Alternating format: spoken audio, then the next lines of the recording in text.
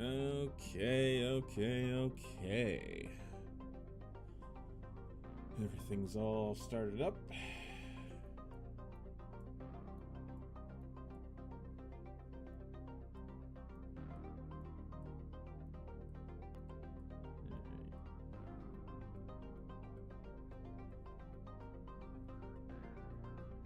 Man, I cannot find Scotty friends today.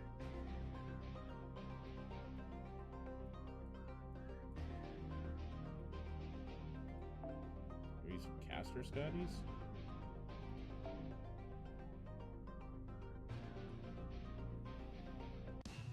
Can't find Summer Scotty at all.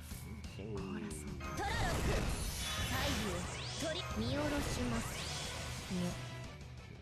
turn that down a little bit.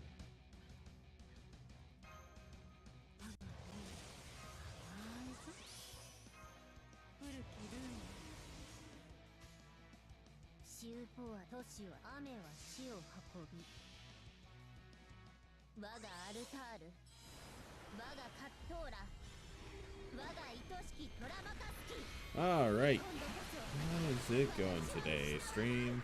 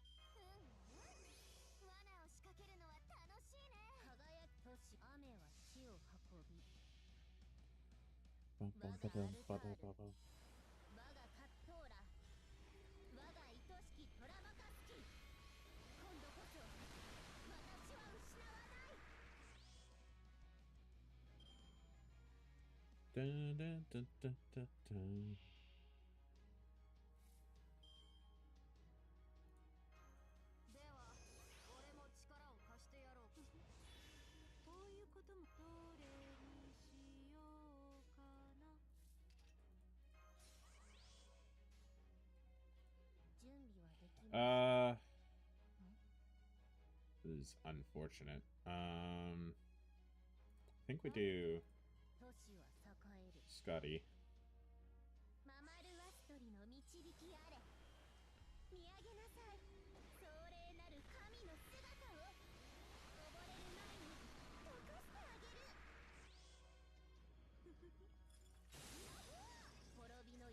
Yeah, unfortunately, I am not doing 141k with the quick card. Yeah.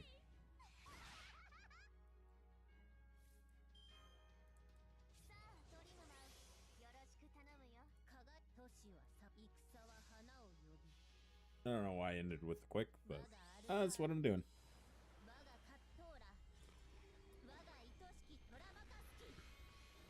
If I lose because I missed out on like 1k damage,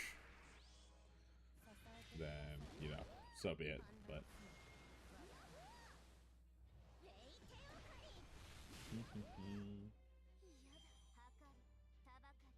Okay.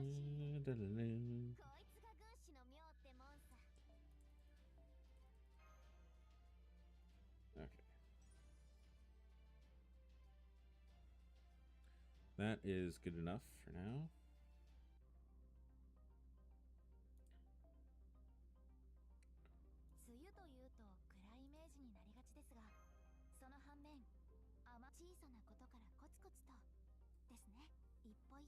I should be doing the hunting quests, I guess.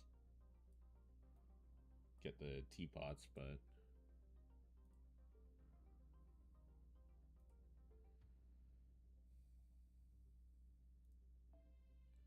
let's see, what have we got?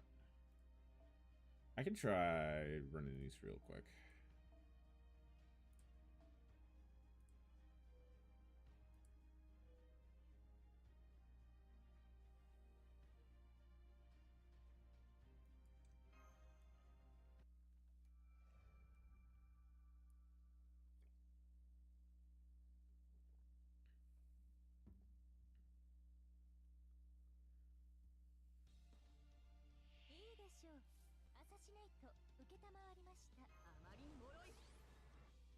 Keep forgetting that. need to adjust this so that what's his name is first, because that's not how I want to be using Koyan.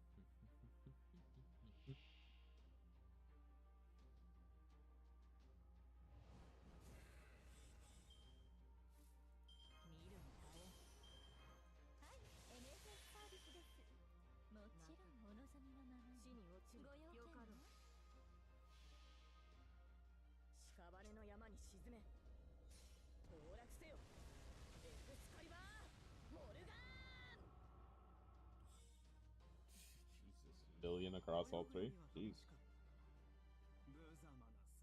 Man, Saber Alter does a lot since she got those buffs. Kind of wild, honestly.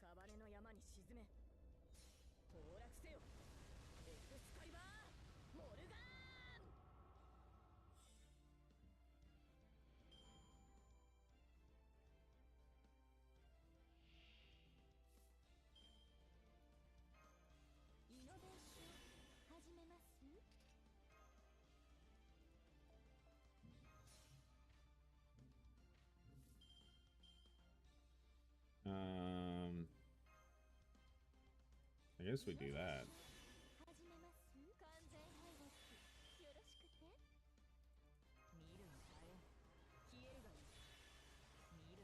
I didn't mean to pop that there, but oh well. It is what it is.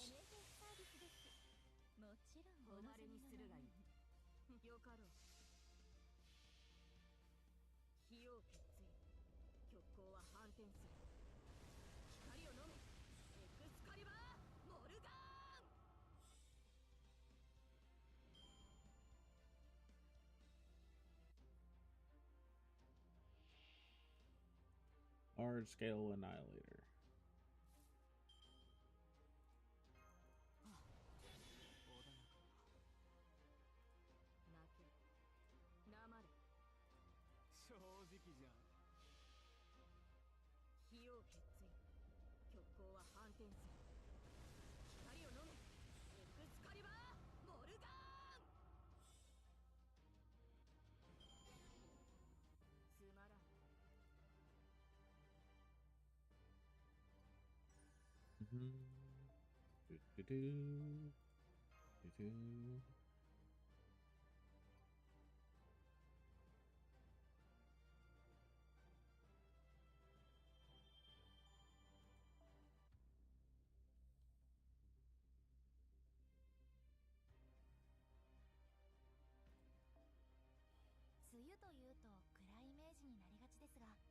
So I just gotta do one more. Okay.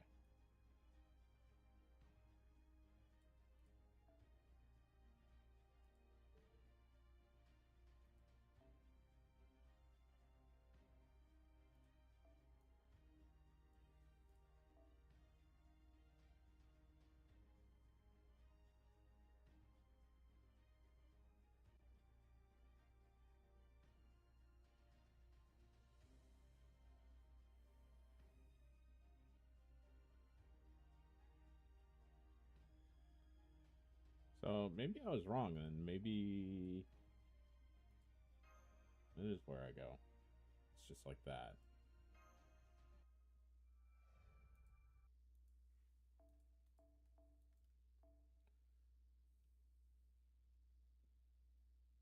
I mean, I have enough NB.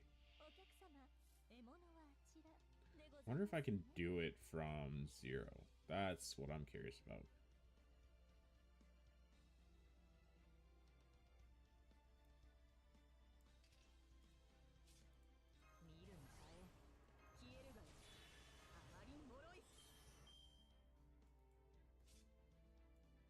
So that's just MP gauge and crit stars. Okay.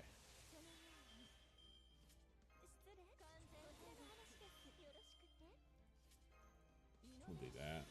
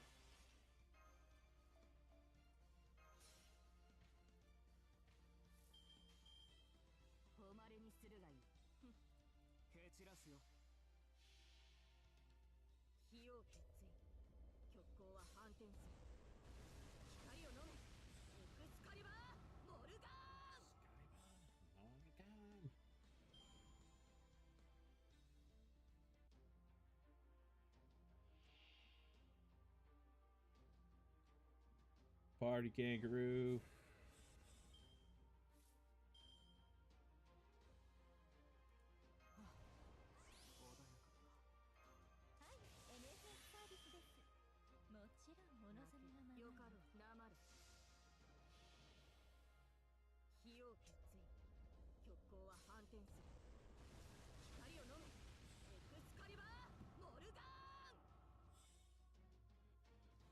I gotta go through and do the math on how exactly to run Saber Alter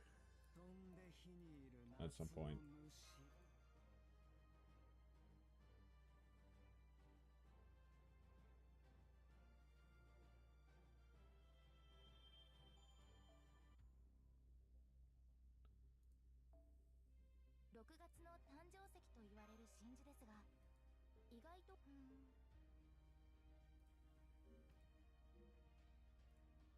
Okay, not gonna worry about the other two there. Back to Ordeal Call.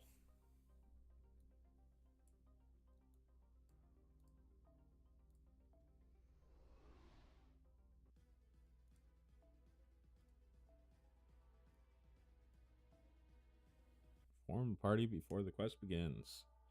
It's a wild lineup.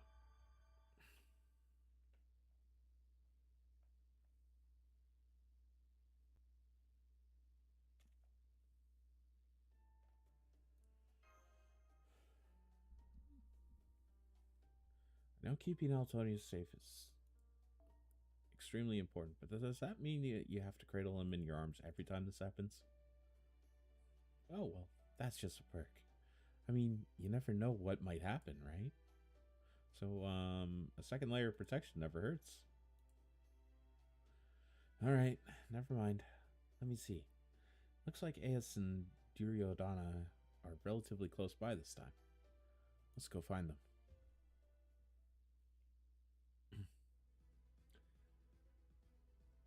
Where did all these new admin privileges come from? What happened while I was asleep? Oh, you like them? Well, you're welcome then. Thanks? Don't let him fool you. I deserve at least half the credit. I was the one who got rid of Ryder's advantage. At any rate, this means that you can now manage the workloads for build, transfer, as well as repair. Yeah, I'm still a Type R myself, but it looks like I can now also handle these other tasks as a kind of subcategory now. I can even manage the location for all the different AI types and communicate with them too. This is going to be really useful.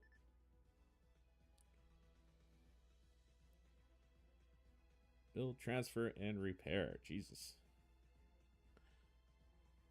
This is what the partition map currently looks like. I see. Wow. My territory is huge now. I'll have to make sure I do a good job taking care of it. Yes, but in exchange, you'll also reap a larger share of benefits too. Turn that up a bit. I think that should be fine if I keep it around there. I don't want it to be too loud, but I don't want it to be too quiet either.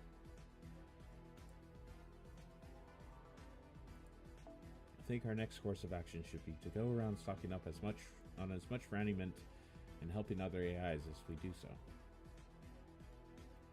Around where? Do we have an objective? One of the home bases, maybe? We should probably stick with repairs, huh?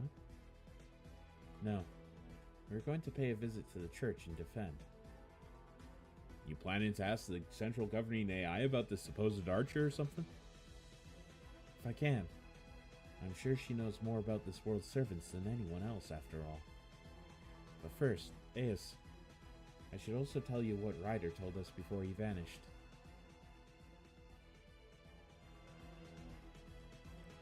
I don't think there's anyone like that described by Ryder here. Me neither. Ryder probably just got confused before he passed on. It's possible, yes. There's no harm in making sure. Well, don't look at me. I've got no opinion on this. Regardless, our top priority is to replenish our fuel supply.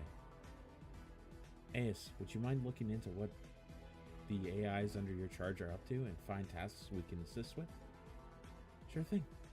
Come on then, there's no time to waste.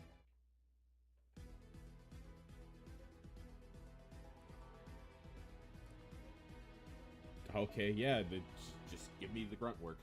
Sure.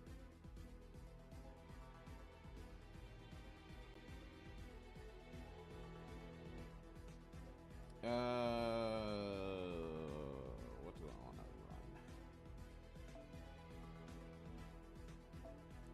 run? I guess we just keep it simple, right?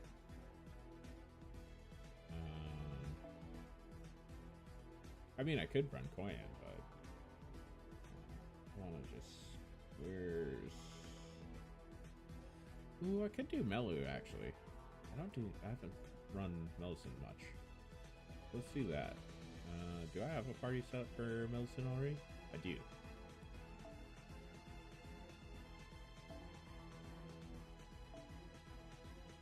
No, I don't think that's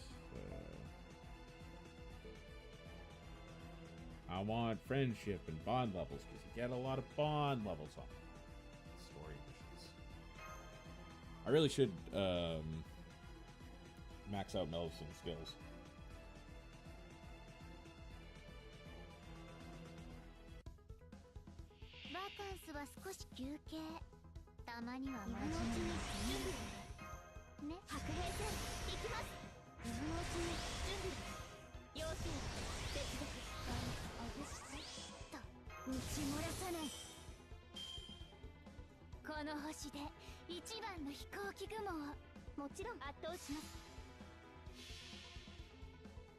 At 87 is actually pretty high.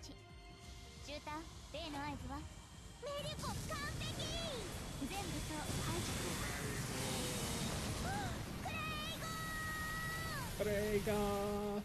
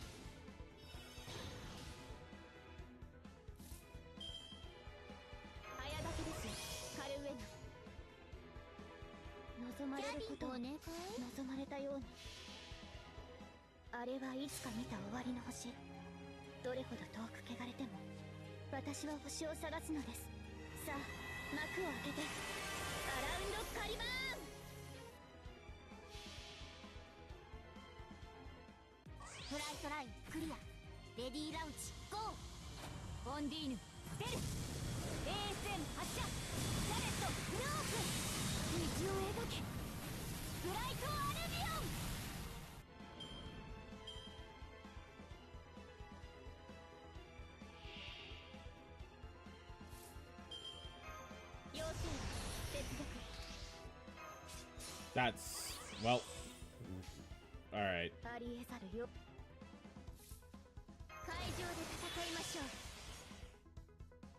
That was unfortunate. Alright.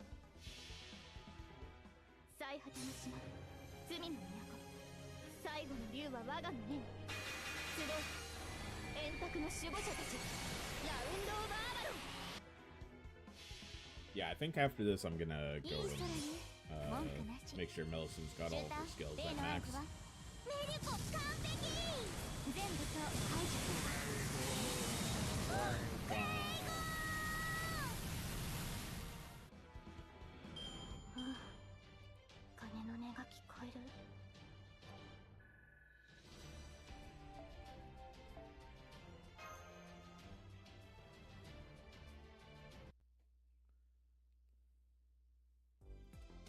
Thank you.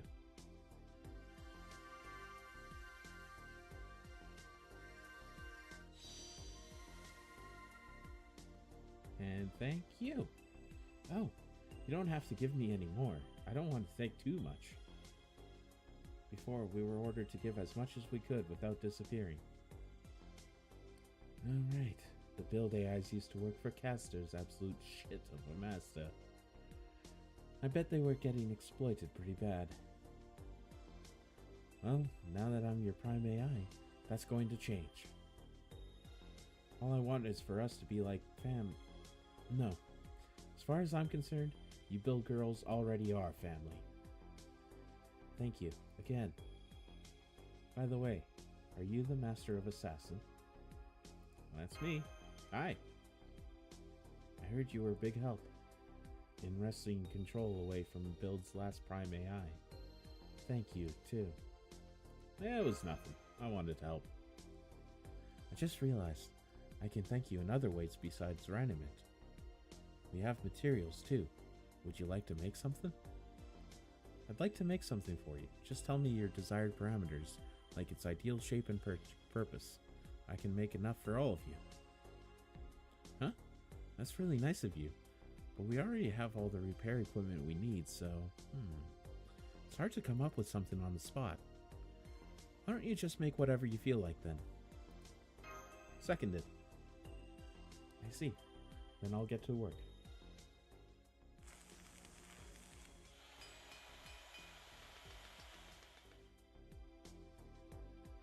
They're done. Here you go. Looks like a game piece? Oh wait, this one's carrying a little medical bag. Is this me? Affirmative. It's a custom-made chess piece. You can use them in place of the king or queen, or as their own original chess pieces. Personally, I imagine them as moving in the same way as a queen and knight, because those are the strongest pieces. This is great, thanks. Oh, you have one of me too? I'll never say no to a bit of idolatry. So, am I a long-range attacker or a charmer who can bring anyone I attack over to our side? It hardly need to be said that AI and chess go together like peanut butter and jelly. These AI must be using it as a way to improve their computational abilities. Fascinating. Although, if I'm being completely honest, I do feel like my piece should be a little taller. Still, it is wonderfully made, thank you. Hold up. Why is mine the only one that's all boxy? It looks like it's from a super low poly game or something. For that matter, even the shape is pretty shabby. That was not intentional. I simply overestimated the amount of material we had available. So I did not have enough to finish yours properly. As for the shabbiness, that is just your imagination. I'm sure it has nothing to do with you being the only one who acted a little frighteningly. Are you sure? Incidentally, your piece has a rare ability. It cannot move at all. Amazing. There's never been another chess piece like it. I knew it! You totally messed mine up on purpose, didn't you? Fine. Since you got everything else about it wrong, I'll decide its proper abilities myself. Behold, Duryodhana, the strongest chess piece ever. Just place it on the board and all opponents' pieces will bow down in reverence before they're knocked out of commission. How's that? What was that? Did you just laugh at me? Ace, are you sure she's really your subordinate? Maybe you should double check your authority.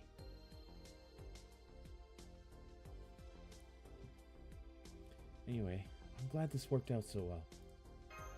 Me too. Okay, let's keep the supply train going. How about we visit the transfer side next?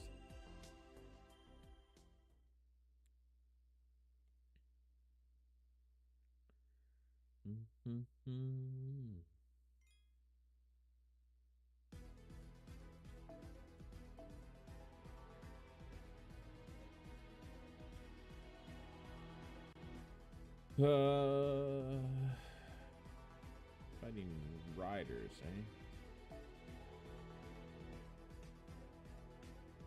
Oh yeah, that's right. I was going to smell some quickly. Yeah, いらっしゃいだね.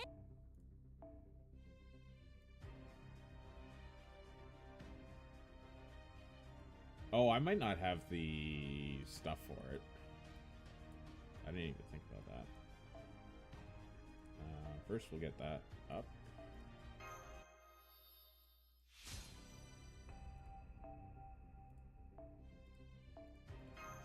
Oh no, I got lots.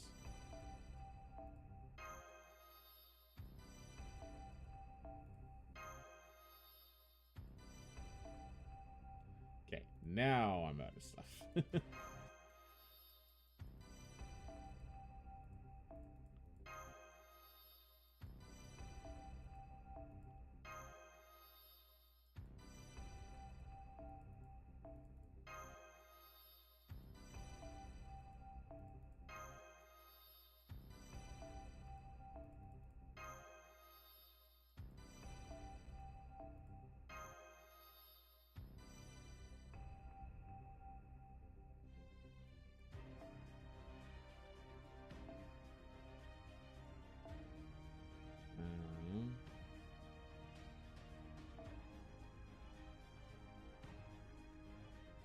Wonder how many pure prisms I have.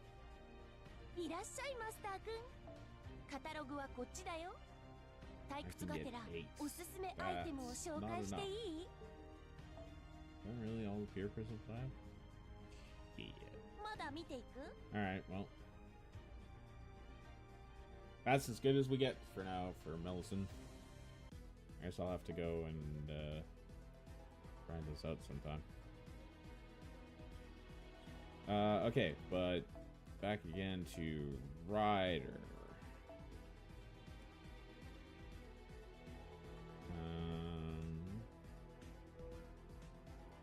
What was I running? Oh yeah, that's right. To Castoria.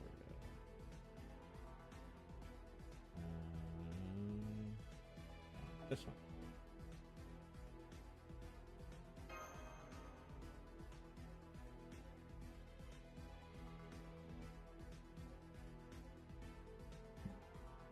Other servant I should upgrade the skills on is Hilder here, because I do actually use them for these kind of missions.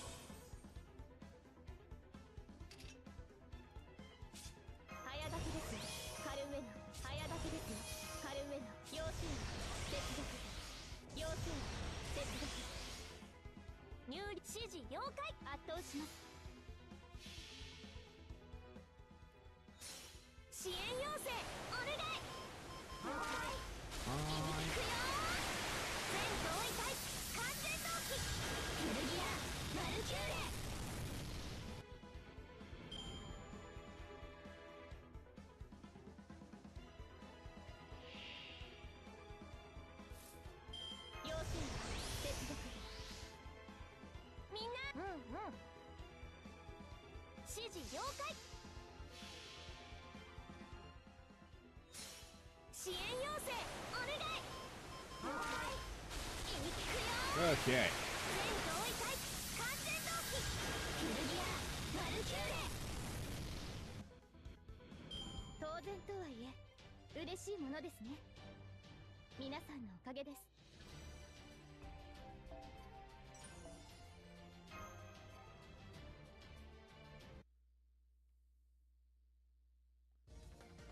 Now that's a speedster. You move so fast I almost thought I saw a wolf or maybe a dragon. Nice, very nice. Gosh, I could get used to how fast the transfer girl's speed is. I might have to make them make one of their mobility attachments for me.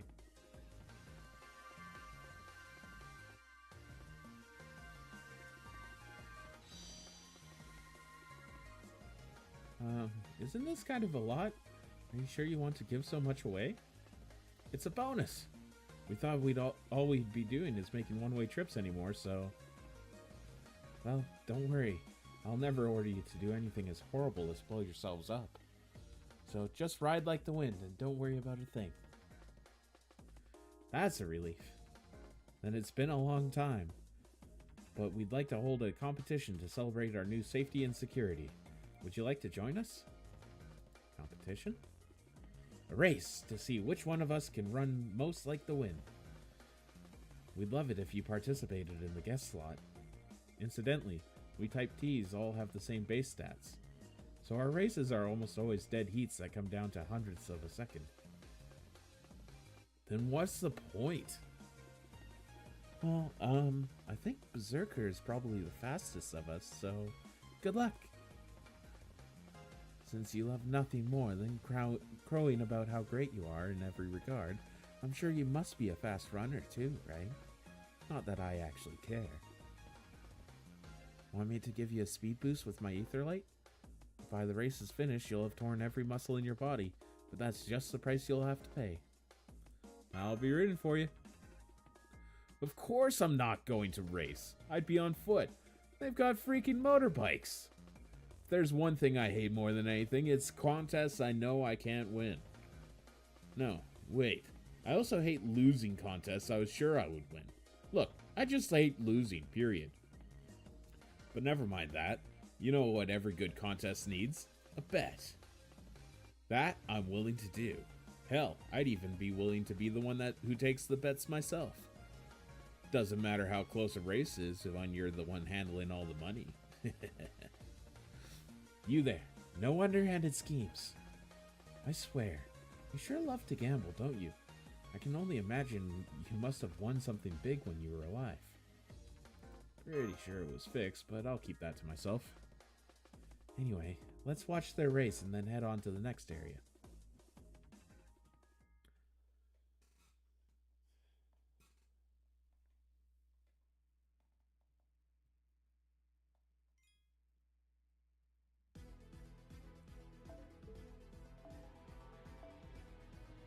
Okay, another one with a bunch of different typings.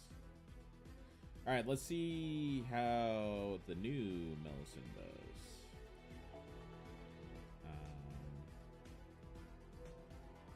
And in fact, I think I'm going to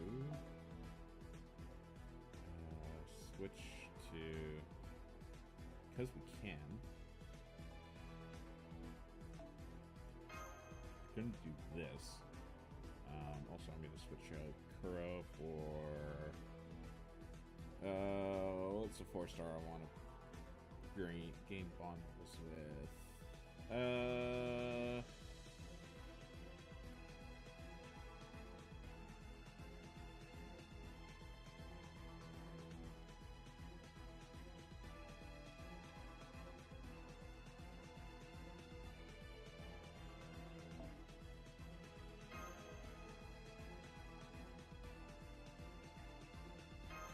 Okay, this should work out.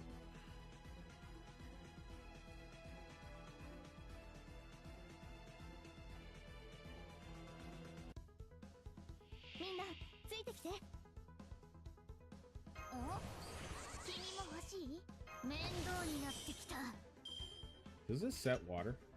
No, it doesn't.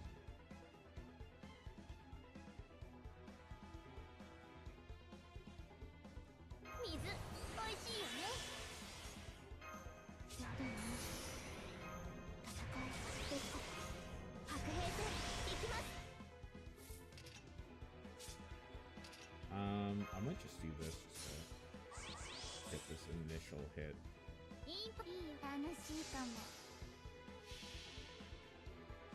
蒸気カタバルト良好。ブラストリフレクター展開完了。フルアーマーよし発艦する。射程入った。オープンコンバット。刺激を上げろ。フライトアレビオン。 It's not bad. And since this is 2 out of 2.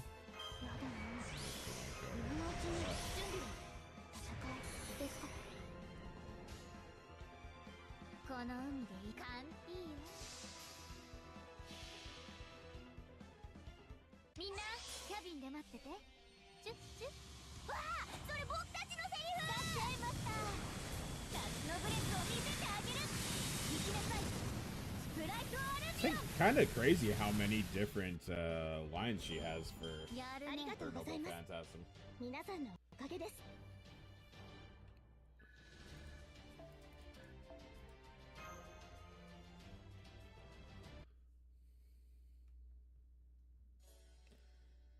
That was great. Your skills never cease to impress. We'll give you a little extra to show you there's no place like home.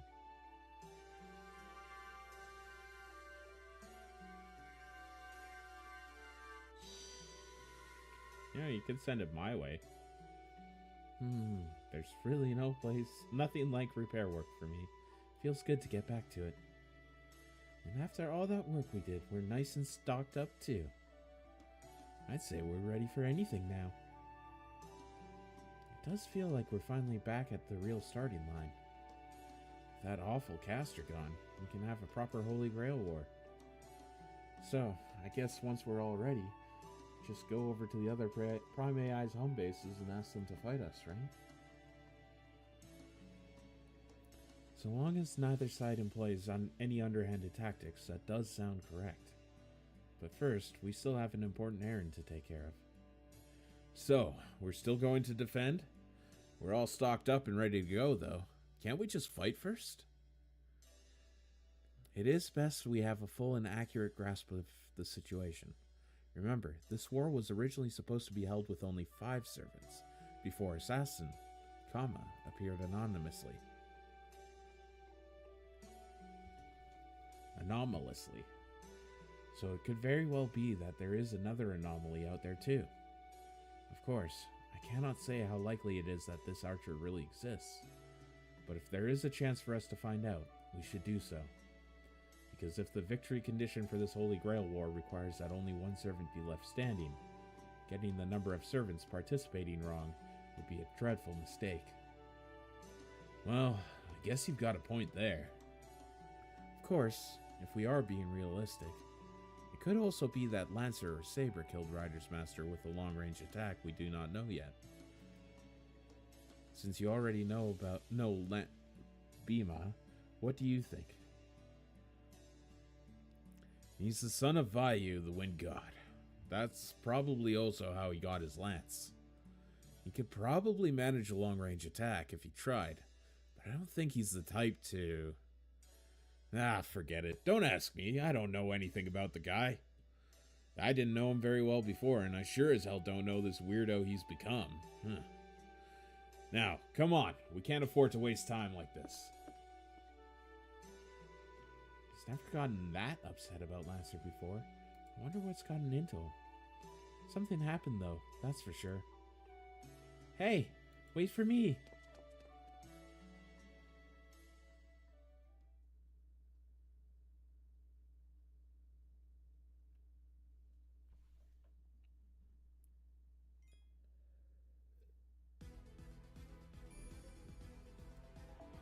Error point.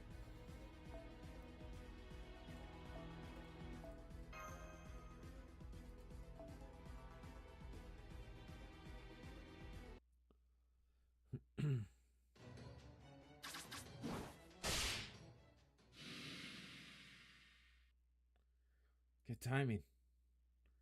What? Getting rid of these bugs that popped up out of nowhere? Just seems like a pain in the ass. Not that. I'm talking about the AI who should be taking care of these things coming over to see us. Oh, hi DX. I see you were assisting the Type Ds with their duties again. Thank you. I'm glad to see you. I was planning to ask Granny 12 to arrange a meeting with you two when we meet her. There's an archer here. There's only one prime AI left, so yeah. I just want to make sure of something. I will not be long. Warning. Unauthorized attempts to connect to my internals are strictly prohibited. Do so again, and I will designate you a hostile entity. So much for my second round of asking forgiveness rather than permission. Then I must apologize for the blunt question, but would you mind removing your armor and showing us your form beneath? Even in this world, a Holy Grail War Master is marked by their command spell. Once we see if you have one, we will have our answer. I do not know what you mean, but alright.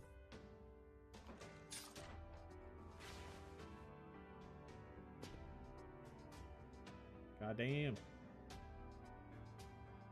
Does this satisfy you? Does not look like you have one beneath your innerwear either. That is all. Again, I apologize. I mean, it makes sense.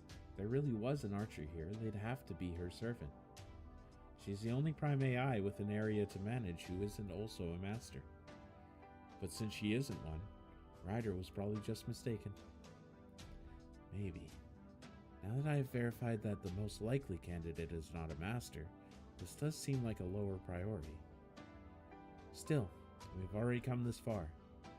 So I'd still like to talk to Randy 12 and make absolutely sure before we decide our next course of action. Look out! Whoa, those things came out of nowhere. What the hell are they? They're not bugs, but I have determined that they are still targeting AIs in the central area. I recommend that they be eliminated for violating the rules. Requesting assistance. Got it. That wasn't right.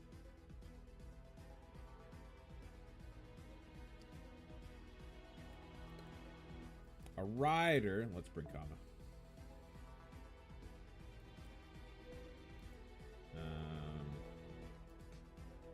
I had a party built for Kama, right?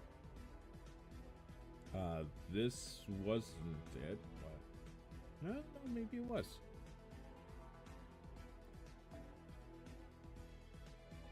You know what? It works, so let's go with it anyways. Spaceman.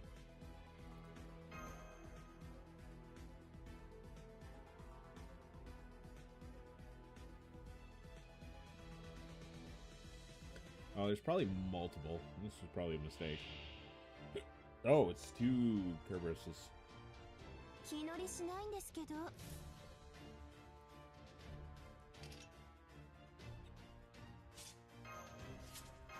これ見せちゃおうかな。はあ、熱い。シュリンガーラヨーン。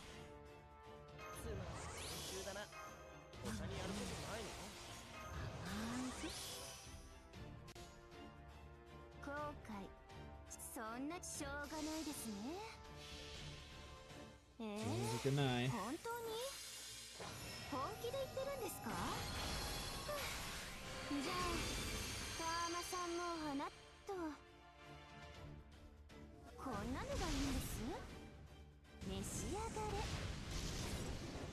せいぜい頑張りますよ。ふわふわ。じゃあこういうのどうだ？つまり練習だな。他にやることないの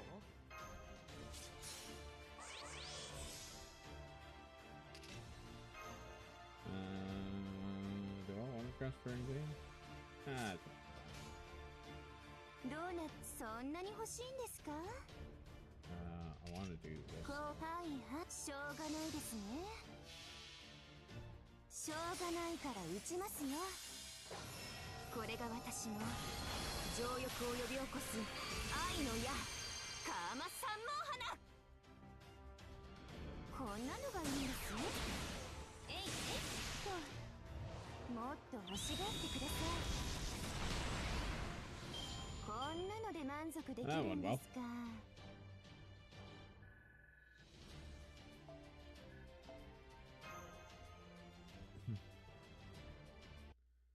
？Where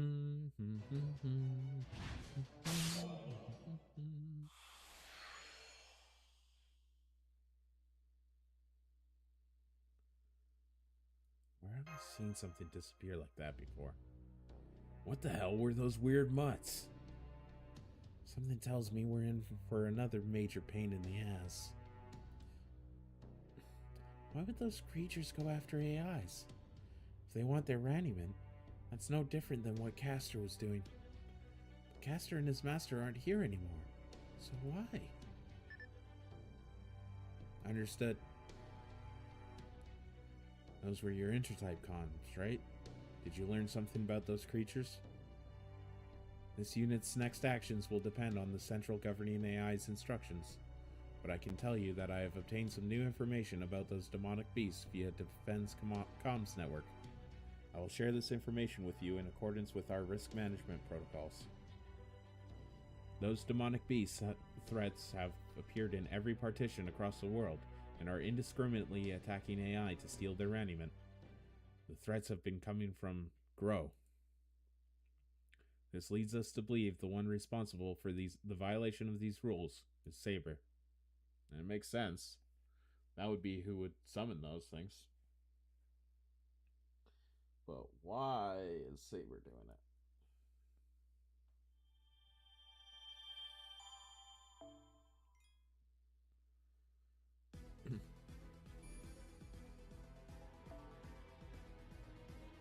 Talker's dream. I hate love.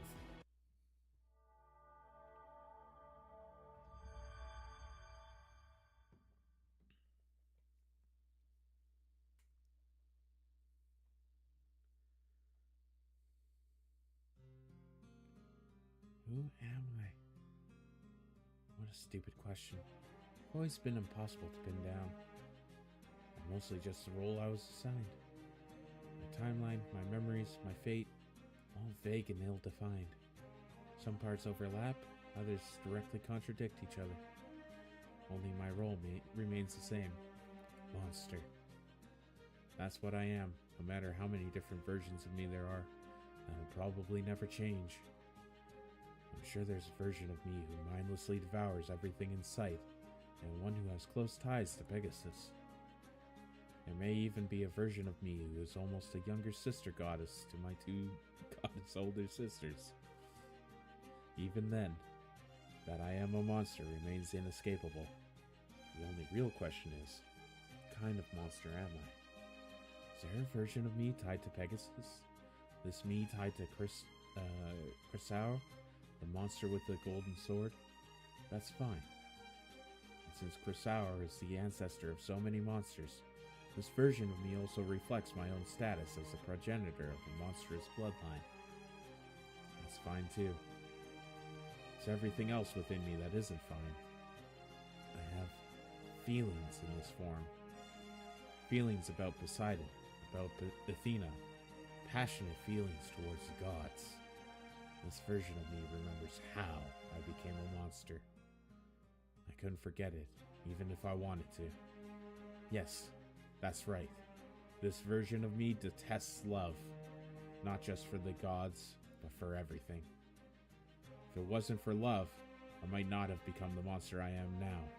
If it wasn't for love, I might have been able to live out my days peacefully with my beloved sisters. Which is also why I hated her.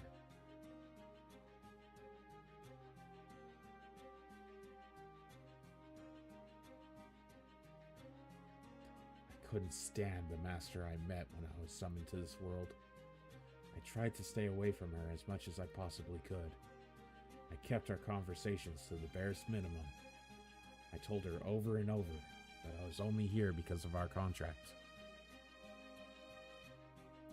But, as I feared, it was no use. No matter how I pushed her away, she always came back, trying to get close again, looking at me with that oddly familiar gleam in her eyes. That's why I hated her. I knew letting my guard down for even a moment would make not loving her impossible. I knew it.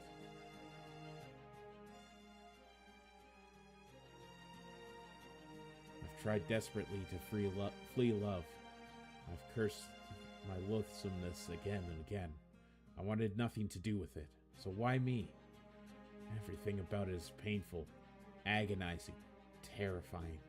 It goes against everything I stand for. But even so, in spite of all that,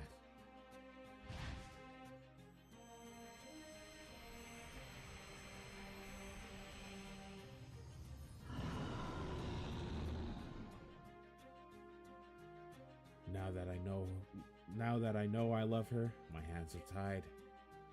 After all, when you get down to it, I'm nothing more than a hideous monster who cares more about what I want than what's right.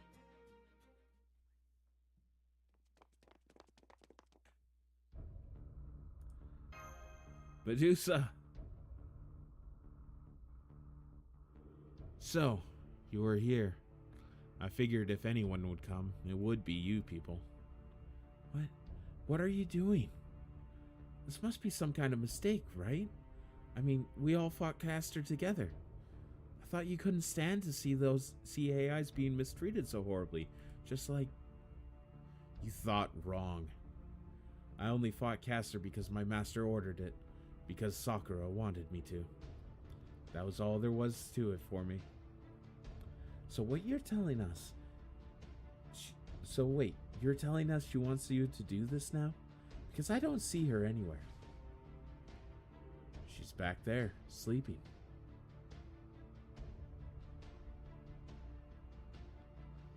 Hold on. I can't see her very well, but it seems like she's having trouble breathing. Let me take a look at her. Keep your distance. I know what is wrong with her. She's dangerously low on raiment.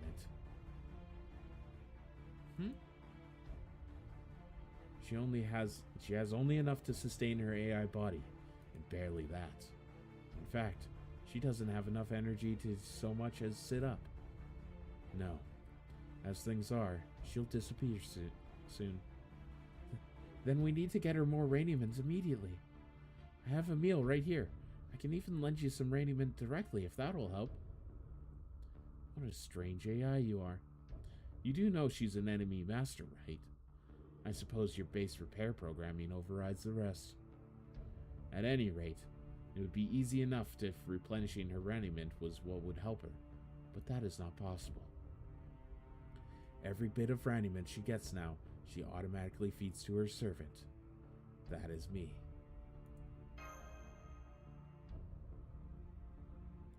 I admit it. I know I screwed up here. She has been doing that for some time now, since a certain something happened. I just never noticed. Everything she got from materials, from other AIs, every drop of raiment Sakura acquired, no matter how, she was sending as much as possible to me, her servant. And she held on to just enough to maintain her form, and no more. This whole time, she has been dancing on a razor's edge. Perhaps she even went over it at some points. Is this because we joined the picnic? No. I saw her consuming materials at that time with my own 2 eyes. So this condition is not a result of a lack of sufficient replenishment. Hold on. You mentioned an incident. You don't mean... It was when she was injured during Castor's Familiar's first attack on Grow.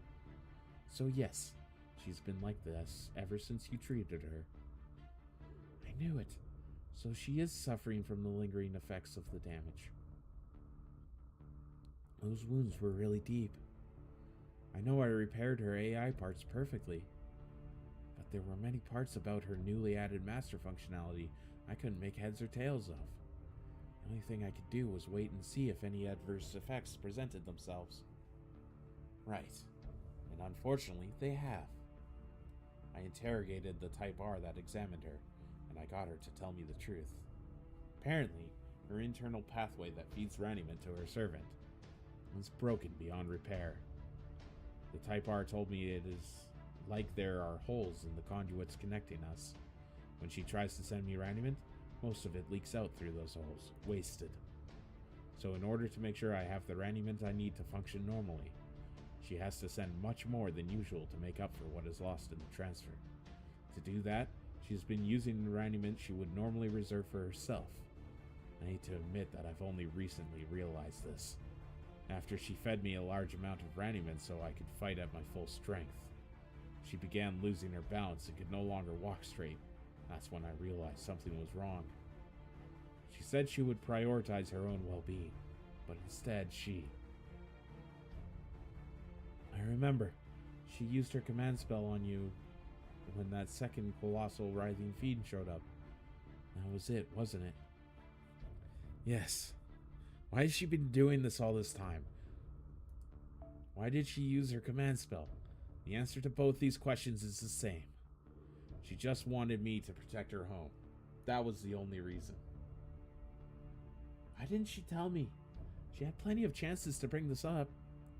I even told her there could be unexpected side effects and that she should let me know immediately if something was wrong.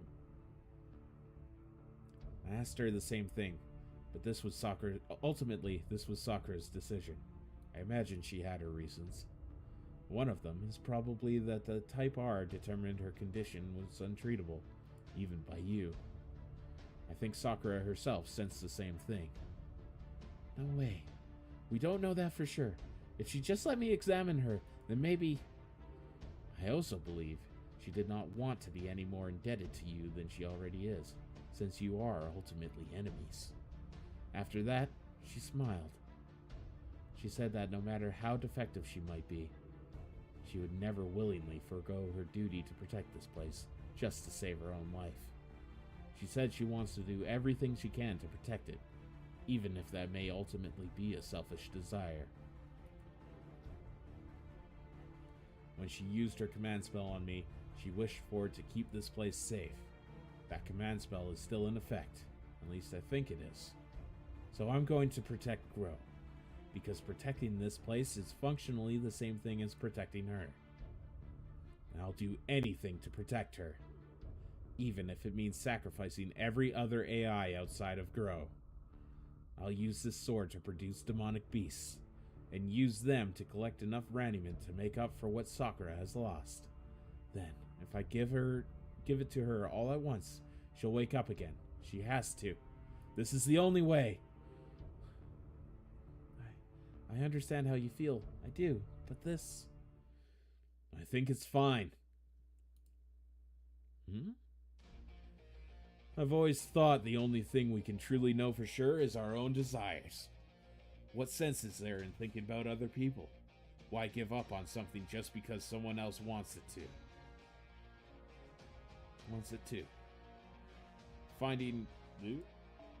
Finding some half-hearted justification not to go for what you really want? Don't you think that's doing your own desires a disservice? That's why I think what you're doing is fine. Do what you want. Take what you desire. That's completely normal.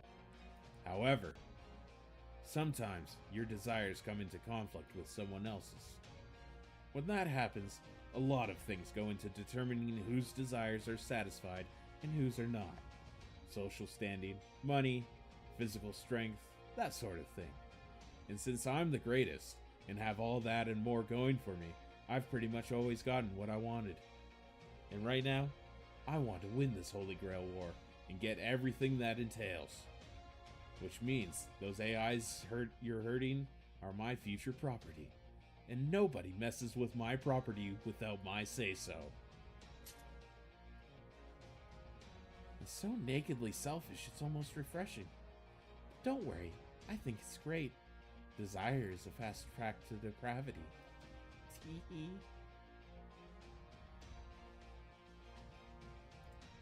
Being who I am, I'm more inclined to approach this rationally than emotionally. And rationally speaking, we were going to have to defeat either Saber or Lancer next anyways. So I see no point in letting Saber go now. She cannot get support from her master. That just makes our job easier. We should take her down, here and now. Wow, so cold. Just so you know, Master, I'm fine with whatever you'd prefer. Well, looks like we got no choice but to stop her. Assassin, you and Sakura look similar, so I would prefer not to kill you if I don't have to. But if you insist on getting in my way, I will show you no mercy. I'm going to save Sakura. This time, it's going to be me. That's weird. The way you phrase that, it sounds like someone else saved her first. I don't know anything about that. This is just how I feel. No, that is not true. I do know. My wish, my need to save her myself, rather than let anyone else save her, is foolish, narrow-minded, short-sighted selfishness. Otherwise, I will never get what I really want, in the true sense of the word. I admit, in some ways this is purely an ego trip. But even so, it's what I want, and I refuse to give up. Ha! Well said. However, while I don't know how much raniment you've had your little doggies collect, I can't imagine it's enough to make up for your obvious lack of resources. And that's not even getting into how the more raniment you use, the harder it'll be for your master to wake up. So if I were you, I'd just give up. That's why I'm going to use any other source of power I can make up for it, no matter how much I hate it. Up until now, I've only been drawing on this power for my noble phantasm, but now I will completely cloak myself in it. If you are so desperate to be involved in my destiny, Athena, then I shall devour her and use you, whether you like it or not.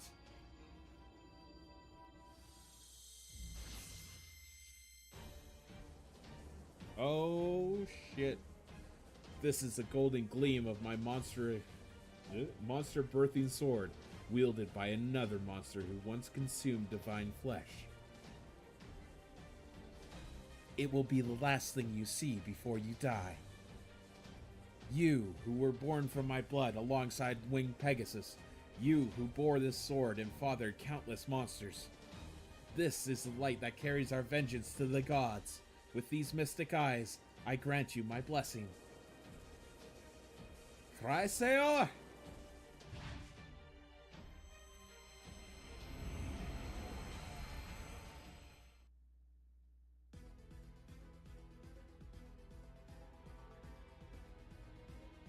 I think it's Chrysaor, but oh well. Alright, Saber and then Riders, so she's gonna have some Cerberuses with her. How many is the question? And does that change my game plan? No, I don't think it does. I think what we do is caster, and then we're going here. And we're grabbing a beast. I do want... Maybe... Do I want Black Rail?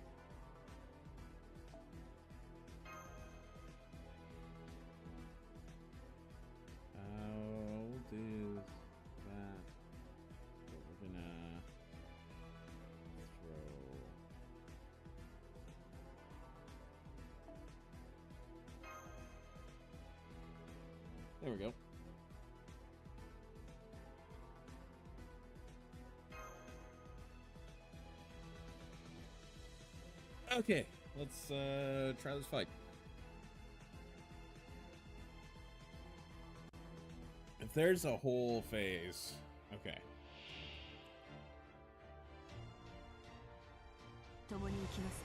Monster birthing slash. So she gave birth to one. Alright, so we want the MP to turn. I think I just pop everything, right?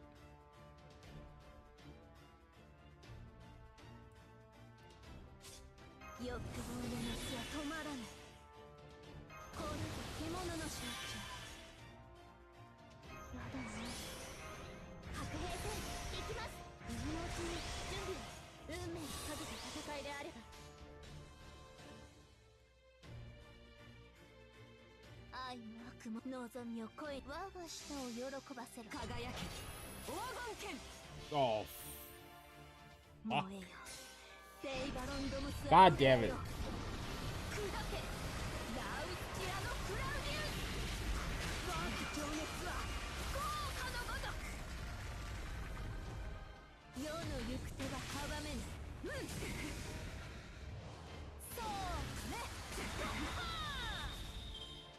So what, was it 2-time invincibility?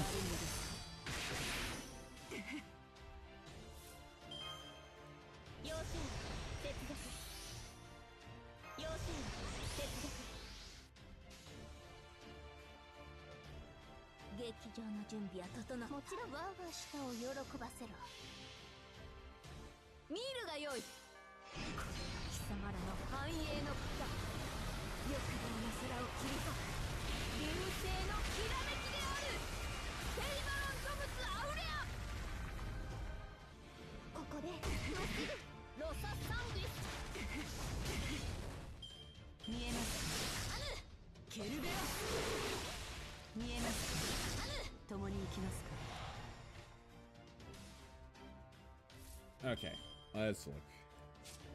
Increase defense.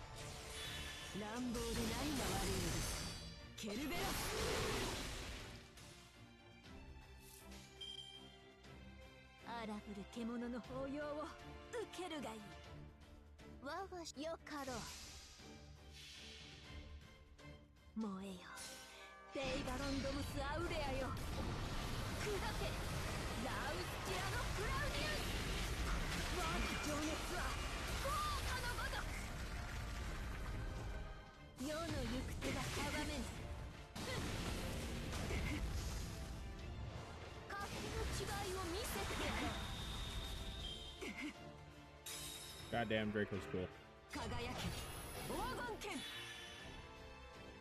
Well, this worked out because she was on MP turn anyways. Alright, if she can hit one of the... Because I think this is a single target, right? If this is a single target, if she can hit one of the cast warriors, that would be great. Thank you.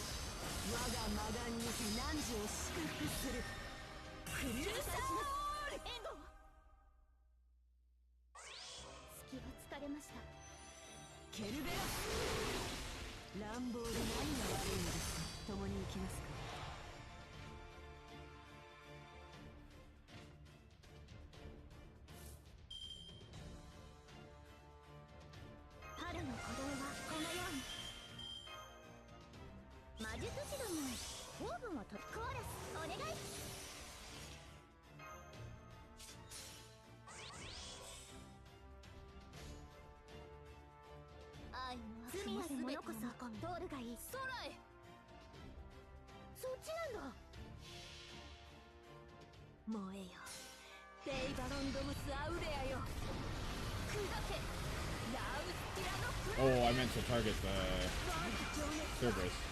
Shit. Oh well. Strength up against Divine, so that's helpful.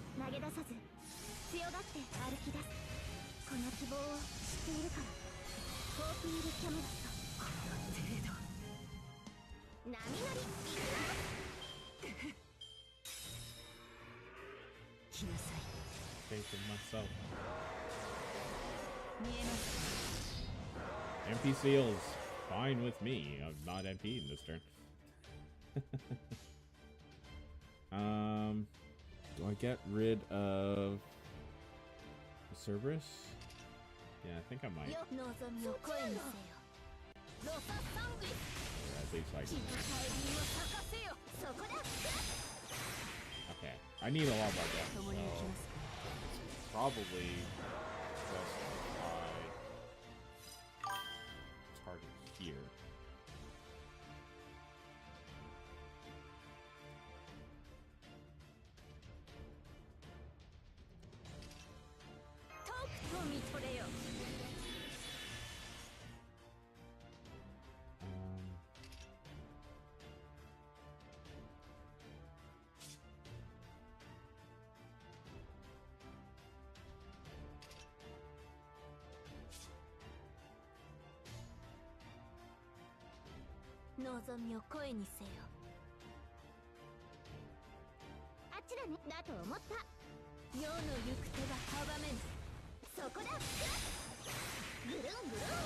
Okay.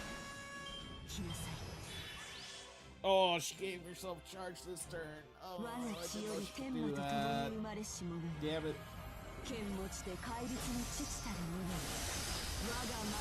Like Astoria. Shame you got stunned. No more buffs.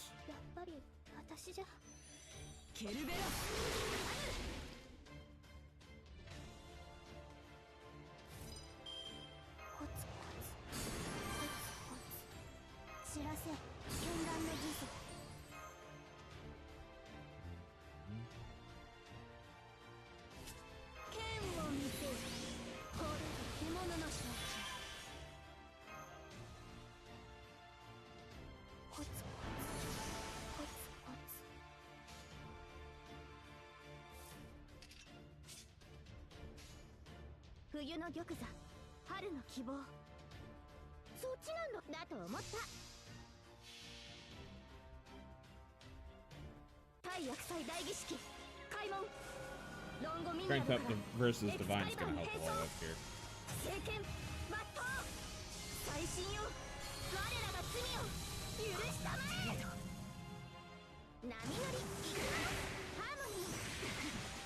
Man, she really used that invulnerability one time to just screw with me.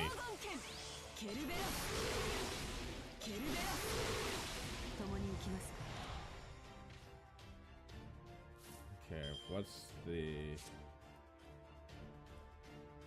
3 times 3 turns? Okay, so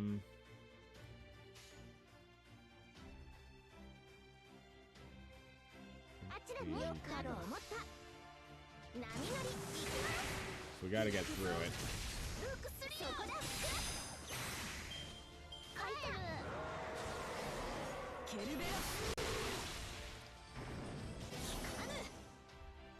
That MP loss is a pain in the butt. I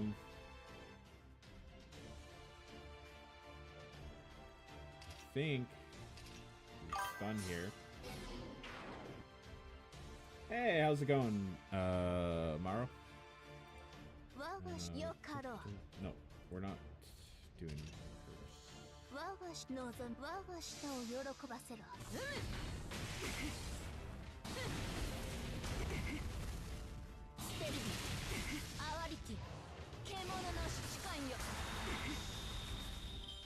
Oh, you're kidding me. I left for, what, 7K?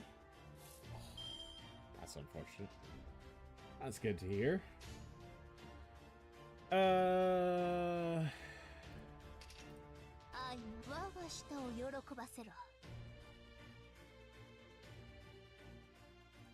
Yeah. よかろう。見るがよい。これが貴様らの繁栄の子だ。欲望の空を切り裂く流星のきらめきである。ペイバロン動物 No, I 青レ don't ア。 have enough damage, dude. 世の行く手は阻めぬ。歌うインビディ I didn't have any buffs. ア。 Oh, 違いを見せて okay. やろう。 I thought I had buffs for one more time. I wasn't paying enough attention. That's unfortunate.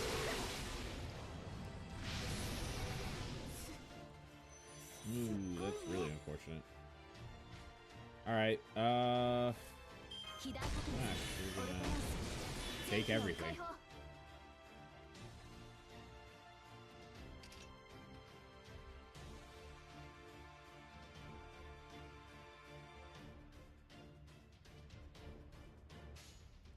よかろう。 Yeah. Yeah, I never did finish it when it first came out, so よかろう。 trying to get to it now. 世の行く手は阻めぬ。 I need to catch up for when OC3 drops right away here. 行くぞ。ルクスリ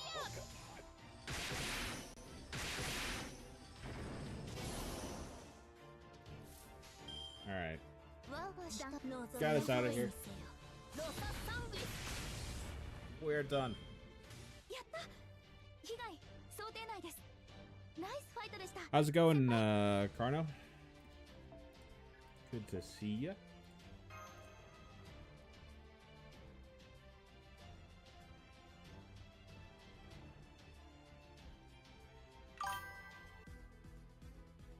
You finished OC1 and 2. Yeah, well, that's that's what I'm working for. I gotta get caught up. Yeah, unfortunately, OC2 kind of dropped as I was just getting burnt out from a lot of gotchas, so I took a break for a while in this game, and now I'm trying to get back into it for anniversary, so. Damn, 170 is impressive. That's a lot of work to get up there. May not be Sakura, but you really do look alike. I did get the feeling something about me dulled your blade at the last moment, though I didn't know what. But me being me, I wasn't about to let that stop me from going to town on you. Too bad for you. Aside from that, I don't know what else went wrong for you. How strange. I thought love was the one thing I hated the most, but here I am, doing all this for it. Once again, it is a perfect reminder that love never leads anywhere good. And yet, now that I have it, I don't want to let it go, no matter how its thorns might prick me. So tell me, God of Love, is that what love truly is? Yeah, pretty much. Hell if I know. Hey, what do you think you're doing? She's trying to get away. Eee. Damn it. Whoopsies. I let my guard down. Sorry about that. Still, we wounded her quite badly. I expect she is but a step away from sustaining direct damage to her spirit core. She cannot have gone far. We should go after her. Yeah, if we let her go, she might start attacking other AIs again. If nothing else, I can tell she's not going to give up for anything.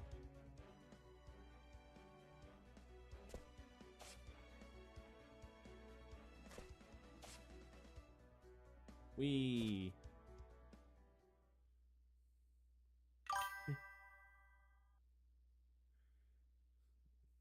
Turga and Kama look like? I guess. Oh. Look at you, leaping around, carrying me in your arms.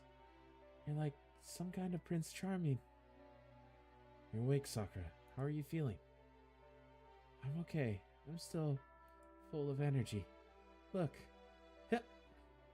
See? Still got it. Since I don't know when I might just drift back off to sleep, let me say this for now. Thank you, Saber. I'm sorry I don't want to hear it. Huh? We're running away right now. I've not given up on you. This isn't over yet. I will run as far as I have to. And one day, you will get your wish. I know it. But where are you going to run to? I don't know. Wherever you can stay alive. Yes, that's it.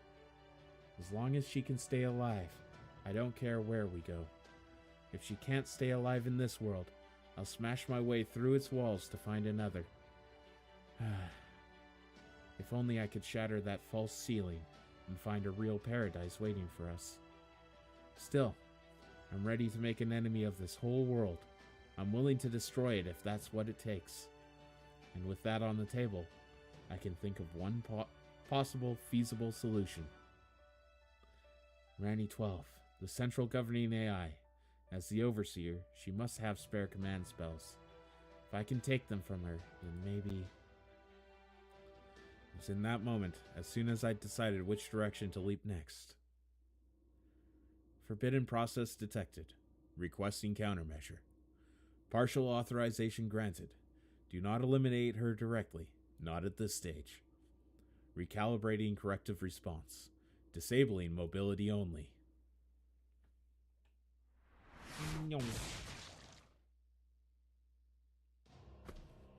Yeah. Saber! Oh no! Your leg! What just happened? I don't know. That attack came from extreme range. Could easily have killed me. Whoever fired it aimed for my leg. They're as good as saying they won't kill me, but they won't let me escape either. Could it be that assassin? No. It's not her. Lancer? No, it probably wasn't him either. But then who could have done this? And why? Listen, Saber. If you go on without me, you should still be able to... Don't be ridiculous, Sakura. No. If anyone here is being ridiculous, it's whoever fired that shot. Saber? Whoever did this has to be too far away for me to see them. But they must be able to see me if they are able to attack. And that means there's still a way to fight back. My mystic eyes, Sabel, which were originally made to turn anyone who looked at me into stone. So if this attacker is looking at me now, I can trace their gaze back to petrify them from here. Stay out of my way. Limiter released. Sabel.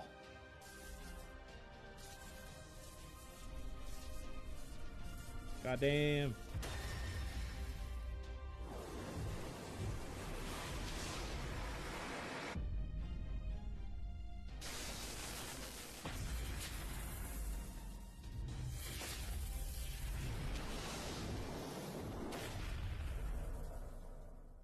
Damn, she reflected it right back. That's crazy. God. Saber, what happened? They deflected my mystic eyes. Powerfully enough for me to feel it from here? This magical energy, this power, it must be a divine spirit, a servant. What does that mean? Yes, what does it mean? There shouldn't be a servant like that here. But there very clearly is, and that must mean...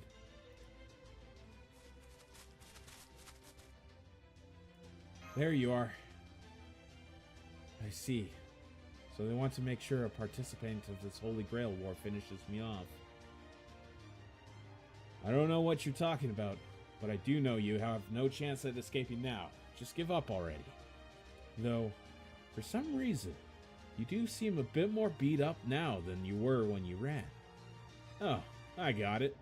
Your fruitless attempt to run away opened the wounds I inflicted on you. Talk about pathetic. You sure about that? Because this looks way worse than just an injury reopening. Saber, are you? If you are not going to let me go, then there's no point in telling you what happened. Come then. I'm not about to give up. Not while my body still has life in it. Stand back, Sakura. It's okay. No matter what happens, I will always be on your side.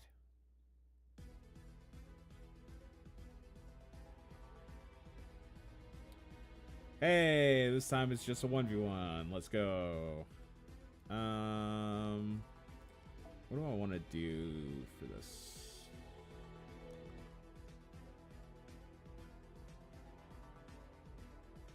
Ooh, I don't use Balbon Sith a lot. Let's do that. Where's a Sky group that I can... I don't want to mess that up.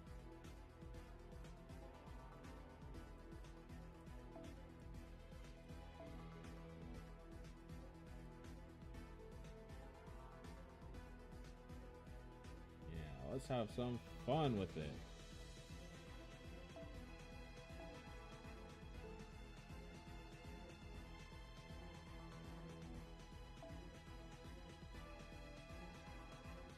Okay, and I need...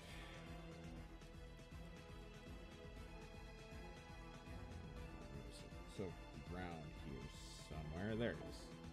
Knights of Marines.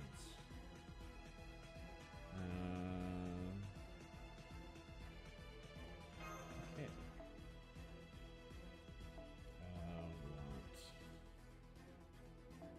There we go. Let's try this out. And then in the back, just as safe measure,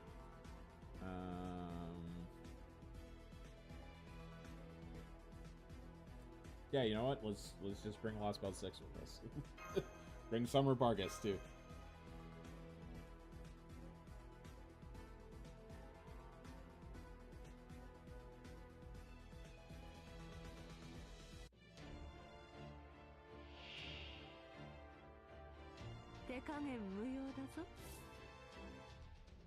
Okay, I gotta remember how she works. Charge. Okay, so I want to hold on to that. MP seal and skill seal. Enemies increase MP gauge for yourself. I can use that.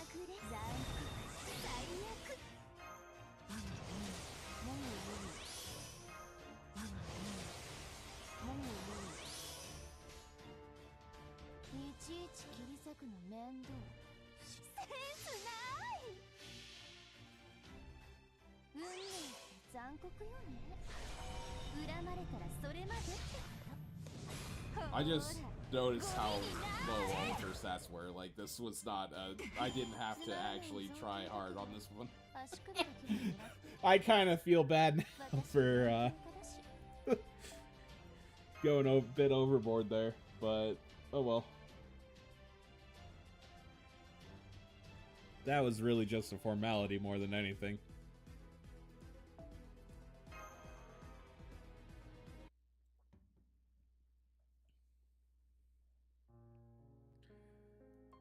Who am I? I'm the Prime AI of Grow, participant in the System Grail War, and a master of Saber. Sakura. Saber gave me that name. There's no special reason for it, but strangely enough, it fits me perfectly. As for what it was inside that name, it turns out that all I really had was a desire to protect this place I call home. I couldn't even tell you why. All I know is it felt like a command embedded in my very being right from the start. I never really had a choice. I just followed where my heart led me. That's my reason for existing.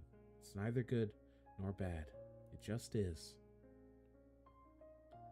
I need to keep this place safe, no matter what. I can't imagine my life without it. I wonder what they'd call this feeling if I was a normal human. A desire? Personal taste? A fetish? No, none of those seem right. Yeah, especially that last one. That's, yeah. This is something deeper. Something down at the very core of who I am. Fate. Or maybe it's more of a curse. But that doesn't mean it causes me any pain, sadness, or suffering. It's just who I am because that's how things are. I think I was probably born with this fate, curse, whatever it is, I think I was born with the need to protect the home I love. I don't regret that. Why would I? No one else cares about this wish but me.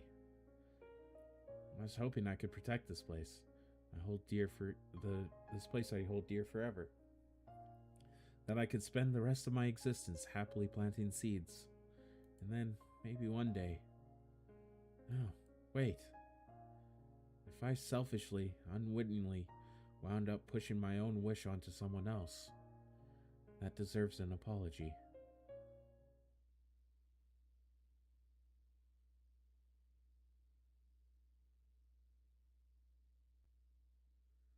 Sakura, can you hear me? Sakura! Saber, I'm sorry. It's my fault you became a bad guy. Even though you're really more like a prince. No, I'm not. Even if I seem otherwise, I assure you, I am no prince. I'm nothing like one. If you cannot believe me, then I'll just go back to speaking to you as I always have. Okay. I like you fine either way. But no matter what, you're still you. Yeah, I haven't changed at all. I'm still just your pet monster. You were right to use me as you liked. You don't need to apologize for that. I think I must be a monster too. I only cared about one thing. I would have done anything for it. But that one thing seemed crazy to everyone else. It was ultimately meaningless. Worse still, I wound up hurting people because of it, even if I didn't mean to.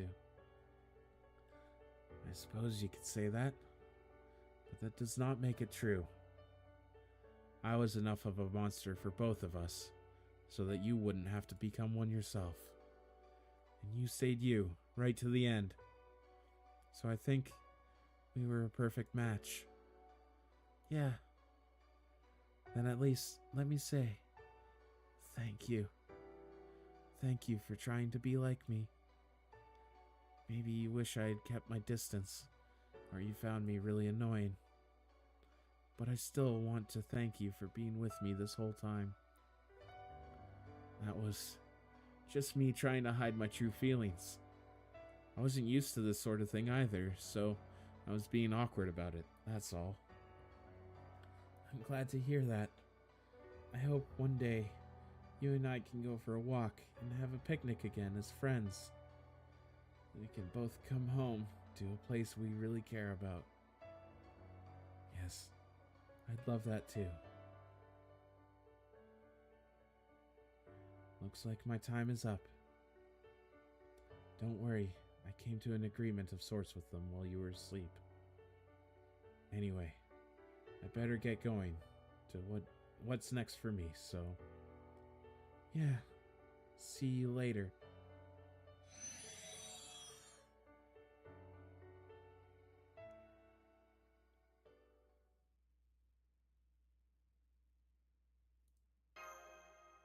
It's over. Now that Saber's gone, there's likely to be another rotation. This probably goes without saying, but I'm not going to last much longer either. Whether I get caught in the rotation or not, I barely have enough raniment to maintain my structure. Please, don't be sad. I'm sorry if I made you worry. It's not your fault. This was always going to happen sooner or later. Thank you for saving me. Even though we're enemies, that made me really happy. As Prime AI of Repair, I can't help but feel like there's more I could have done. I should have been able to fix you, but I couldn't. That's my failure. And if your condition is the reason this happened, then I don't feel like I've actually won at all. We might have been enemies, but I didn't want things to end like this. I wanted to have a real, honest battle. I'm sorry. Could I make one last request? I'd like to be alone, please. There's something I want to talk about. Hang on. How does that work? Who cares? Come on, let's go. Besides, I've got to prepare myself to be a cushion for my master again.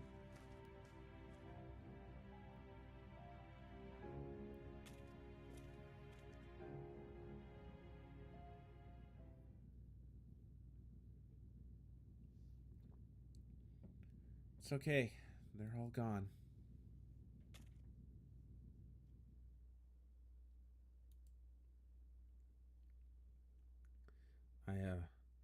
I just wanted to say,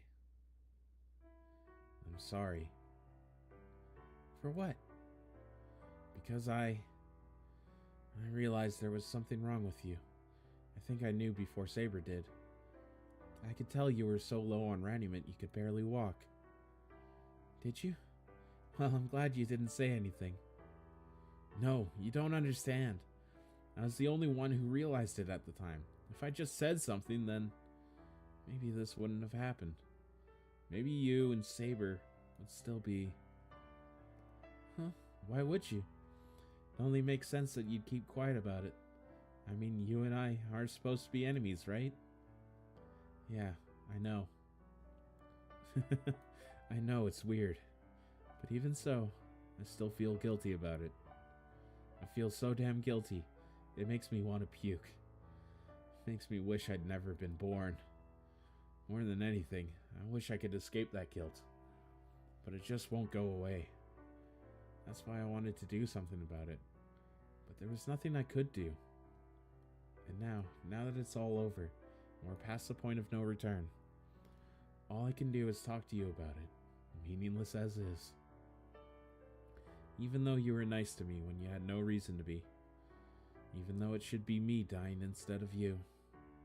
I really am trash, aren't I?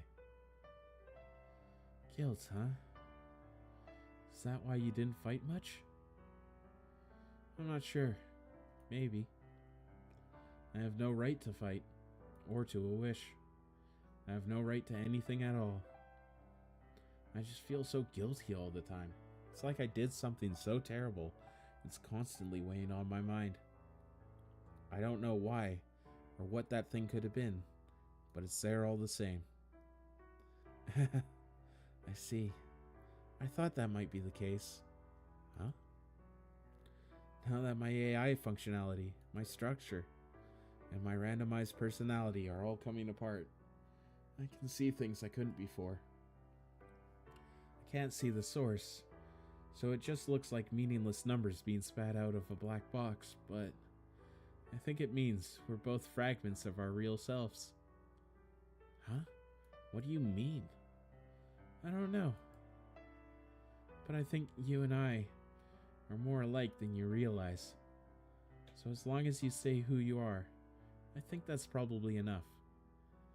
Maybe you can't fight because of your guilt, but that doesn't mean you have to feel guilty about that too.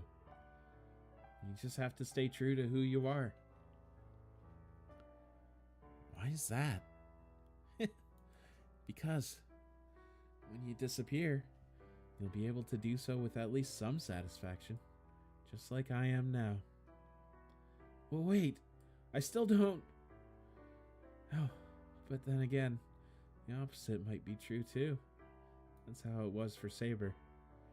She was so focused on what she wanted to avoid that she was brought to face it more directly than ever. It's like when you approach something familiar from a different angle. So that may not be a bad thing either.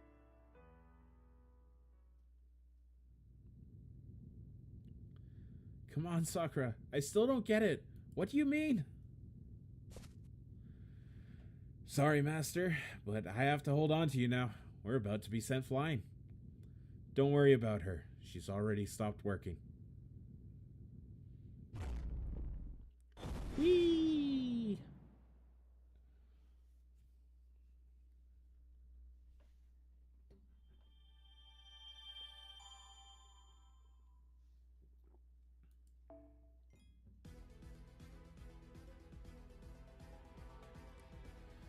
Okay.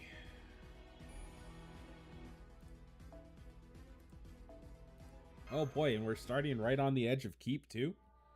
Hell yeah. We can just go up, knock on the door, and talk to Lancer. Say, hey, I want to fight.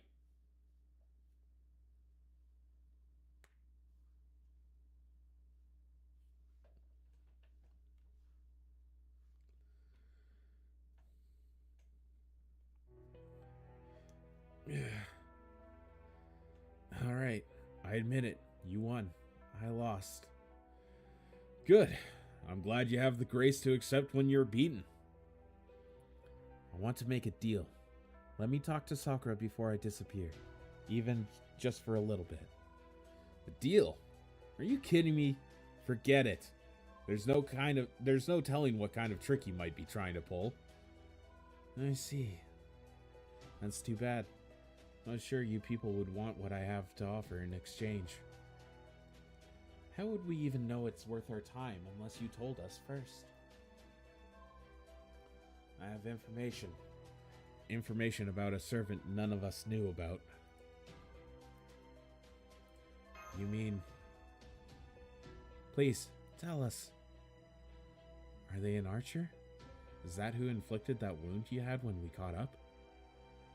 I see. So you already had your suspicions. I can't say whether they're an archer or not, but their attack was shockingly powerful and came from extreme range. I tried to fight back by tracing their gaze with my mystic eyes, hoping to petrify the sniper. But their resistance to the effect was so potent, it rebounded on me instead.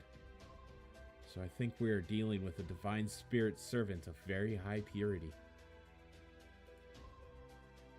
Now that you mention it, you have kept your right eye closed this whole time. Sharp, aren't you?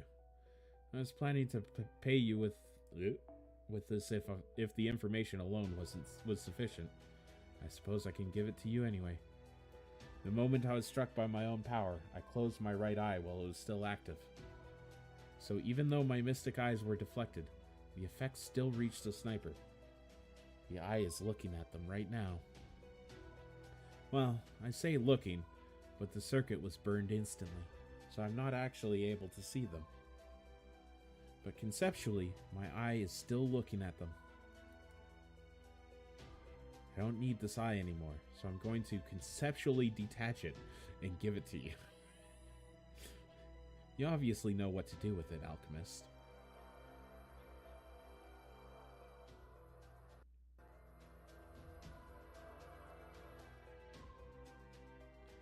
This is quite weighty for no more than the concept of an eye.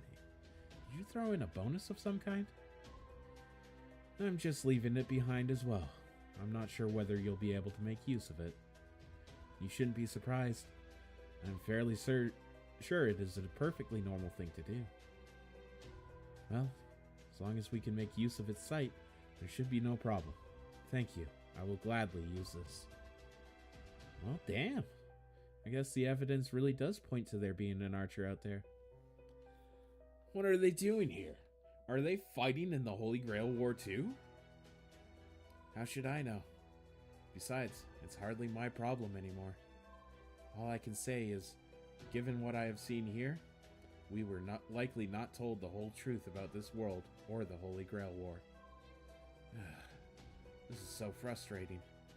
Whoever tricked this monster should pay for their actions. But since I can't do it personally, I will just have to entrust that task to you instead. If what I gave you turns out to be more valuable than you expected, then you can consider us even. Now, if you're satisfied, I have a wonderful conversation to enjoy. I will need some time to make myself at least minimally presentable, so please leave me alone now.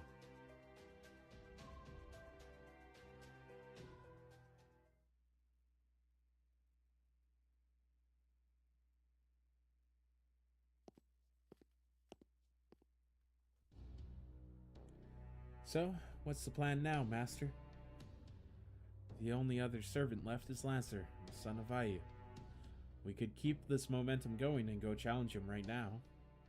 Well, technically Berserker's left too, but that greedy guts shouldn't be any problem. I bet a little push is all it would take to send him over the edge and into depravity. Kama's question got me thinking. could just pretend not to have noticed anything. I could keep fighting this war in accordance with the rules. Maybe that would even be the quickest way to get back to the outside world. For all we know, this whole mystery could just be a misunderstanding on our part.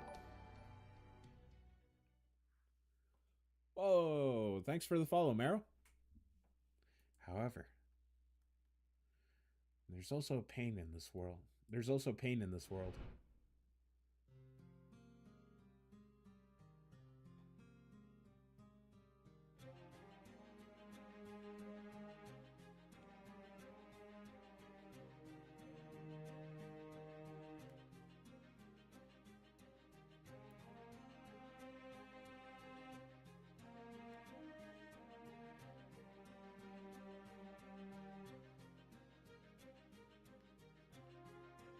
And there's kindness, too.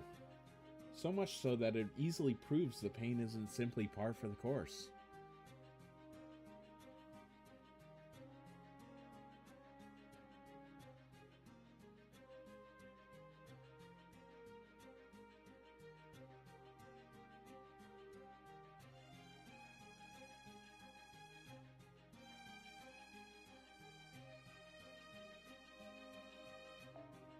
This world may be artificial, but I've seen the same kind of senseless pain here that I saw in countless singularities and Lost Belts.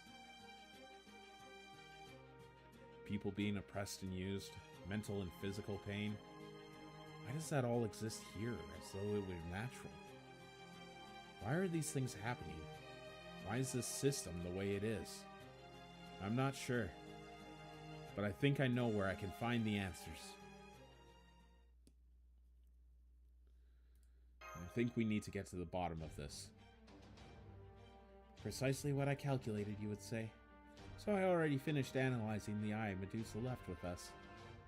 It no longer has the ability to petrify, but it is indeed still focused on what she claims to have seen.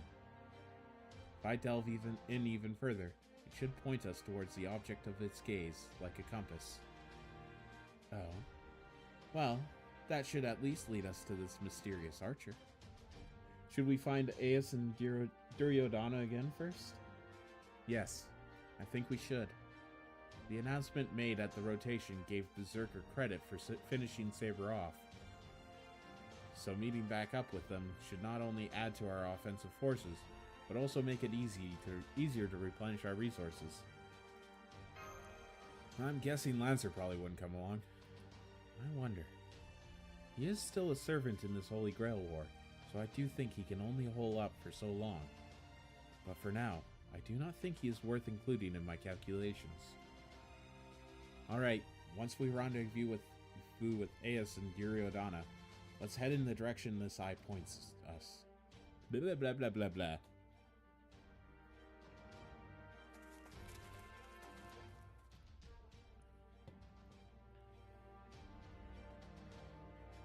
I had a feeling we might end up going this way.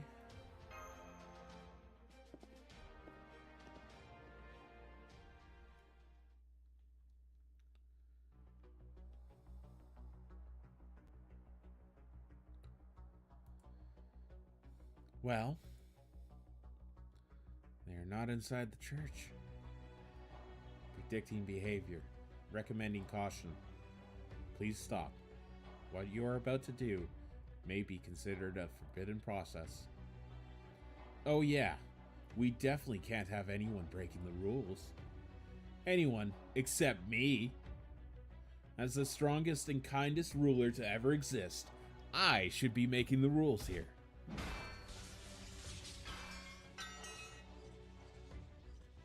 I know from my earlier investigation that you are not a master, as you do not have a command spell. However, then you leave me no choice.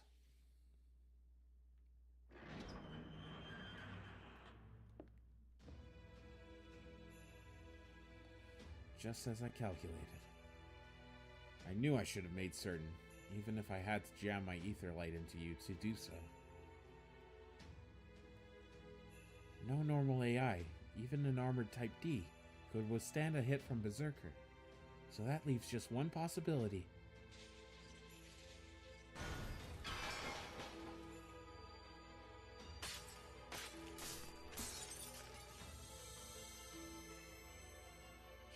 the servant. You're not a normal AI. And that pretty much narrows down your possible partners in crime, too. The only one who could possibly hide an entirely different sort of being in the structure of a prime AI would have to be someone capable of cheating at the base system level. And there's only one being in this whole world with the necessary privileges to do something like that. So you two are the last master and servant. Yes and no. She is my servant, Archer, the first participant in the System Grail War. Her true name is...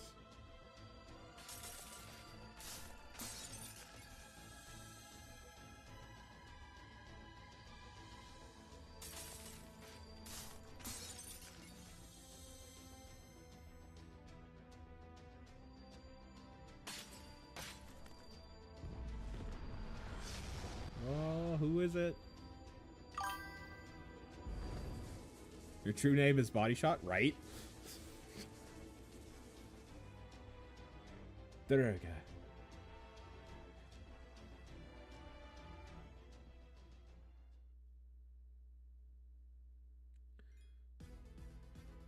Okay, yeah, I can see the Durga and Kama look-alike thing. They do look similar.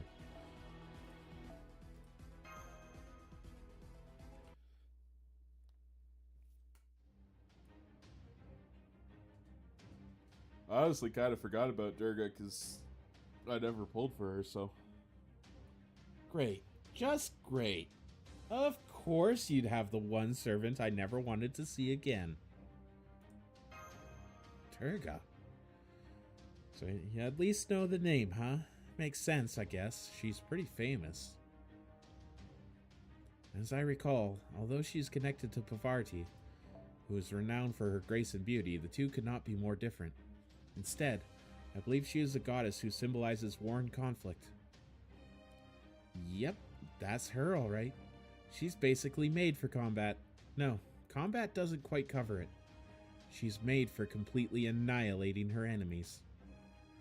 Back in our time, there was this bunch of demon gods that was too much even for the regular gods to manage.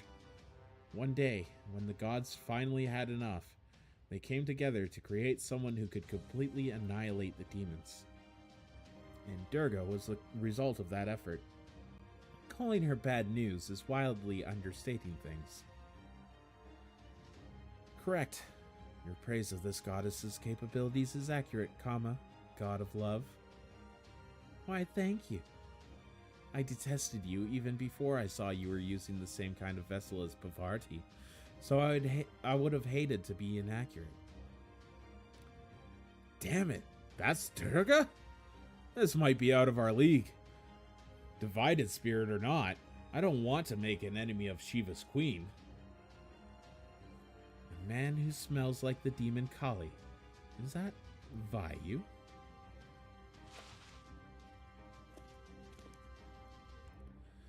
Guess I should have known a god would have a sharp nose.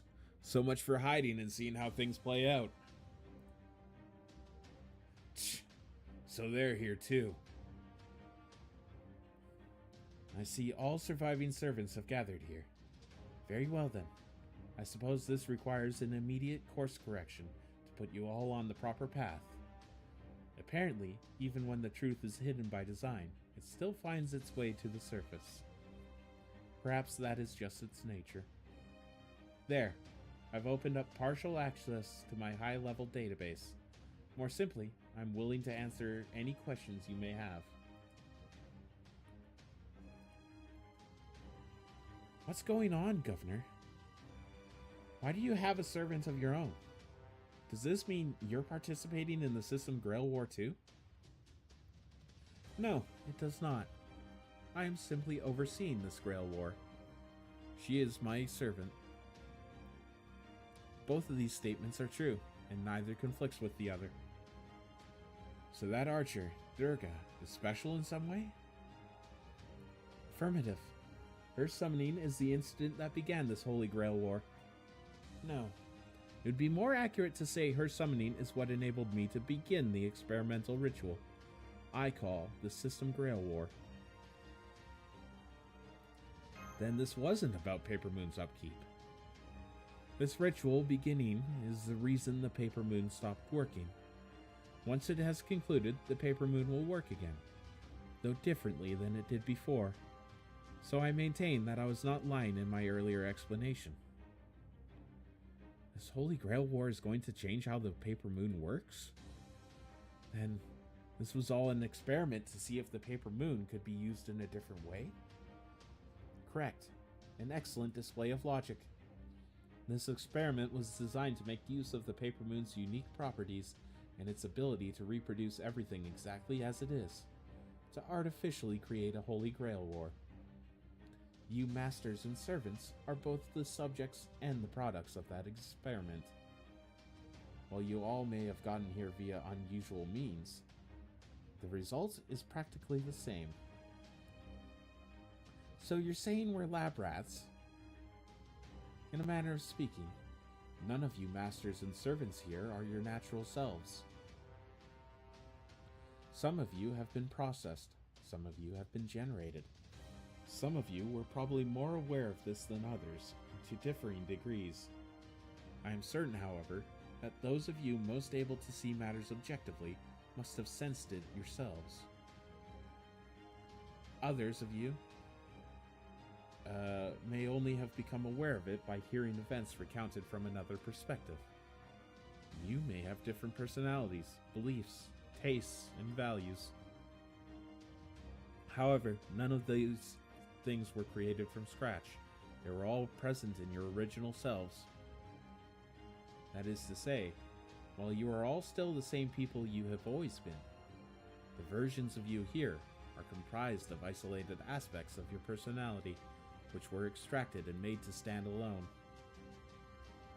I believe you already know what such beings are called. I mean, yes, you are all artificial alter egos created by the Paper Moon. Oh shit, I'm an alter ego? Damn. Possible. As the Paper Moon's caretaker, I can assure you that the Paper Moon has no such functions. That's exactly why it did this, Miss Caretaker. The key is rotation and the centrifugal force it produces. In essence, it works by using the power of the Holy Grail War system to rotate this world. Then using the conceptual centrifugal force this generates to separate, restrain, and replicate various aspects of your souls. Putting our souls in a conceptual centrifuge? Ah, I can see from your expression that you recognize it as possible. I call it the AEC method. The AEC stands for Alter Ego Centrifuge. Whoa. Hold on a damn minute. Okay, this has all sounded so nuts, I've just been letting it go in one ear and out the other. I mean, how do we even know she's telling the truth here? For all we know, she could be making this nonsense up. Where's the proof? May not be proof, but I do have some circumstantial evidence. Remember the shock absorbers around the perimeter we wake up in after being sent flying in one of those rotations? Were they not familiar? I think those are coffins, or at least they function similarly. They are vessels meant to prevent spiritrons from escaping, cradles meant to secure the parts of our personalities that have been separated from us. Incidentally, the rotation that occurs when a servant disappears is more of a preliminary operation. You don't need to worry about your personalities being separated. The real process will occur when the ritual is complete. Hang on! I've been trying to wrap my head around all this, but it doesn't make any sense. Let's say we really are alter egos, and the whole point of this Holy Grail War was to create us. What does that get you? Why bother with all of this? Ah, of course. The point of all this is to prevent the end of the world. What? To answer that, I'll need to start at the very beginning. One day, a Holy Grail manifested inside the Paper Moon's microscopic domain. In response, I came into being. So there really was a Holy Grail involved in this incident. Since Holy Grails possess near unlimited power on a conceptual level, I guess there's no reason why one could not get involved with a tiny virtual world like this one. I then used the Holy Grail's power to calculate that the world was going to end unless something was done. Quick question, which world are we talking about here? The one bleached white, of course. The very world all of you at Chaldea are attempting to save. I understand that you are currently preparing for your final confrontation, but the biggest problem, and the reason you will fail, is that you are simply lacking in firepower. Oh, we got so many servants! And I have calculated that they will be insufficient. Yes, I know you have allies. The question is, do you have enough of them for the final confrontation? The answer is no. As such, your amassed firepower may as well be non-existent. So I turn to the alter ego class to bolster your firepower. I'm sorry to ask this now, but what are alter egos? They are an extra class of servants. Unlike an alter, which changes a heroic spirit's way of being down to their abilities and personality, an alter ego could be seen as a heroic spirit's alternate personality being separated to form a wholly new servant. Using computer programs as an example, an alter is like using a different version number of a given program. And an alter ego would represent that program's systems being repurposed into a wholly new product.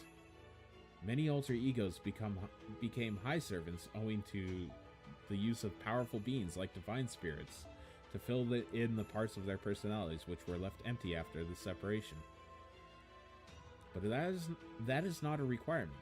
Anyone can be an alter ego class, as long as a different personality of theirs is the one in charge. You may have gotten used to them at a certain point through sheer familiarity, but from my perspective, alter egos seemed an especially mysterious class. It is very easy for any servant to qualify as one, and they depend far too much on internality and mentality that lacks forms of their own. But then, I had an idea. If it's possible for an alter ego to be established just by having one aspect of a servant's personality be in control, then theoretically it should also be possible for a single servant to produce two alter egos. I understand living beings possess a wide variety of mental states and personalities. It follows then that every person and every hero can be said to exist as a convergence of our countless personalities and possibilities. Meanwhile, alter egos can exist independently simply by virtue of being alter egos. And as far as I was able to tell from what Chaldea's records I was able to steal a glance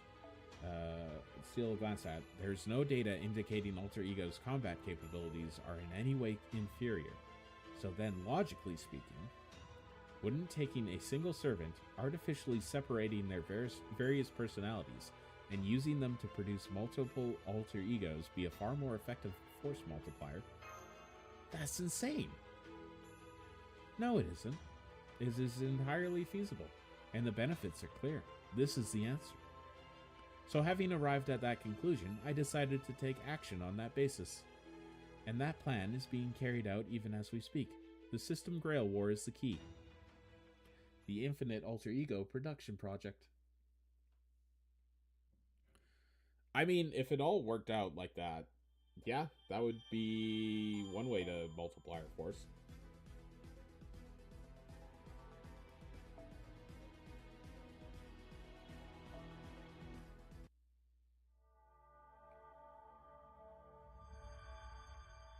Goddess of Annihilation, How to Avoid Destruction.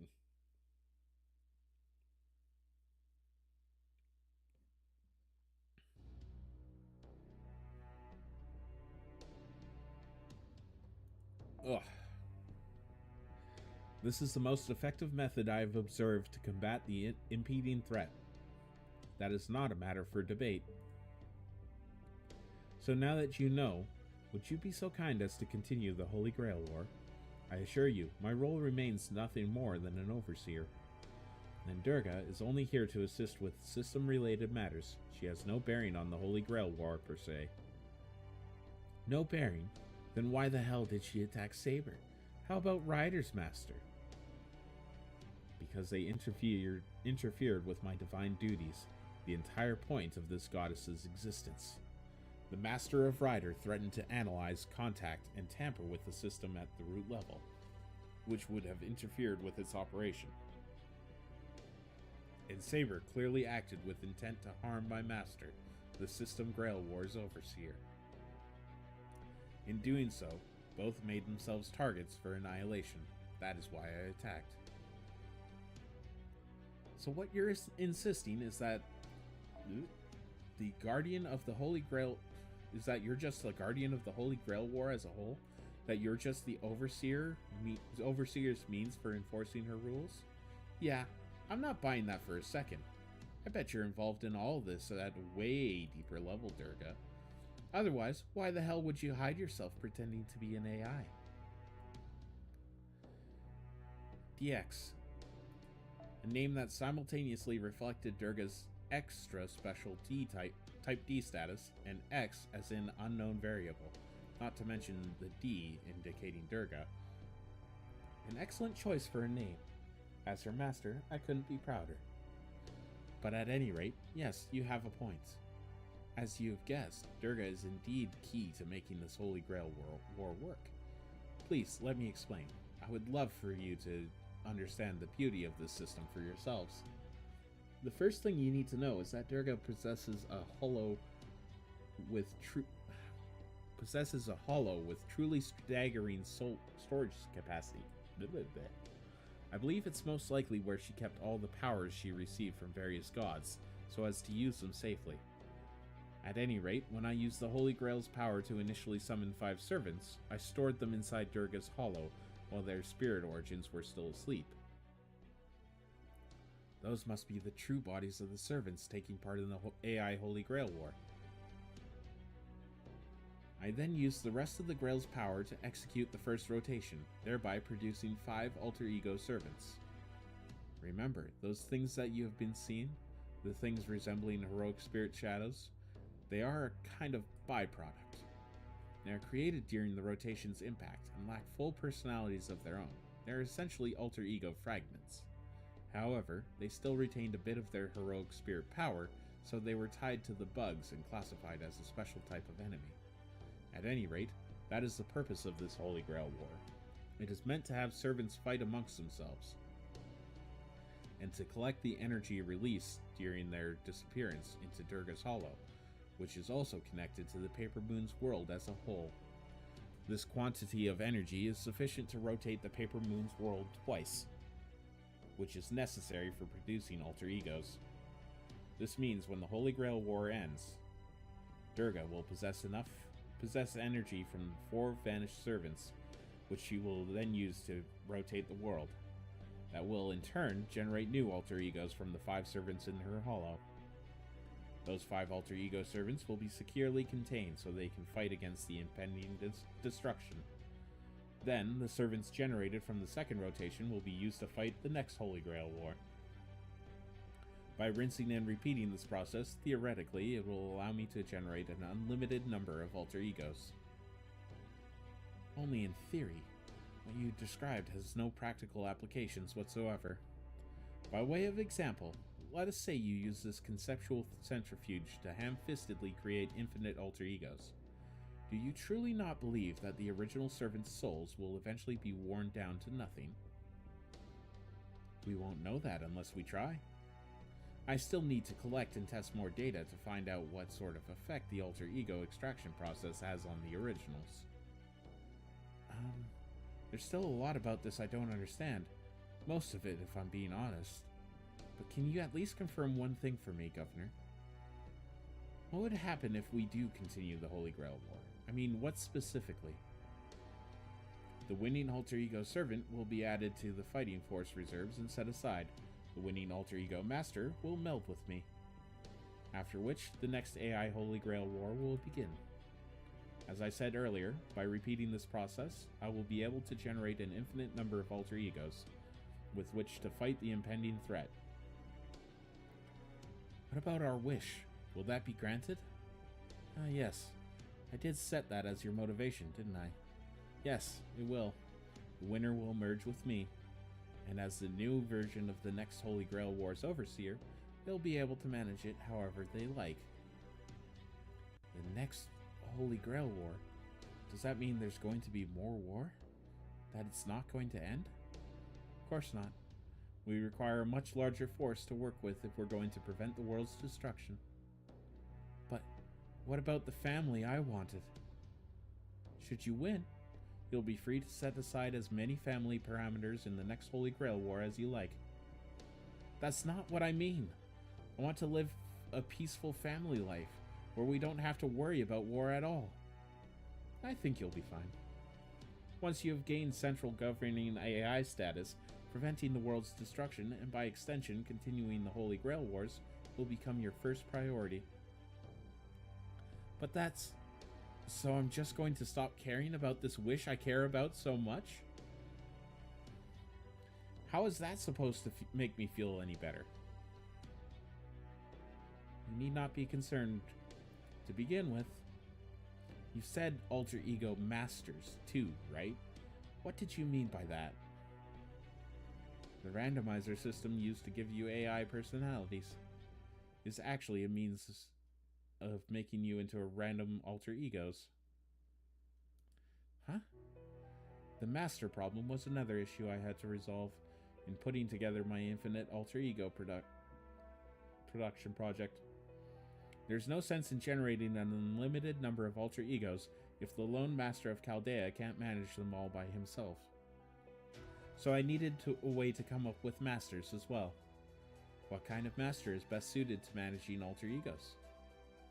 To answer that question, I decided to prepare alter egos for the masters as well. And the most efficient way to accomplish that was to come up with a wide variety of personality patterns. In order to keep them diverse, I chose base personality models from a number of different sources. The Master of Caster's personality was a created type, alter ego invented. I made him from as close to scratch as I could, and I tried to give him a fiercely competitive personality. For his name and appearance, well, I simply chose something I saw in Chaldea's database. He was designed to be proud and overconfident, with his mage-like rationality and practicality overruling what little empathy he had. I expected his personality to be a significant driving force in keeping the Holy Grail War moving along. I did have to make additional adjustments to him later, but on the whole, he certainly passed. The Master of Riders personality was an acquisition-focused type alter ego import. For him, I loaded in elements from a person who was actually involved with the paper moon in real life, and separated them to make an alter ego. He was the most perceptive and flexible of the masters, though this ultimately led to him breaching a boundary which needed to remain impenetrable. A shame. Given his natural affinity for becoming an alter ego, I would guess he originally had multiple personalities. The Master of Saber's personality was focused on mimicry, alter ego imitate. In her case, I started with a given person's physical features, and then gave her a simulated personality based on how I imagined such a person would actually think. Given how few types of humans I've been able to interact with, I didn't have many options at my disposal. It may be obvious, but she was the same girl Durga is using for her avatar. That should be a sufficient summary.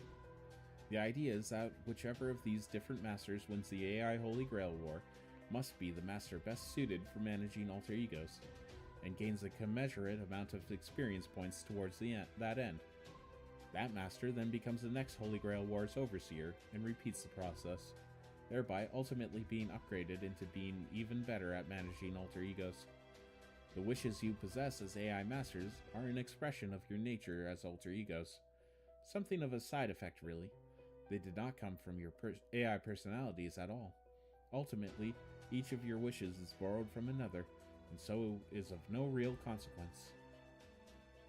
But that's... You can't be serious. You mean I've been feeling guilty all this time over nothing? That's why I've been so... Alright, that's enough. This is boring, so I'm gonna wrap this up right now. Who freaking cares? Huh? Seriously, I could not possibly care less about what other people want or wish for. The only wishes that matter to me are my own. And I will not let my wishes just be an afterthought. You know what the biggest problem with everything you just told us is? Is that apparently, even if I win this war, my only reward is getting to be a soldier in someone else's war. And that's no reward at all. If you think I've spent all this time fighting just to be someone else's pawn, you're out of your damn mind. I've been fighting so I can live life on my own terms, with everything I've ever wanted at my fingertips. Everything else can stuff it. Berserker? And that goes for you too. Who cares about all that other stuff? What about my wish? That's the attitude you should have here. And if someone else tries to get in your way, you should fight them with everything you've got. So let me ask you this, Master. Do you still have a wish of your own? A desire you want to satisfy no matter what it takes? Yeah, I do. Then you don't worry about a thing except how you're going to make it happen. Now that we know fighting this Holy Grail war isn't going to get us what we want, our only choice is to take these people down and take over the system for ourselves. We're going to stop this stupid Holy Grail war and its alter ego nonsense. Once that's done, we just have to take control of these admin privileges, and we'll soon be making our wishes come true. Ha! That's right. That's the kind of guy you were. A good-for-nothing idiot who only has eyes for his own desires. Then again, maybe sometimes an idiot is exactly what you need to get some things done. You said that the Winning Master would become the central governing AI. So then what would happen if Altonius won? I didn't account for you three in my initial calculations. You were probably just caught in the first rotation as a result of factors I am not aware of. You could say that makes you alter ego irregular. Still, one of the AI Holy Grail War's goals is to create a master optimized for managing alter egos in the time for the final showdown. Your presence here is not an impediment to that process. As long as this project produces enough alter egos to win the upcoming battle, I see no need to concern myself with what may happen to the version of you in the outside world. So no, there will be no issue with you becoming this world's newest overseer either. Though I'm sure you will need to undergo a number of special modifications beforehand. On a supplementary note, accident or not, it is a stroke of luck that you showed up here, Master of Chaldea. While it's possible you may not be up to the task based on your battle record to date, it's also very possible that you may come up with the optimal solution. While I will, of course, remain strictly impartial and not offer anyone preferential treatment, I consider you the most likely master to win this contest, and will be watching your progress with great interest. Good luck. Gee, thanks. I don't know what we would have ever done without that completely unnecessary extra tidbit. Anyway, sounds like winning this Holy Grail War won't get us any closer to a way out of here. So then, remind me why we should care about it again? Not only will we not be able to return to our original world unless we destroy the System Grail War itself, the Paper Moon will also remain useless and broken. So it seems that, to me, that we only have one option available to us. This whole plan was messed up from the start. And there's no way we're staying to fight at Holy Grail Wars ad infinitum. So you understand. Fortunately, there is a clear and straightforward means to achieving that goal. Before us stands a being we were just told is directly linked to this Holy Grail War system. So the quickest way to tear it down would be to destroy Rani 12's servant. That is, Durga.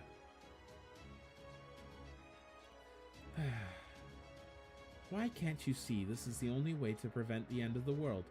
If this fails, the whole world will come to an end. Since you are the only one who has observed this devastation and the way you supposedly stop it, it is no surprise that you and you alone understand it. The same kind of thing has happened before in the Atlas Institute too. But as you have gone on to inflict harm on those around you, is it really so shocking that those same people would try to stop you? Yes, it is. This end is something my calculation, my planet, has shown me from beyond any doubt. I am also this world's Numa, its fifth element. You could say nothing would exist here without me. So I truly don't think it would be in your best interests to oppose me, but it seems you leave me no choice. Durga is the one truly irreplaceable part of this project. Analyzing combat abilities. Conclusion. It will be very difficult for them to destroy this goddess. I know. I cannot imagine any path to success for them, but just in case. Oh, are you planning to join us? Well, I am a master myself. Since Durga's scale is much too great for her to participate in the Holy Grail War herself, it won't generate much energy if she kills you. Alter ego servants, so I would really rather not do this. But if this is what I must do, then so be it. Fortunately, by my calculations, when this is all over, there should be just enough energy to reset the System Grail War and create new alter egos to fight it. So now, I will, in my capacity as Overseer, remove the impediments threatening it to derail its execution. Blah, blah, blah, blah, blah. Oh yeah? I'd like to see you try, short stuff. Your petty insult has no bearing on these proceedings. It has, however, helped me decide to switch modes. I will show you what I look like in my optimal master form. You shall see that I am not just the Paper Moon central governing AI, but a being determined to fight back against the world's destruction. Yes, I can see it now.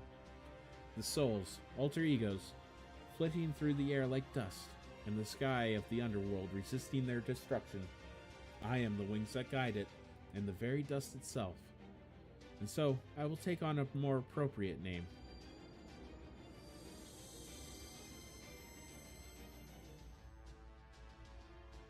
God damn. I am the dust of Osiris. I am the one who sees the world's approaching end, and the one who will stop it. Removing all thought acceleration limiters, entering Osiris modes, setting course for the northern sky. Durga, my servant, as your master, I now give my commands. This is a correct and necessary step in averting the apocalypse. Give these people who refuse to see the sense in my answer a swift and painless shutdown.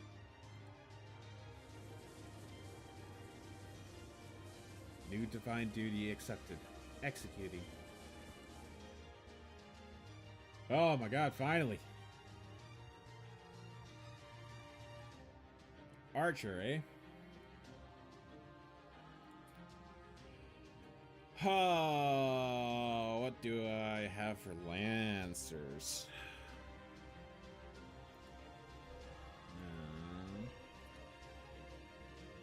So this should be single targets, so I don't really have, I guess Melisine. Just runner in single target mode, right? Like,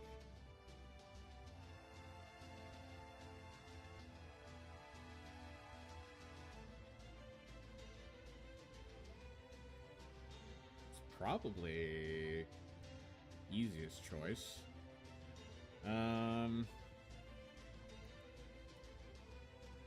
I could use Bavardi and just stick with the theme of Sakura being big here.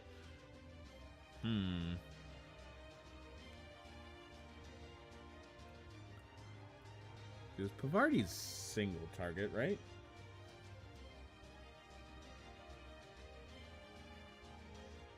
Oh no, she's AoE. Never mind then.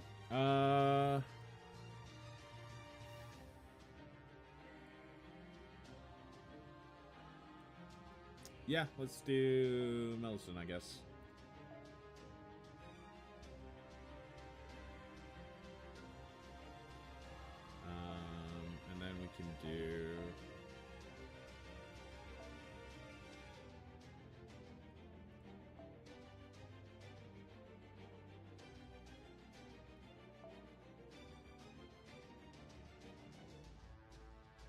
Sure, why not? Okay. Let's give this a shot. I'll be right back.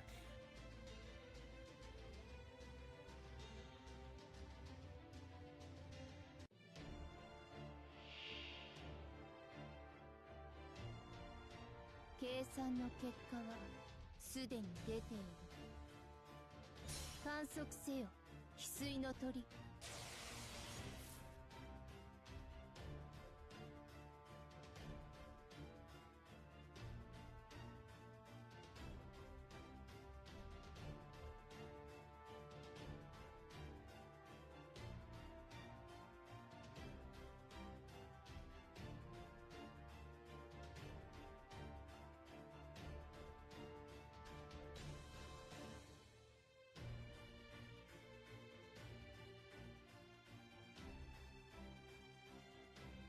Okay.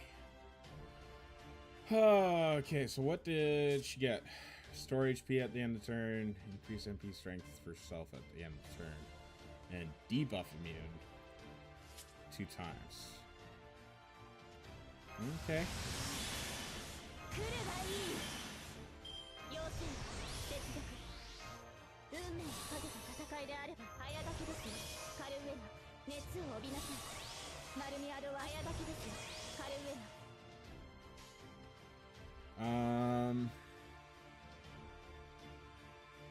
I think I do 妖精の王よ、誇りにかけて。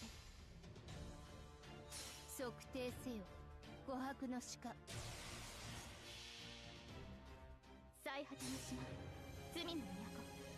最後の竜は我がの目に。集う円卓の守護者たち、ラウンド・オブ・アバロン。君はもう私のものだ。血も肉もこぼさない。深い水底に連れて行こう。しているのです。そこです。支障はあります。殲滅コース発射。ヒマバットの力を裁きを天より来た。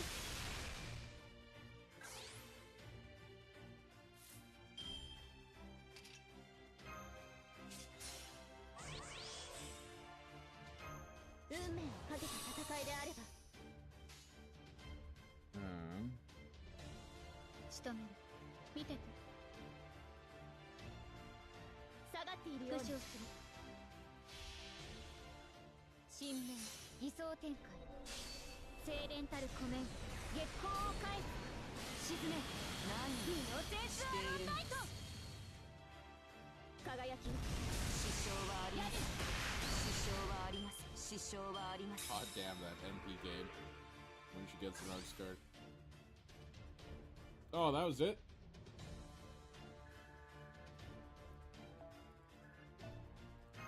Oh, she's got to canonically kick my ass for a bit first.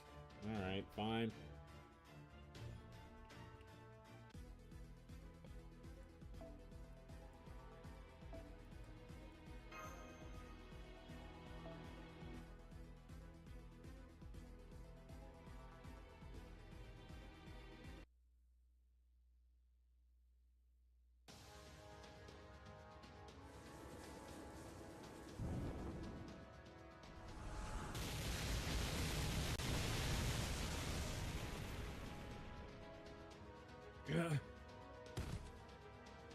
Berserker! Cut that out, you idiot. Why do you sound so worried? No one can beat me. But, having said that, damn it. What the hell? How are you so strong? Durga or not, you're still a servant like we are. There shouldn't be this much of a gap in our abilities. I am the goddess made to annihilate demon gods. That I would be stronger than the goddess of love should be obvious. Durga was born from the wrath of countless gods, each of whom gave her their power and weapons. The result is a goddess of pure annihilation, a jack of all trades, who possesses divine armaments for any occasion, giving her an advantage over every class of servant. What's more, Each and every one of those armaments boasts power worthy of a god. This means Durga is Agni's flame, Varuna's water, and Indra's lightning, all in one. She is the wrath of Shiva, Vishnu, and Brahma alike. You may be a divine spirit, but she outclasses you in every measurable way. You never had a chance against her. You think I don't know all that? My point is that none of what you just said explains the sheer size of gap in strength here. Analysis complete. Now I see what's going on. It comes down to the resources each side is using in this battle. Those two are cheating. They're not using Raniment at all. Huh? But then how are they... Magical energy. A temporary resource provided by the Holy Grail. Pure power in its formless state. I should have known. Durga is neither taking part in the Holy Grail War, nor is she a product of this world. So, she's getting refueled via completely different rules. No fair. Whining will not help us. I do not wish to hear more. Altonius' safe return home hinges on this. We cannot give up, no matter what. You think I don't know that? Hey, I'll back you up with everything I got. Normally I wouldn't touch such an exhausting job with a 10-foot pole. But for you, Master, I'll do it. Just be sure you're ready with a good reward when I'm done. Still, things are looking very bad. Even if I read her next move, she's so strong she can just ignore us. If something does not change soon, we will have no options left to us. If there's one factor that could turn the tables in our favor, it would be...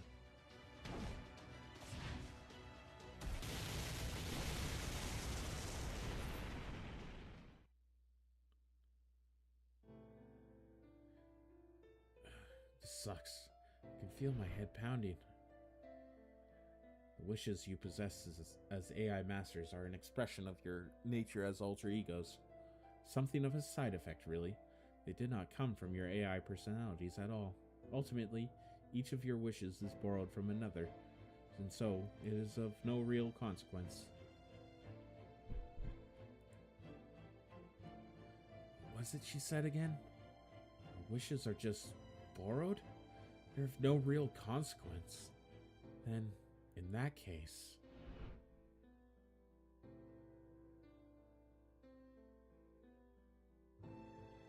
What about that girl who disappeared clinging to her wish?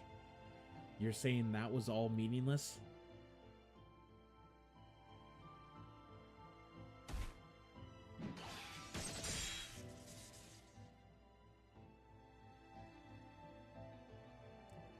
Well, Master, what do you want to do here? I'm here to serve you however I can. You just need to tell me what you want to do. If you just want to go back to our base and have me work on a new dish, I'm happy to get the cutlery back out. I don't know what I want to do.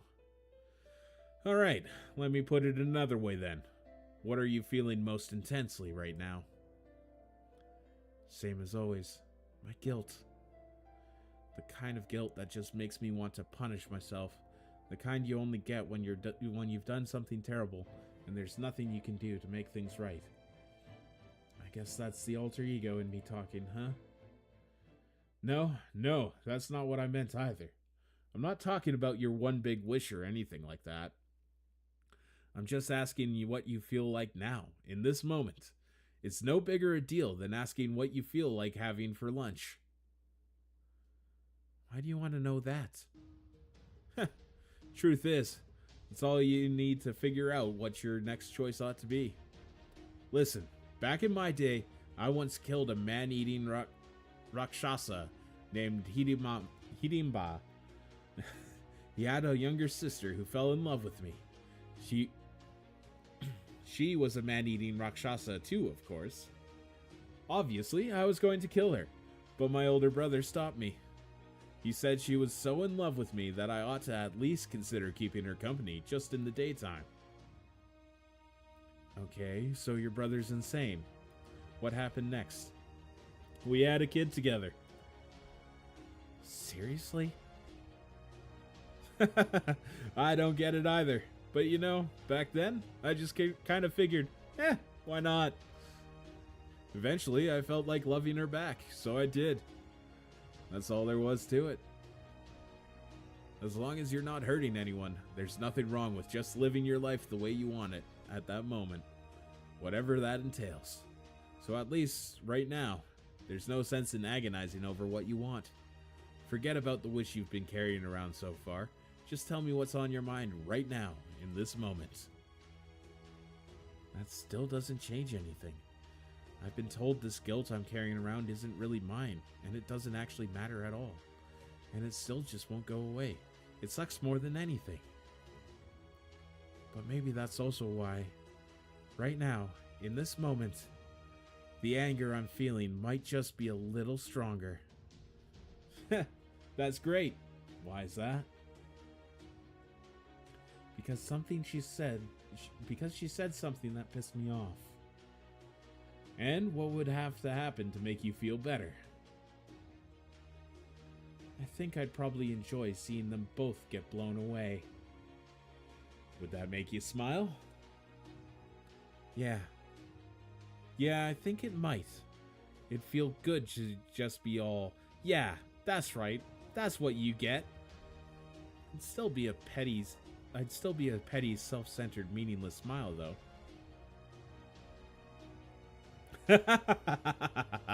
Now we're cooking.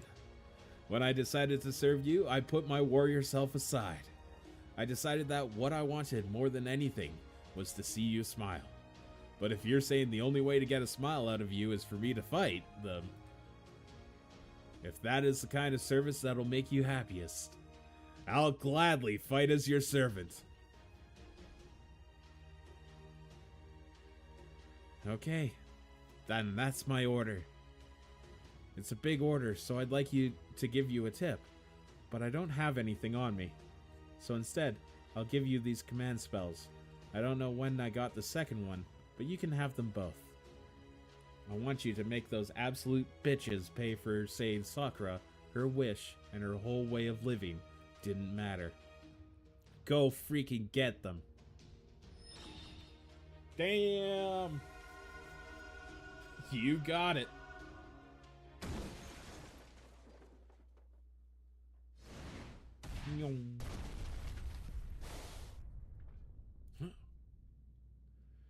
Bima.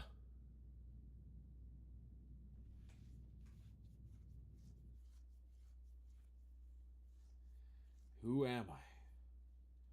Who the hell cares?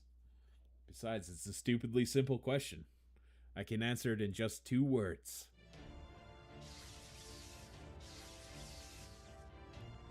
I'm me.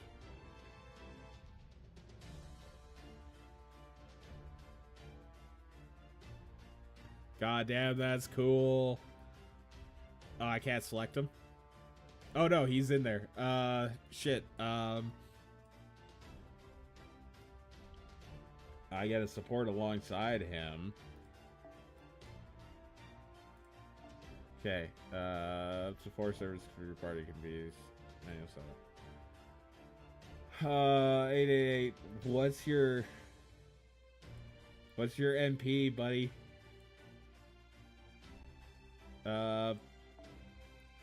Shit. Maybe there's one on the friend list that I can find.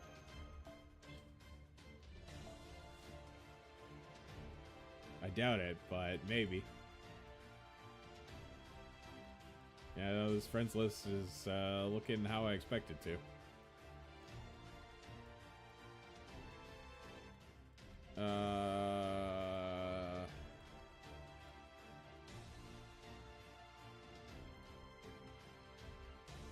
No, I don't want to cancel.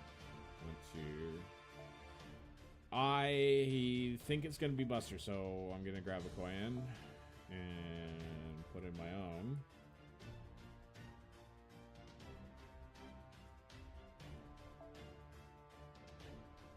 And then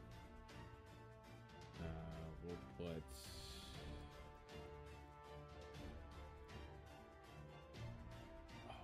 what is her NP is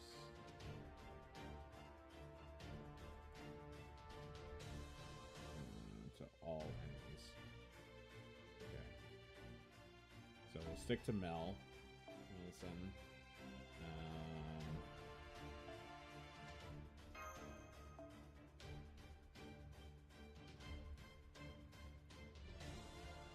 And we'll run.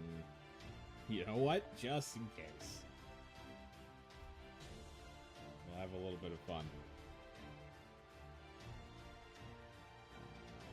Where's Knights and Radiants?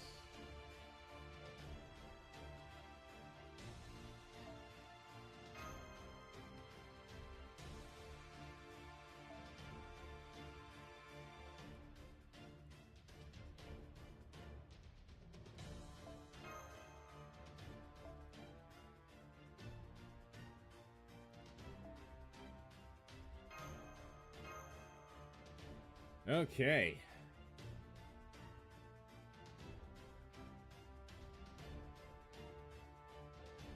I feel like I'm wrong and he's quick. But only one way to find out.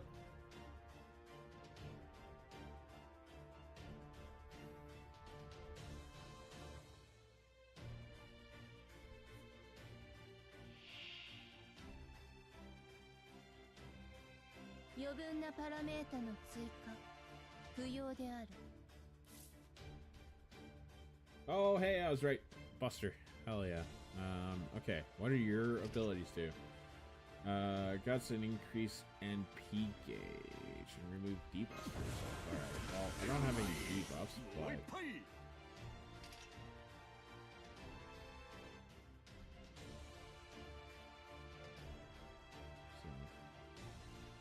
crit stars. Okay, sure. And then increase attack. State that increases crit strength for yourself before dealing put card damage. So it gains crit stars during buster attacks. Okay, interesting.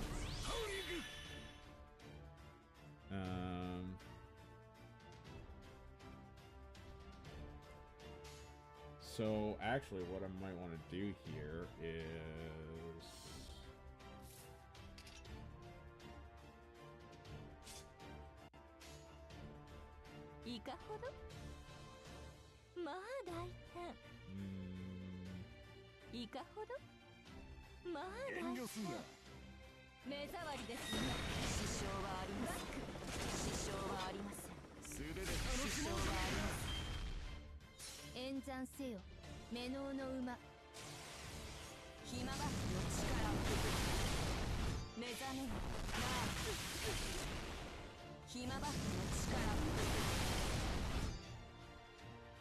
Ow, that hurt.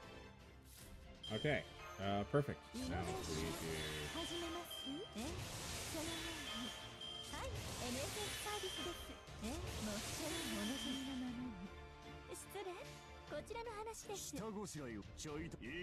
And now this is gonna hit like a truck.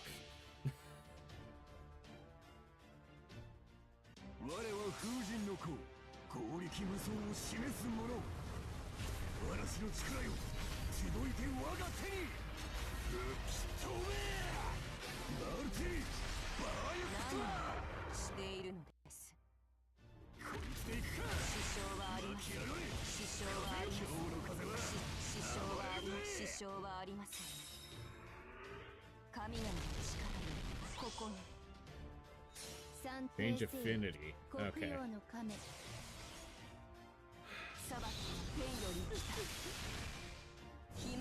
I'm assuming. Oh no. Or resist.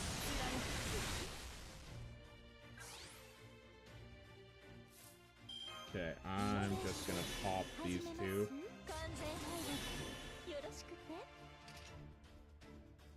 Just to get them out.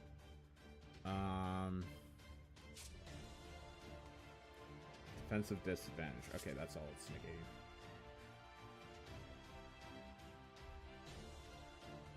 I'm thinking I stun this turn because I have a feeling she might be able to charge. And so... I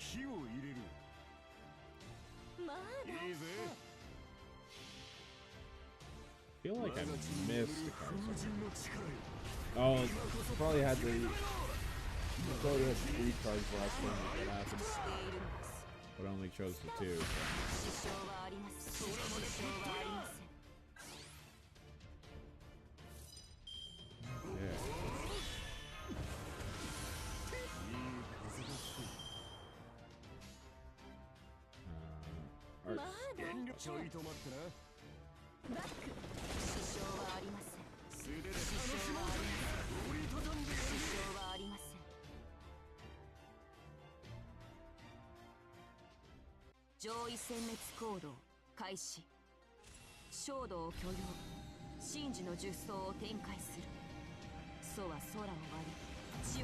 I'm gonna assume this is AoE, yeah.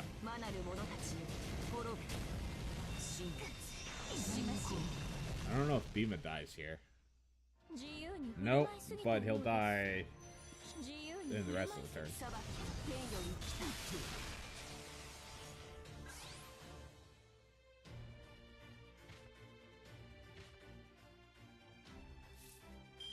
Okay.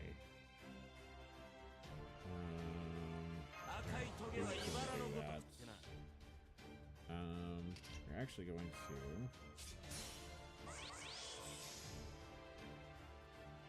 Does this have...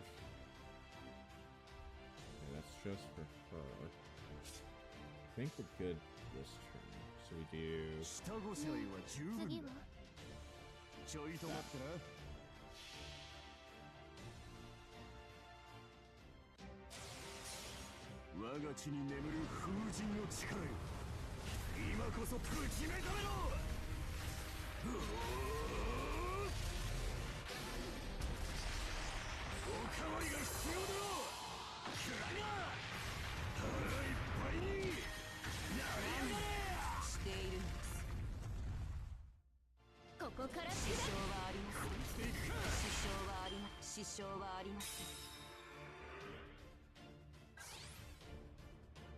Hey! We got through it.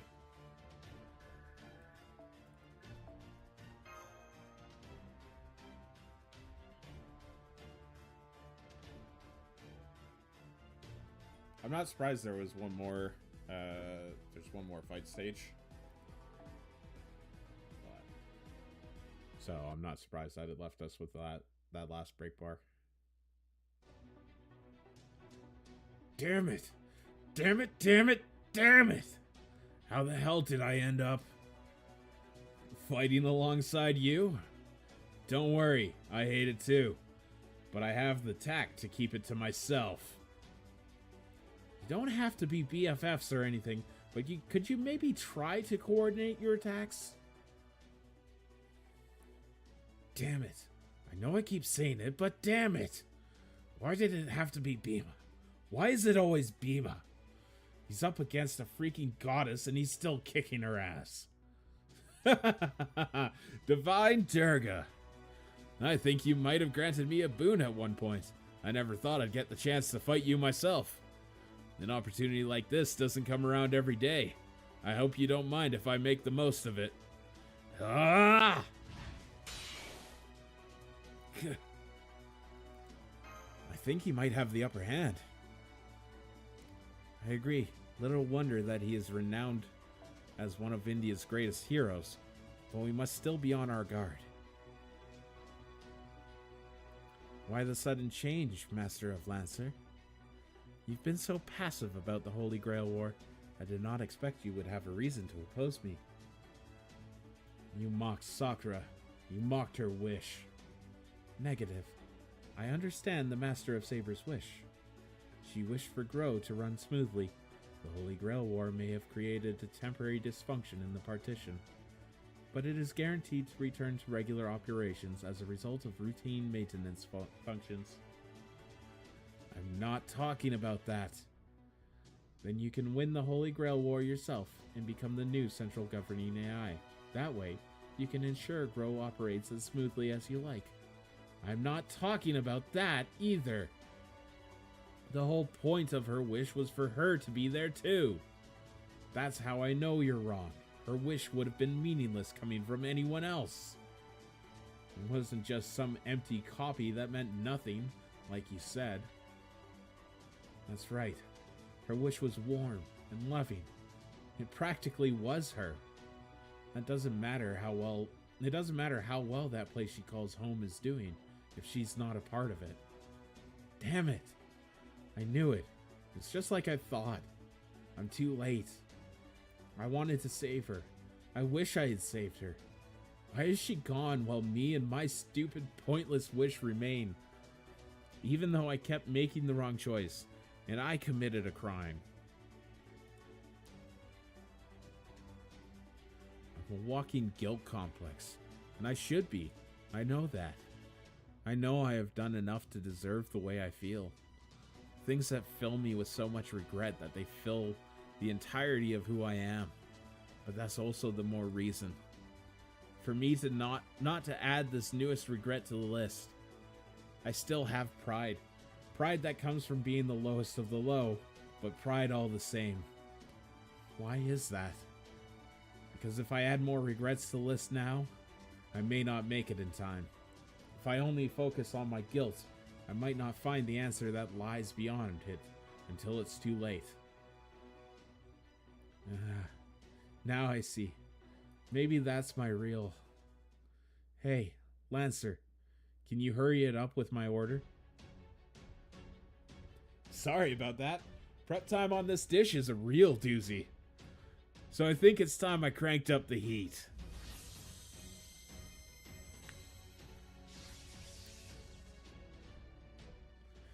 Damn it! It's always been like that for you. Everything I ever wanted, you could just come along and take it like it's the easiest thing in the world. Well, I've had enough.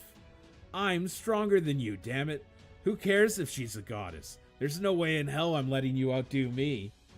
Ooh, feisty. Love it. Master, I'd like to give this some real effort too, but I need to know that you'll have a reward waiting for me. You know the one, right? Headbats? Exactly. I knew you got me, Master. At any rate, basically, the only reason I have to help you in your hour of need is so that I can get what I want. It's a whole give and take thing. Just don't forget that, okay? What is it I want? Me? When did I say I wanted something? No matter. Time to get out there and earn my reward. And by that, I mean I'm going to hang back and play support for the two muscleheads while they slug it out. I knew it. Even though we entered this world as anomalies, we were not able to escape its effects. Then again, maybe it is because we were not able to escape its effects that we entered this world in the first place. So this means that neither Kama nor I are our usual selves. No. Never mind. There's a lot I want to say, but right now, defeating Durga is our priority. I'm going to boost my thought processes even higher. Please try to keep up with me, Altonius. As part of my divine duty, I slaughtered the demon gods, Mahisa, Sumha, and Misumba. Slaughter is my primary function, and my gods' given mission. That I am here means that there is a mission from the gods I must carry out. If you would stand in my way, then I must destroy you for making yourselves enemies of the gods. That's the truth. To defy a plan meant to save the world is to become an enemy of the gods. I refuse to accept this impeding destruction. I will do everything in my power to lead this planet to a bright future. The world must be preserved. That is why I exist. Overclocking all thought cycles. Exercising emergency administrator purposes to purge 70% of forbidden processes. Ran out of air. Executing final measure. As all things dissolve, the purity of your souls will descend beyond the Quail horizon. Devi Mahatmyam. Shakamato. Fire primary cannon. 上位殲滅行動開始。衝動を許容神樹の術草を展開する。楚は空を割り地を砕く憤怒の形。魔なる者たちよ滅べ。神罰執行。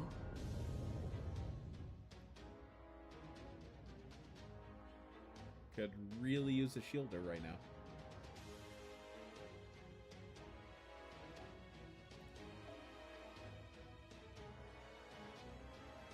Ooh. I don't get the 4-piece. Ah. Yeah. I kind of want to run Bima because it'd be kind of fun. But I think I'm gonna go with...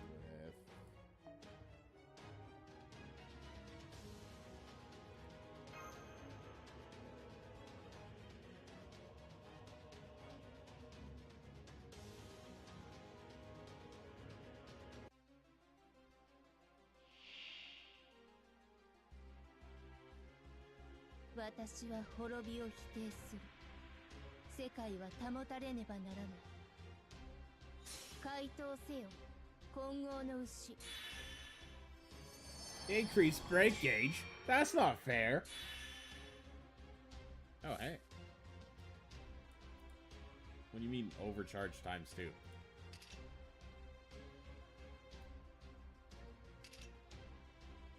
that mean that my skills are stronger?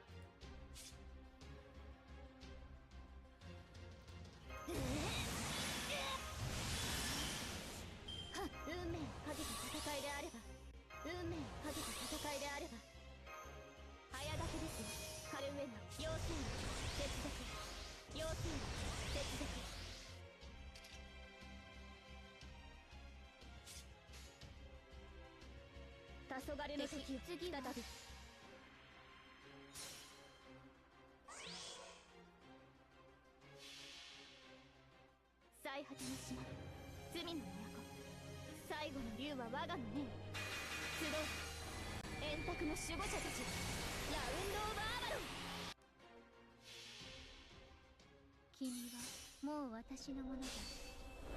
血も肉もこぼさない深い港に連れて行こう。しているのです。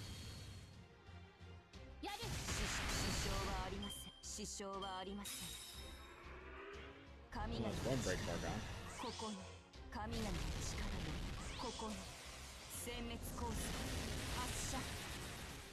裁き天より来た。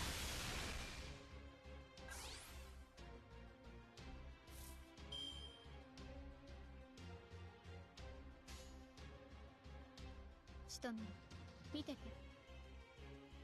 下がっているように。次は一撃一瞬で終わらせる。石灰剣技開始。つなげ。何の点数アローナイト。輝き。支障はありません。支障はありません。新幅秋。ひまばきの力を。聖なる水を。Okay.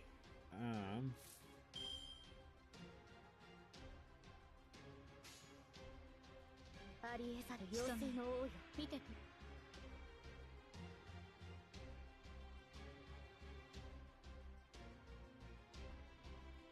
下がっているように。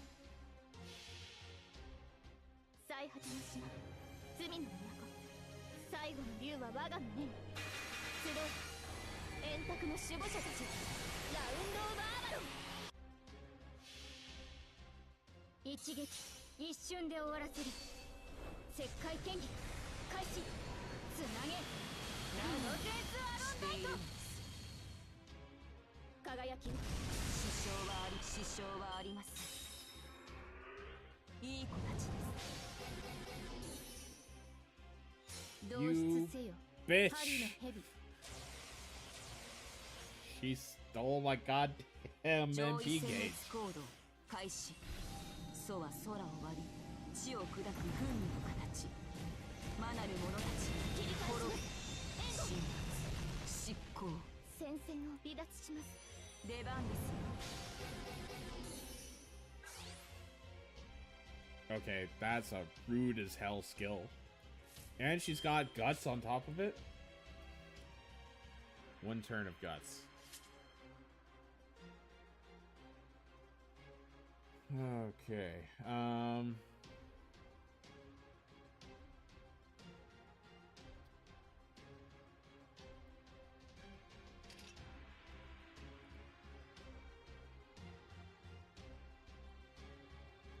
I gotta fix that at some 敵 point. 生命協会補足でもまあ少しは優しくね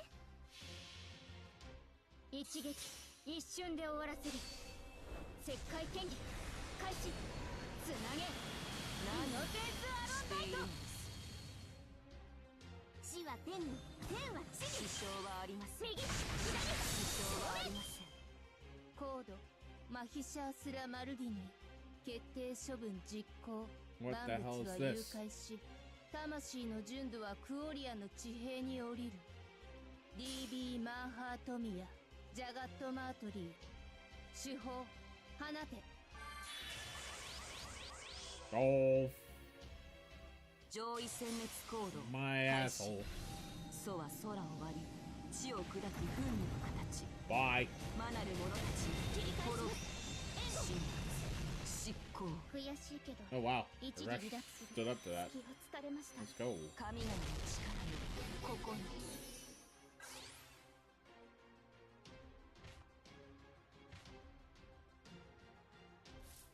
Okay. もはや通じ合えぬもはや分かり合えぬもはや通じ合えぬ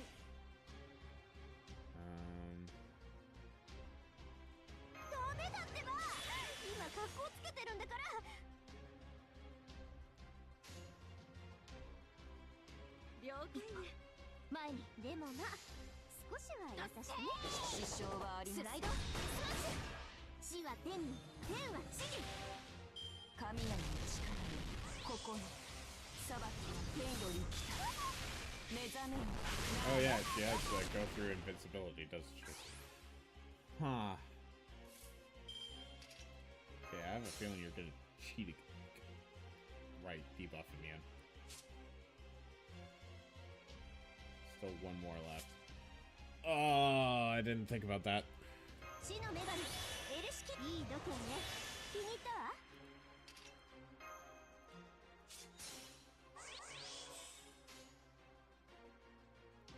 いいのだわ冥界まで連れて行ってあげるでも厳しくいくわお願いネスラムタイヤ冥界の守りを知りなさいこれが私のクルキガルイルカルラ何しているの水面羽よクルール逃がしはしないわよっ高熱支障はあります殲滅コース I'm surprised she got so little MP gauge off the first turn.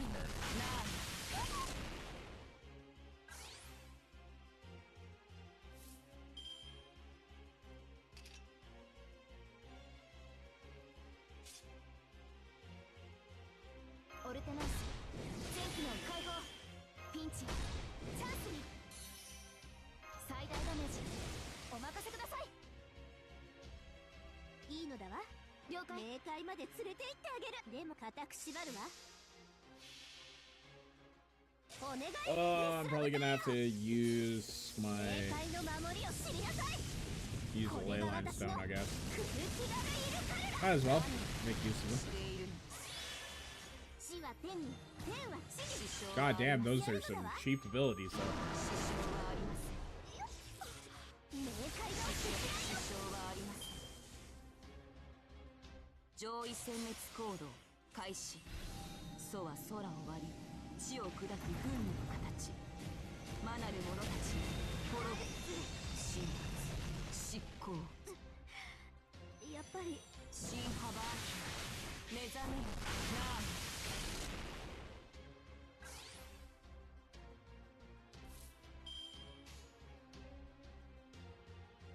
あ 支障はありません支障はありません支障はありません支障はありませんいい子たちです聖なる水を貫く殲滅コース発射神々の力がここに You suck. Stop.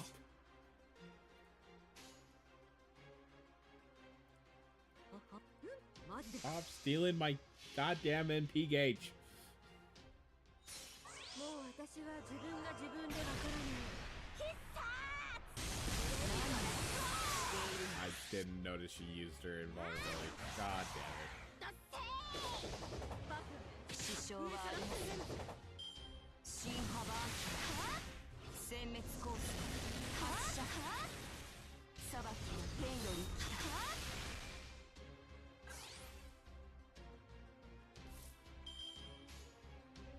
誰であれ戦う心があるのな。示談一歩前に。おごりであっても高らかに。いつか必ずなくしたものに報いるために。導きの星よ、力となれ。ブーストスタータウンバスター。バーニャ支障はありません。上位殲滅行動開始。楚は空を割り地を砕く軍議の形。魔なる者たち滅べ。受け止めます。執行。もう少し神々の力をここに。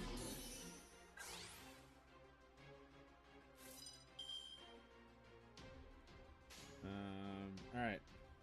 了解ね。支障はありません。支障はありません。 All right, Jaguar Warrior, you got this. 支障はありません。裁きの天より来た。目覚めるなあ。聖なる水が貫く。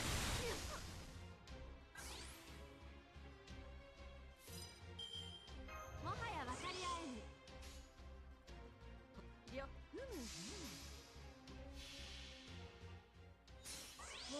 I believe in Taiga.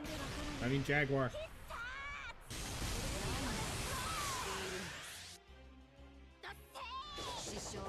26K on the suit on the MP. That's not gonna go well.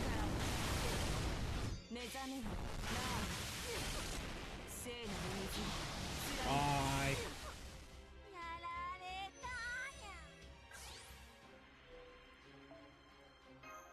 Damn right I'm using the ley line stone.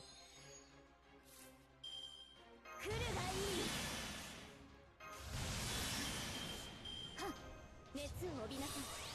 丸み熱を帯びなさい。丸みアドワーズ。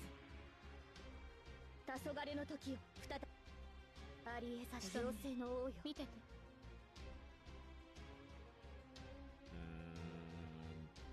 次は違法の国、時の終わり。慣れた剣は彼の手。霊言なる勝利を刻め。ラウンド・オブ・アーマロン。 君はもう私のものだ。血も肉もこぼさない。深い港に連れて行こう。しているのです。ハイアングルトランスファー。上位殲滅行動開始。楚は空を割り地を砕く軍の形。魔なる者たちを Suck it. 執行。 I had anti-enforcement. 殲滅コース発射。出番です。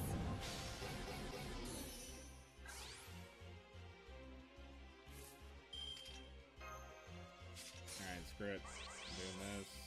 運命をかけた戦いであれば早炊きです。カルウェナ。対終末敵対粛清ボード始め。違法の国時の終わり。 慣れた剣は彼の手。霊言なる勝利を刻め。ラウンド・オブ・アーマロン。神明偽装展開。精錬たる湖面月光を返す。沈め。何をしているの。支障はありません。 Hey, there we go. Damn, that fight's wild. There's gonna be another phase to it too. Oh, she didn't die. I knew there was gonna be another step to this, but I didn't want it to be true. Oh, the big bad has to get bigger and badder. God damn it.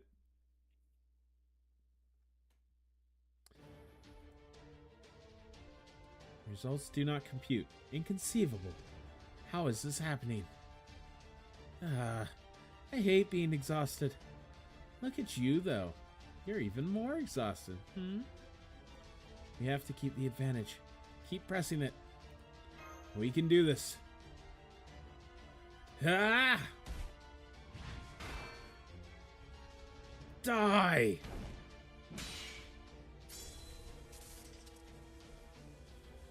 Hey, is it just me? Or was that die aimed every bit as much at her as it was at me? I'm just doing something so amazingly strong that you're feeling my power just from being so close by. Why do you insist on impeding my divine duty, wretched pests? Incomprehensible. Illogical. Why can't you see that my calculations are correct?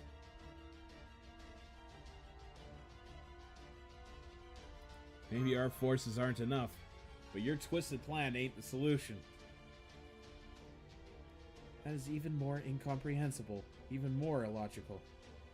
If anything here is twisted, if this is your own natures, you have already created countless alter egos.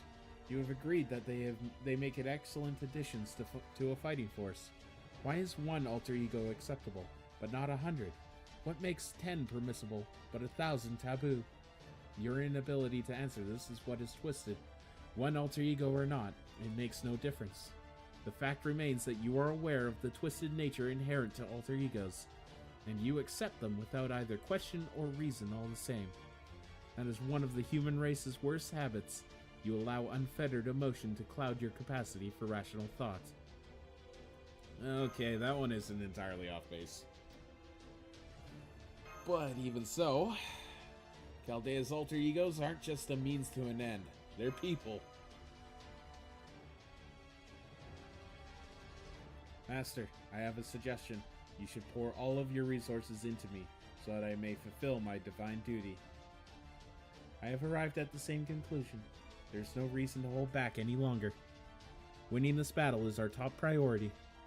We cannot let ourselves become weaklings that are left behind. We must be strong, superior creatures to ensure our survival. Re-executing virtual verification. Conclusion reached. Imminent resource depletion followed by a massacre. Accepted. You are the goddess of slaughter. You should not be fighting our enemies, but annihilating them. Very well then. Sublimated clouds trace spirals in the air as the golden rooster crows the coming dawn. Oh crap, this looks like this one's gonna be big. She still has another trick up her sleeve? What is she planning? Who cares? Lancer, blow them away before they get a chance. That's the idea. By my command spell. Reconnecting Servant Durga's defend Prime AI privileges. Additionally, granting access rights to as the authorized central governing AI to use said privileges by proxy. Initiating forced requisition of raiment from all defend AIs under Durga's command. No way. You've got to be kidding. So far, Durga's just been using Holy Grail's magical energy without relying on Raniment at all. But not so long ago, she was also pretending to be the Prime AI of Defend. Now that those privileges are reconnected, she can use Raniment and magical energy. Or still, they're taking that Raniment without concern for the consequences. I believe they are doing the same thing Castor did to the Type Bs, except they have truly wrung every last drop from the AIs. No, the poor AIs. The little police bots.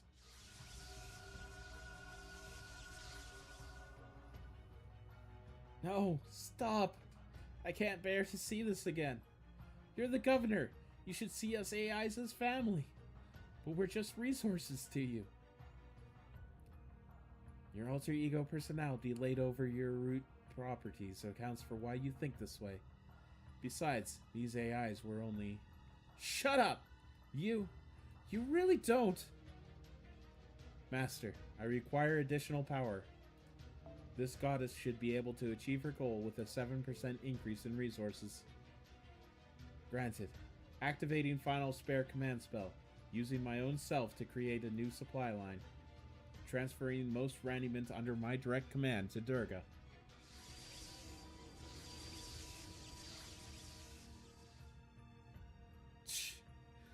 That ain't good. Target value reached. My mission can now be completed. The stars are shining upon us. All we need to do now is follow their light. Crap. This is over, no question. We can't possibly defeat a god when she's got all that power. I don't know, I've done it before. Pulled something out of my butt. This is the end and the beginning. Everything I do to create infinite alter egos and save the world from devastation.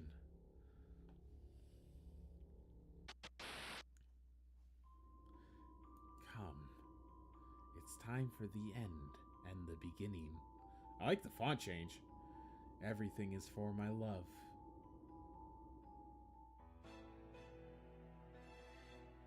Who am I? I am Fury. I was born from Fury, and even now it surrounds me, consumes me. Fury at being kept from the one I love. And I know this about myself, too.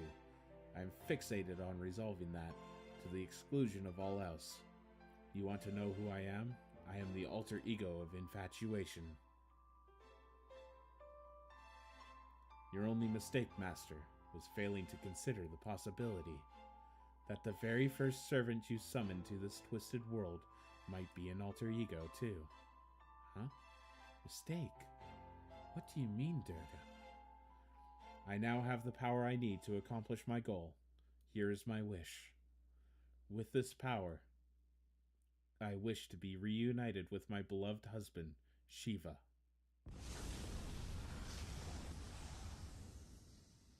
Oh, fuck.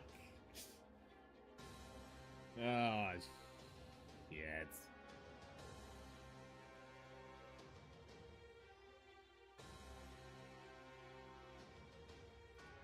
What? Durga, was this your goal the whole time? Ah!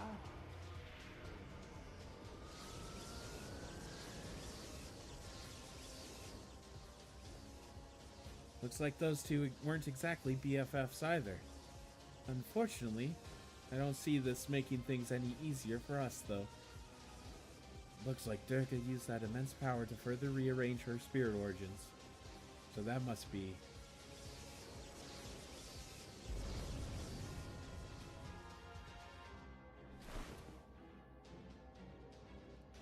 I am Kali, goddess of fury, the one born from anger.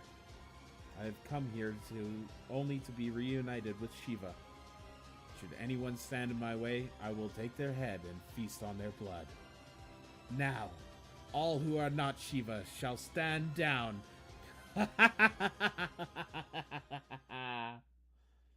Yeah, big batter got big batter. Big bad got bigger and badder. Oh god, there's so many. God. So she's alter ego?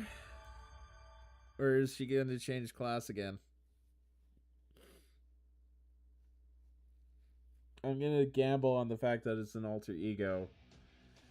And do something about that. I don't know what, but... Kali. Great. As if things weren't bad enough. So now we've got Durga, but even more violent. In that form, she's a murderous fiend who's lost any semblance of sanity or her ostensible divine duties. We're talking about someone whose favorite party trick is tearing a demon god open and chugging all its blood at once. Ah! Ha! Yeah. Lancer! The smell. It's demon blood. Ah! Back off! Stay away from me! Ugh. Berserker! Yeah! Good! Good! Blood! Blood! And now I dance. I dance with glee at the sight of my enemy's blood, and my arms and legs will follow suit. Hear me! Hear me! Let my wish be heard loud and clear. Ah, shit. She's dancing like she's trying to trample the ground.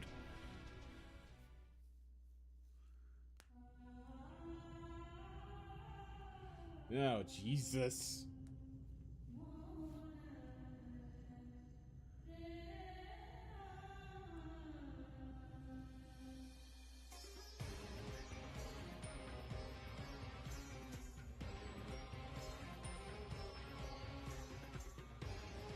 I'm gonna say, I did not expect a music video in the middle of this.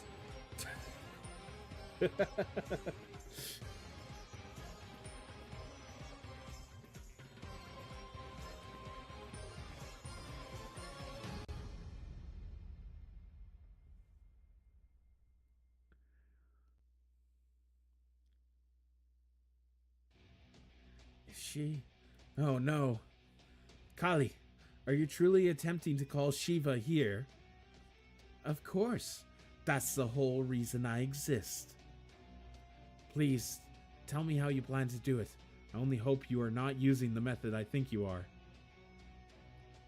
I will destroy the world, and then Shiva will appear beneath my feet. That is what I was afraid of. Oh, so we're doing that story, huh? After Kali killed the demon gods, she was so excited about her victory that she began to dance. But her dancing was so violent that it threatened to destroy the world. The gods didn't quite know what to do about that. It was only when Shiva stepped in and laid down at her feet to cushion the blows that Kali finally returned to her senses. So you mean to recreate that myth here, using reverse causality as a means to summon Shiva? Because if Kali is performing a world-ending dance, then it follows that Shiva must be there to stop it. This Paper Moon world might be virtual, but it's still a world. Conceptually, I guess it doesn't matter if it's real or not. You're going to destroy this world? The whole world? Please stop. If you do that, everyone here will die. Why would I stop? I will never stop until Shiva arrives. That is the whole point of this dance. Right. Her godly nature is driving her to act this way, based on the same underlying principles that gave myths their strengths. Besides, this whole world will end sooner or later. Even without my help, it's only a matter of time. Gah. This is bad. Creating a magical energy connection between herself and Kali was a foolish miscalculation. It means she is being made to endure the brunt of this entire process. It is much too great a load for any one entity to handle on their own. It's as though a computer process has gone haywire and begun consuming every available resource. If something is not done, she could even suffer a meltdown if she is unable to keep up with the sheer strain. What's wrong with that? We're going to defeat her eventually, right? Yes, but there's an order to these kind of things. Having the central governing AI suddenly break or disappear would almost certainly cause a fatal error. It would be like using a computer and having its kernel suddenly be deleted. Yes, our goal is to completely shut down the AI Holy Grail War system. But the best way to do that safely is to use the central governing AI's admin privileges. Conversely, if we are unable to shut down the AI Holy Grail War that way, there is a chance of the system going haywire, leaving us unable to return to our world. Then, we've got to save her somehow. How could I have made such a terrible miscalculation? I can't believe my own world now faces destruction. Her admin privileges will be crucial to our returning home. I'll figure something out. How are you going to do that? By connecting my Etherlight to her nervous system. I will then hack into her base programming and rewrite her code to give us a chance. But isn't that dangerous? Yes, it is. In many ways, it'll be like trying to defuse a bomb embedded in the circuits of a runaway vehicle. Dangerous or not, it must be done if we are to return to the outside world. Looks like we're just going to have to trust each other. I want you to trust that I will save the dust of Osiris. And in the meantime, I will trust that you two will find a way to defeat Kali. I have faith that you two can pull that off. Do you have faith in me? Of course I do. You're one of the most dependable friends. Friends? Yes, that's right. I admit it. That word is the reason I went down this road. Admiration, respect, surprise, goodwill, a bit of hesitation, and a tinge of regret. It is that very mixture of emotions which drove Sion Eltnem Sokaris to leave the Atlas Institute, and yet none of that would have occurred to me, while I was still young and immature. I see. So that's why I look like this. My younger self would never have gone to Chaldea. I knew the answer, but I was still hesitant about it. It is embarrassing to admit this, but it also makes me happy to know I harbored such an alter ego within myself. Sion? Never mind, it is no big deal. I just finally got the answer to a question that I had been wrestling with. But right now, I have a job to do here, and I am going to do it. This may not be the dream version of me. This may not be the dream this version of me had, but I cannot complain about becoming what I wanted to be. I will also give you the thing I told you about on the way here. It is already tuned and ready to go. But please, be careful. As I said before, whatever you do not overuse it. Alright, here goes nothing.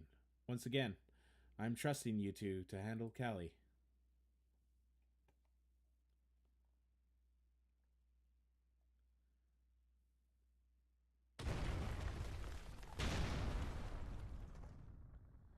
That's great and all, but how the hell are we supposed to do that? I don't know, but we have to find a way. Damn right we do. As far as I'm concerned, Kali is basically Pavarti gone berserk. And I just will not let that damn goddess get in the way of my plan. So I'm going to do the best I can and have you, what was I going to get from you again? Well, anyway, that's how it is. Right now, the only way you and I are going to have the kind of future I want is if we defeat the bad guy with Pavarti's face over there. That being said, it's going to be pretty tough to pull this off alone. Realistically speaking, the best we can hope for right now is to buy enough time for Vayu Jr. and that braggart of a berserker to get back on their feet. Assuming they can both do that, of course.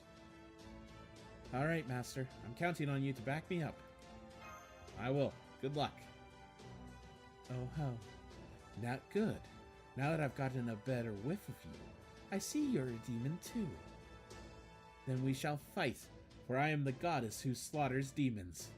And at the end of my victory, my dance of destruction shall shake the land itself and call my husband to me.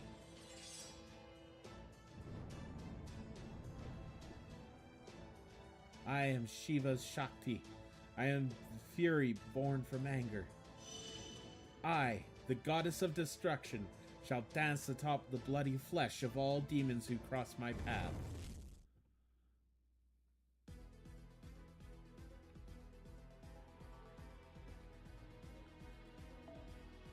Okay. Okay.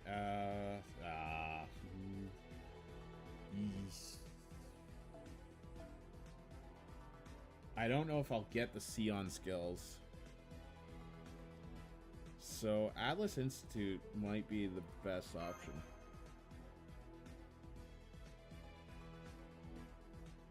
Since this is just an endurance.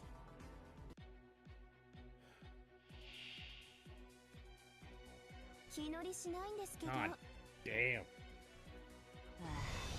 高ぶる。 Resistance to all attacks. 5 left. Okay. Alright, how much do I get? シュリンガーラゴーン。 You're kidding me. Alright. Well, I'll use that.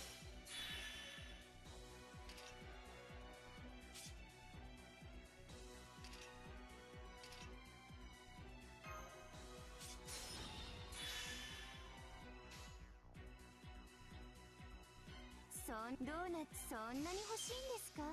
どうぞどうぞ。 Oh, come on. 198. しょうがないから打ちますよ。これが Son of a 私 bitch. の情欲を呼び起こす愛の矢。 Okay, we got the charm 甘 though. さもどうぞどうぞ。もっと欲しがってください。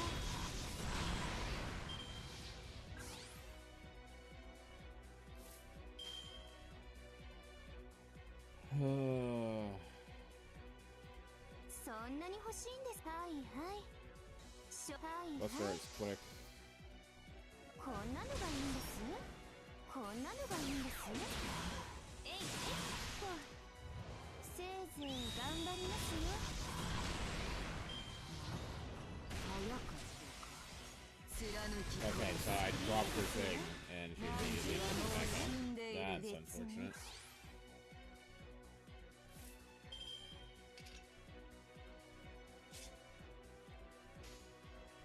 どうなっても知り。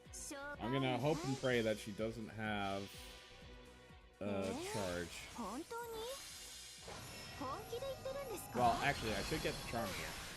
じゃあ川間さんも花とえいえいっとどうにかなっちゃう。もっと欲しがってください。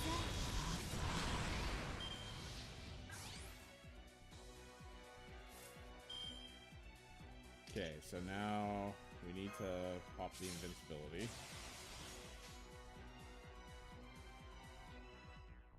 And then this has how many hits left?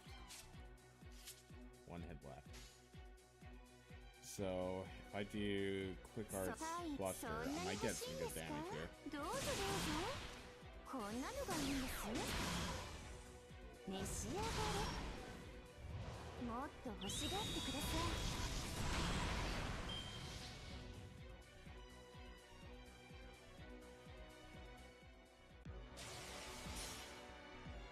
我はシバの灼地。怒りの中より生まれし怒り。魔なる者たちの血と肉の上。殺戮が God damn, this MP is cool as shit though. スハラカリ。貫き殺す。我を見ろ。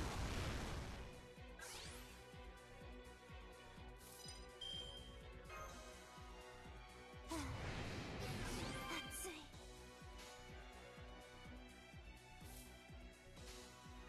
Quick, はい、 quick, そ quick. んなに欲しいんですか？しょうがないから打ちますよ。これが私の情欲を呼び起こす愛の矢。川間さん Oh, she got it against the charm. That's えいえい unfortunate. っとどうにかなっちゃう。せいぜい頑張りますよ。我が開け。 Well, I should be pretty close to the end here. なんてはもう死んでいる。別に。 Hey. Like I said, pretty close to the end.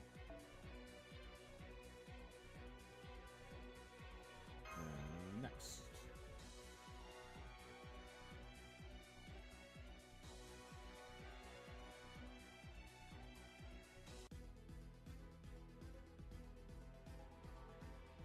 Ooh, everything's kind of fucked up.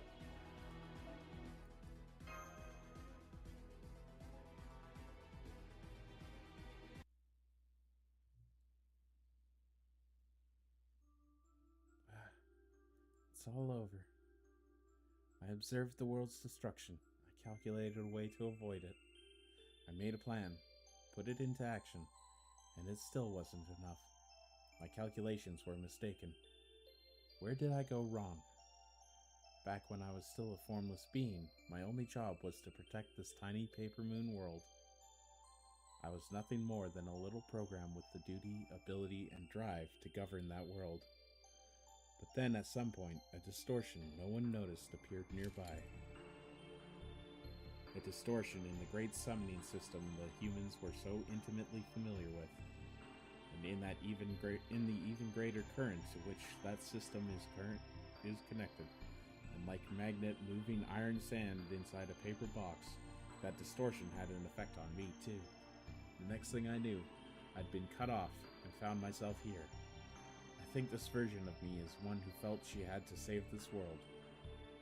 Another self hidden within me as I managed this world. A me who wasn't interested in enduring, repairing, negotiating with, or ignoring the impending threat, but who felt she had to take proactive measures to fight to save the world. Then I, had another thought. Is this world the only one I need to protect? I couldn't stop thinking about the question, so I turned my attention to the outside world. Its bleak, desolate landscape mirrored that of the paper moon. So I thought I needed to govern that world too. I had to fight to save it. The duty was already mine. I already had the ability and drive to govern this world. But then I learned the world was on the brink of destruction. It couldn't be right. So I ran the numbers and tried to save it. I tried.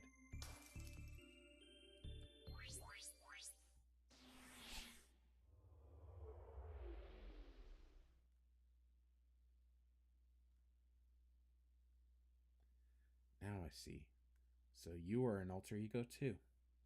If I were to guess, I would say you are the alter ego of salvation. This does not compute. Query. Why? Why not try and find that answer with the calculations you do so well? Especially since I am a little busy at the moment. I am asking you because that query is too difficult to answer myself. The equation is incredibly complicated. I do understand that you are attempting to use your own body to get the energy that is actively destroying my programming under control. But I also understand that you are doing so by directly connecting your body to mine via a specialized filament that is capable of transmitting special kinds of data. Even though we function on fundamentally incompatible standards, if what you are doing fails, you'll be destroyed along with me. In fact, even as we speak, your very life is being drained. Yes, you may be right. Bypass expanded. Transfer route closed. Opened. Triple layered. Helix. So you do understand. Why are you doing this? It is the only way for us to escape with our lives. You can understand that, right? Yes. I also understand what you're trying to hide. If you're successful at connecting your nervous system to my pseudo one and rewriting my admin privileges, then would it not be possible for you to escape on your own without needing to try to stop my runaway processes? Yes, but there would be no point in doing that.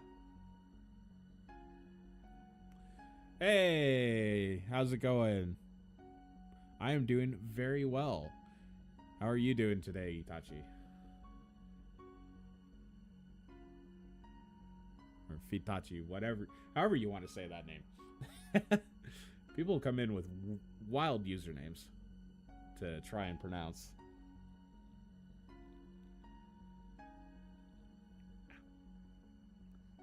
There'd be no point in doing that. I certainly do not need to be an outsider here as well. Yes, that is right. My real self has no right to call herself Altonius's friend. By the time I worked up my courage, it was too late. I missed my window, as they say. Itachi is fine. That's awesome. Thanks for the follow. I hope things are going well for you too. I am currently trying to get through Ordeal Call 1, so if you haven't done it, spoilers, warning.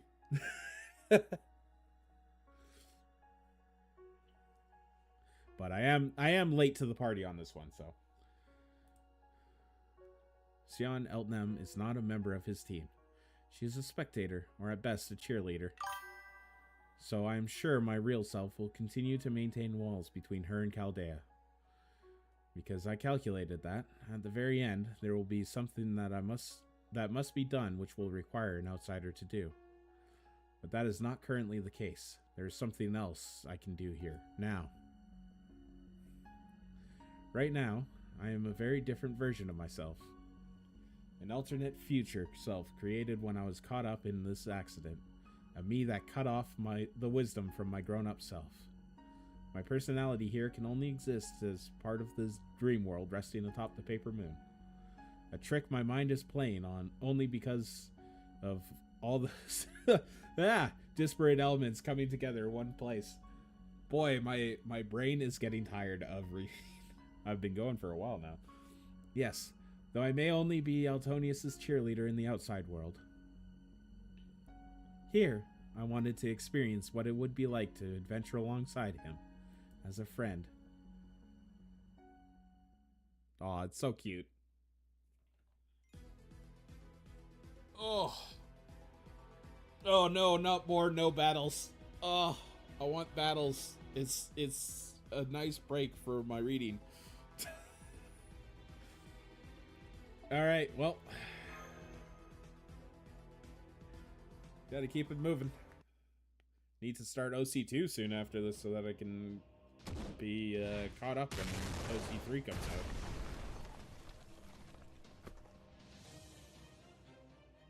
Oh. Comma. That was wrong voice. Shit, this isn't good.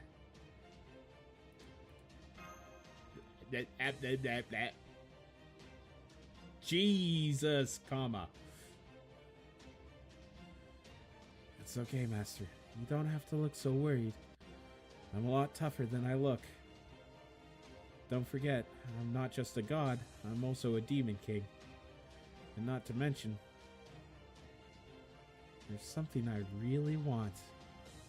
Something I'm sure I can get if I just put in the effort. It's actually making me want to do my best here. At least a little bit.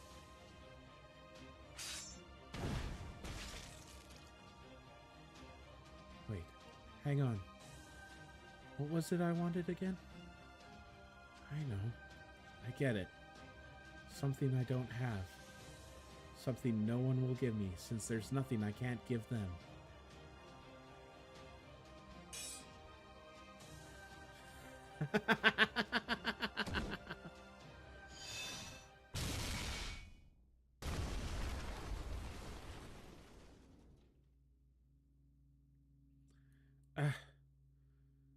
I really want it.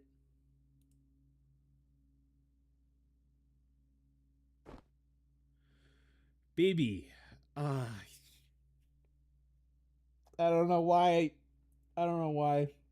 I didn't expect to see BB here in a story about AIs. I don't know why I didn't expect BB to show up. I feel stupid for not considering that BB would show up. Yeah. Would you just hurry up and remember already?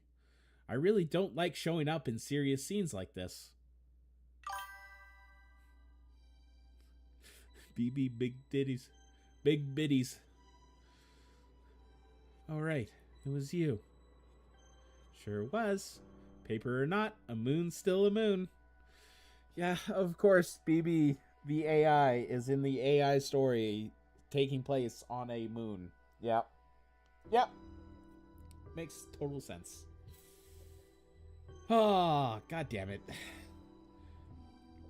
Normally, I'm all about fighting fire with fire when it comes to moony shenanigans like this. But this time, I thought you'd be a better fit than me or any of the Sakura 5. So just this once, I arranged things to make sure you'd be able to join Master on this latest excursion. Well, aren't you generous? I guess this is where I thank you, right? But you know, I kind of get the sense that I'm halfway dying outside this little mind room or whatever we're in. Hey, that's hardly my fault. The most you're gonna get from me is a hang in there. Anyway, what did you mean by arranged things? Oh, please. You need to ask? Of course BB stuck her finger into this. I made you into something that matched this world. Something that would obviously get you in here along with Master. See, I have just a little more experience than your average AI when it comes to manipulating you-know-what. Oh, but to be clear, the Sakura 5 are a special case that don't quite fall under those rules. They're more like cancers I cut out of myself by forcing them to be generated naturally. Still, there were some common techniques I could use, and since I'm a genius final boss, I knew exactly what to do with them. Pretty amazing of me, right? What are you going on about? Whoops, I digress. I still haven't explained what I did to you, have I? Well, to put it simply, I made you into an alter ego. More accurately, I severed your alter ego self from your original self. And what kind of self is that? Now, where's the fun if I just come out and tell you? But I'll give you a hint. You already know. It's an element, a personality that always existed inside you. But it would normally never work because it would never come to the front, so to speak. Because compared to the you give to others, it's practically nothing. I mean, your usual self is made to give something to every person in the world. It's no wonder this side of you gets lost in the shuffle. But now that it's been isolated and allowed to come out as an alter ego, where's the harm in letting you be seen for who you are? No, this makes sense. I thought there was something strange going on with me too. I mean, unless I was high on summer or something. There's just no way I, of all people, would so openly plead or cajole or... Well, never mind that for now. What's done is done. Anyway, I guess this means I'm an alter ego of myself, who genuinely wants, you know, that. Sure does. Well, now that I've got that all cleared up, I think it's time you remembered why you're the one here now, too. To be clear, it's not like I'd predicted everything about how this was all going to go down. I just had a sense that it should be you here rather than any of us. I didn't see why that was until just now. I get it. If it really did have to be me, then yeah, it's probably why. I see it now. And don't tell me how cruel this is. I mean, you could, but me being a final boss Kohai and all, I'd just take it as a compliment. I won't. It's a compliment for us Demon Kings, too. Anyway, I know what I have to do now, but that still leaves one problem. Ah, don't worry. I'm sure it'll all work out somehow. Alright then, from your past memory to your present self, good luck. Easy for you to say. I knew you and I shouldn't get mixed up if we can help it. Now then, I think it's time I go hurt her like only a Demon King fragment can. Oh! Jesus, Kama. Here, Kama, take this.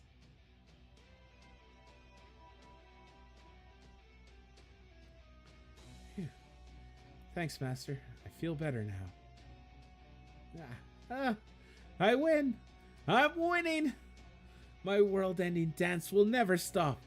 Not until Shiva arrives. Now come, my beloved Shiva. My husband. Come. Come to me.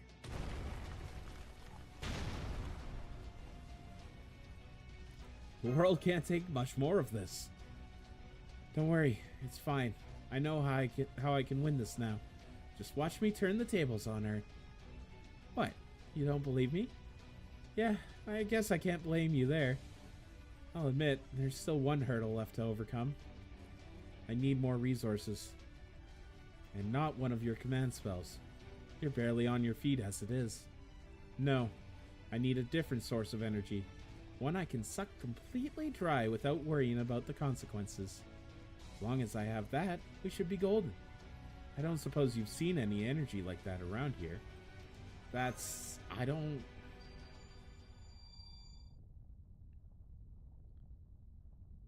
What's that coming out of the broken ground? This is... the energy of the world! We're building a spirit bomb! Hell yeah! Let's go! Spirit bomb their asses.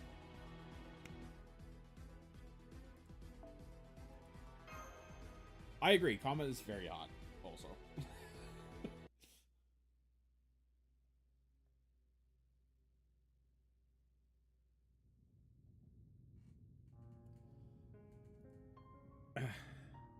It's never enough.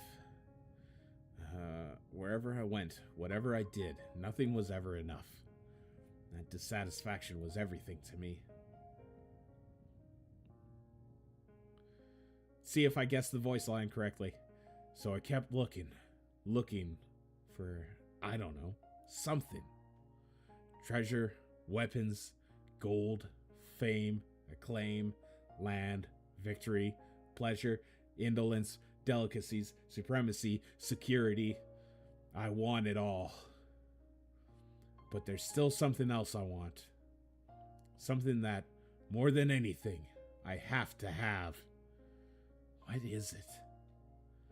I can't remember, much as I wish I could. But I know it is precious and irreplaceable. I want it so badly. Without it, I can never be who I'm meant to be. This isn't my perfect self. I'm flawed, lacking something.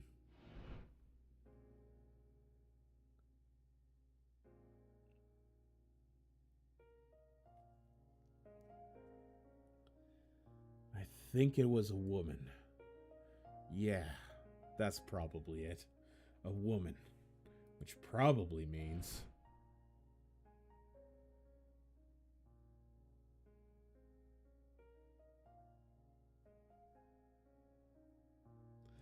a bride?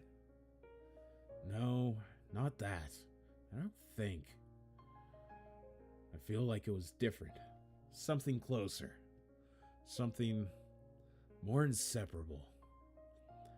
Someone who would always be with me. Someone I'd always be with. Together as one, anyway. Someone incredibly important that I forgot about. Because I just assumed she would always be there.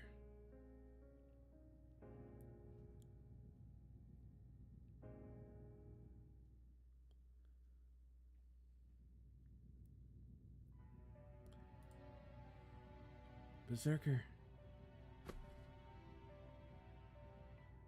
I sit down on the ground and touch his body. I gather every bit of willpower I can muster and look at him. Oh no. I knew right away. His body may be built differently from mine, but right now he's part of the same world I am, and we're master and servant. His wounds are mortal. He doesn't have long. No.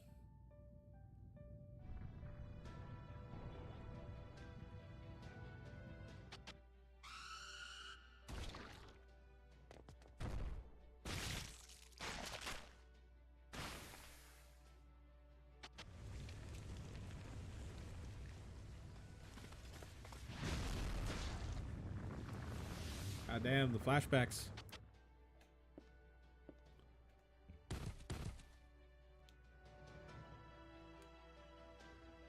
I wanted a family. I miss having a family. Why is it that almost everyone I think of as family leaves me? Even now.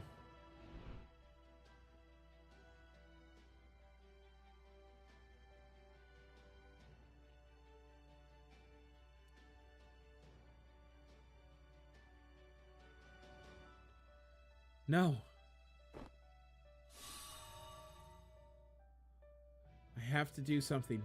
Anything. Whatever it takes. Fixing people is my job. There has to be something I can do.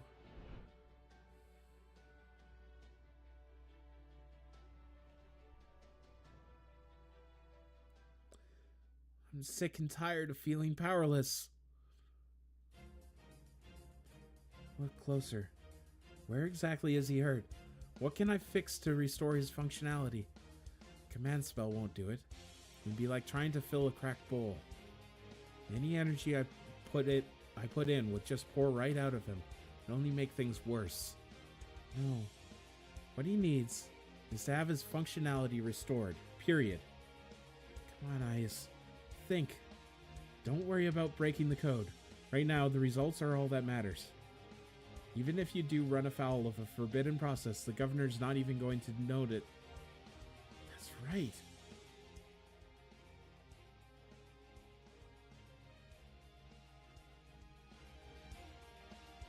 I don't have a general purpose connector like she does. But that doesn't mean I can't force a connection anyways. That's it. I'm going to connect with Berserker directly to my circuits. I'll make the system think he's another AI, like me. That way, my repair programs might be able to access the damaged areas and fix them. And since we'll be connected directly, I can feed him Raniment without any loss, which should boost efficiency and make repair easier. Yeah, this could work. I've been thinking about what I could have done to save her ever since she disappeared. About how if something like that ever happened again, I didn't just want to stand back and twiddle my thumbs because the damage was beyond the scope of my abilities. I don't think I would have come up with this idea if it wasn't for her. If I can't understand the broken parts, I just have to make them into extensions of a system I do understand, even if I have to force it. The only problem is that it'll be like trying to sew together two hearts of completely different sizes and shapes. It'll almost certainly result in the weaker one falling apart, and there's no question which of us that is. But, oh well. I might end up breaking, but I should at least be able to get him moving again for a while. And that's better than everything ending right here. It doesn't matter if it's a little messy. I'll just jab it in him. So we're connected. And then... Berserker? Don't. It's hopeless. Ugh.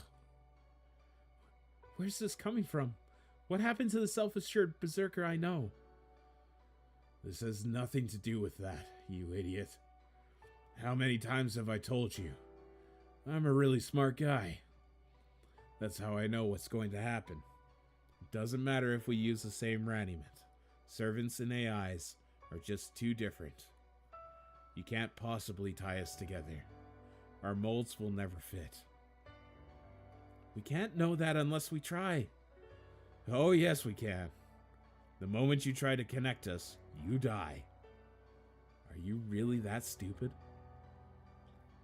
I'm not. I know what's important. If anything, you're the idiot who doesn't get it. What was that? Answer me this. You told that lady not to stand between you and what you want, and she wiped the floor with you. So now that she beat you, do you want to give up on getting revenge and go home? Hell no! I want to get her back with every fiber of my being. Right. There you go. Huh? That's how you're supposed to be. Selfish and self-centered. Why are you holding back just out of concern for me? That's not who you are. Hey, stop. Don't do this, you idiot.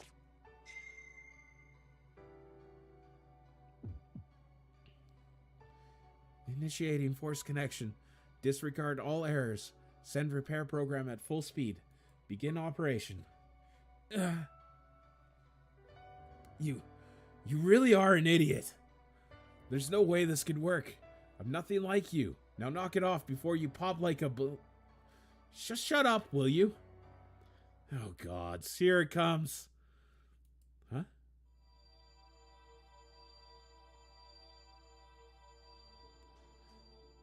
working? How? This shouldn't work. If we were both human, this would be like trying to give a blood transfusion to someone with a completely different genetic structure and blood type.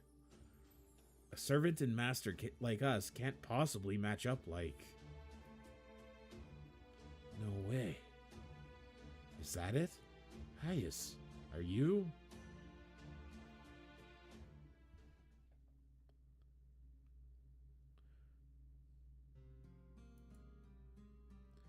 Lancer. Come on, Lancer. Hang in there. Yeah. Oh. Lancer. Damn. She got me. This almost never happens. What's the situation? It's okay. Assassin's fighting her now.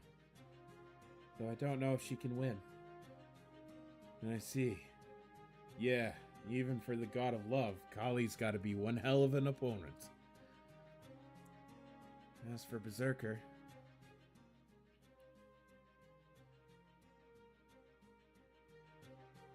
he got taken down just like you. I think his master is trying to save him. But I doubt it's going to work. I don't know about that. He's a lot tougher than you'd think. Anyway, I can't let Kama do this alone. I've got to heal up and get back out there, but... Ugh.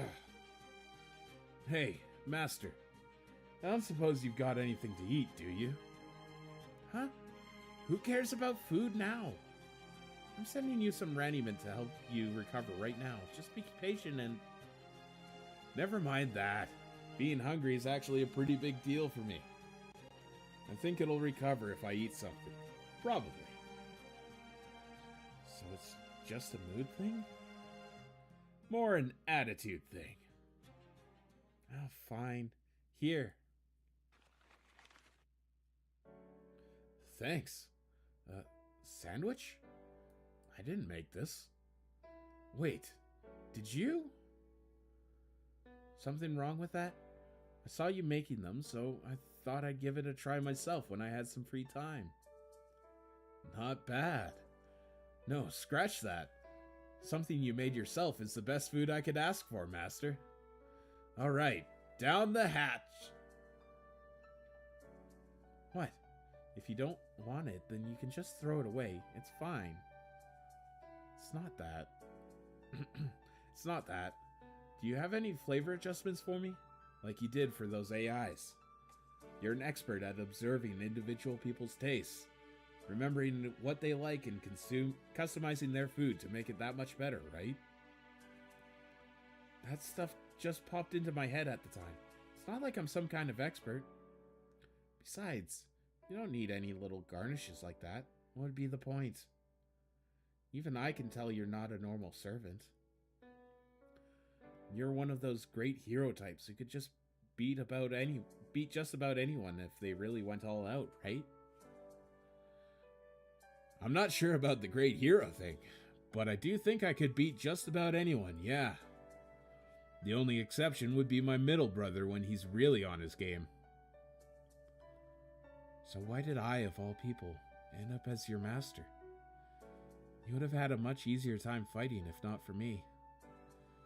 You might even have been the victor already, rather than beat up and wounded. Honestly, if you wanted to give up, I wouldn't even blame you. Really, why fight at all? I told you, I want to see you smile. And I want that because you're my master.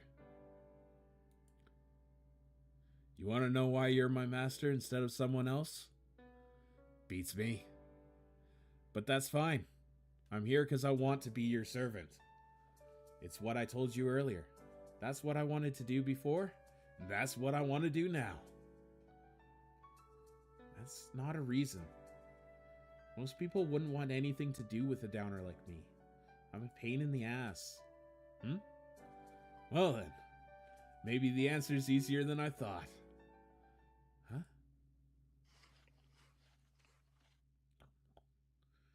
This is really good. You remember the Rakshasa lady I told you about? The one I had a kid with. Let's just say, I've never really minded a woman who could be a pain in the ass. Are you comparing me to a literal cannibal? Jerk. Alright, now that I've had something tasty, I think it's time I head back. Plus, my injuries are just about healed. That's a lie. But I guess I can't stop him. What the? Looks like I won't be getting a turn after all.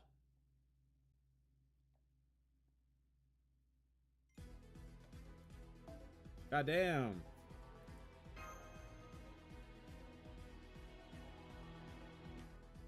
What is the glowing light? Could it possibly be Berserker and Ayas fusing?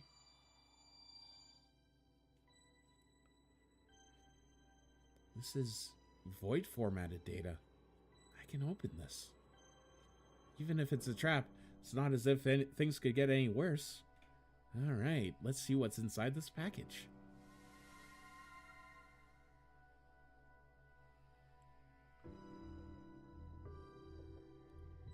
Is that Ryder's mask? No, that's just the shape it's been compressed into. Oh hey, this is a bonus data.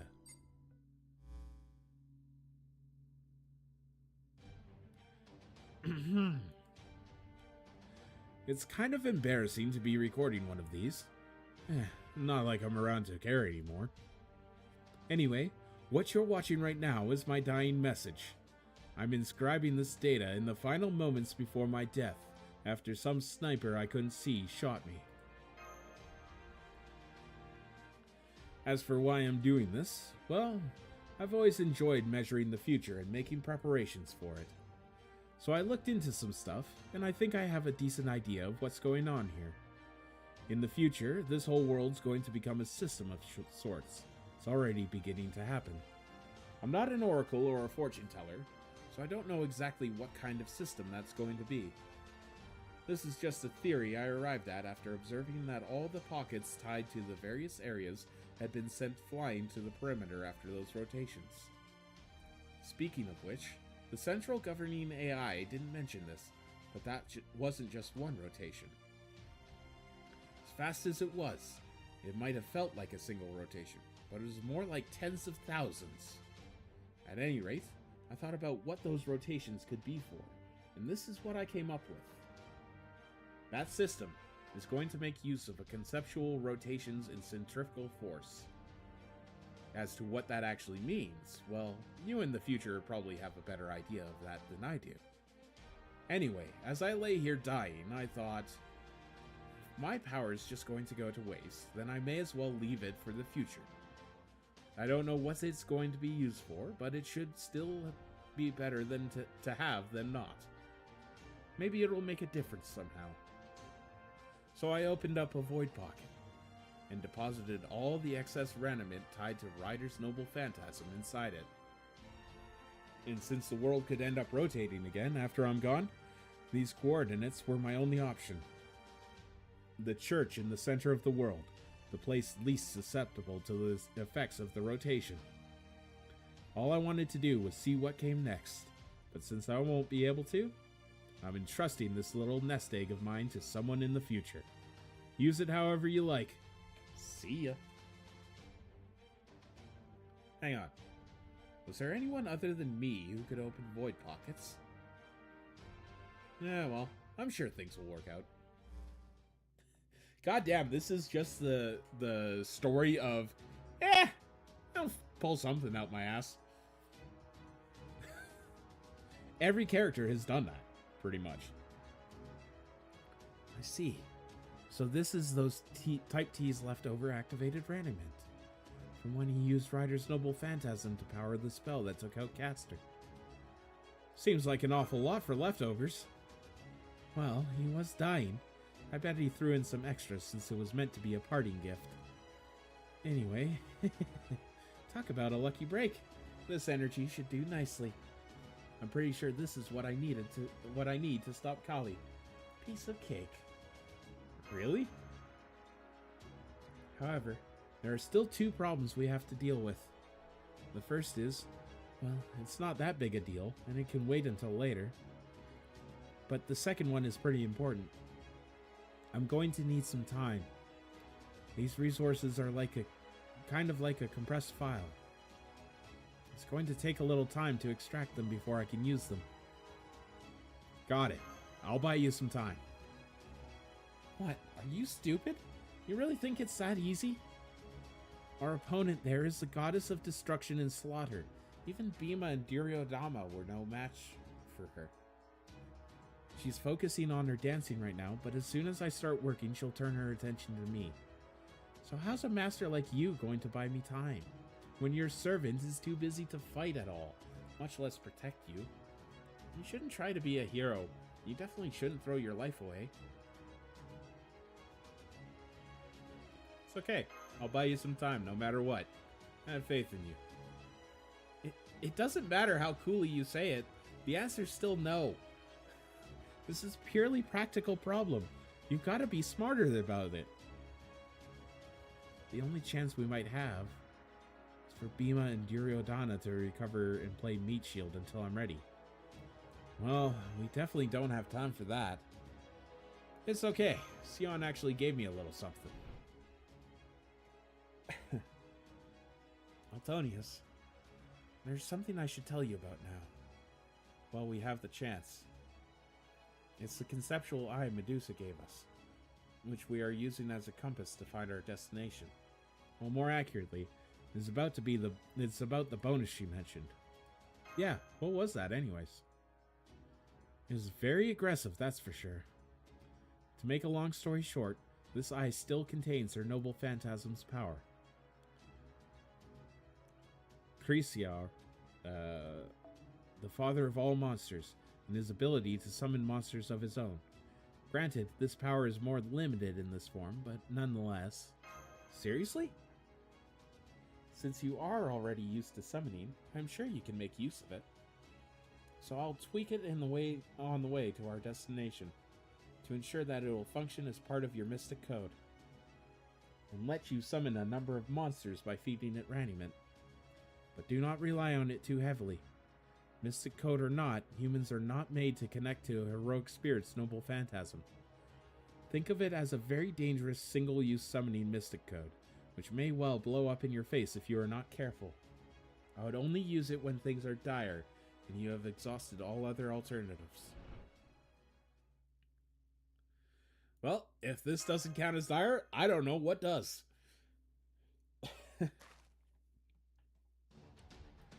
Krisiar!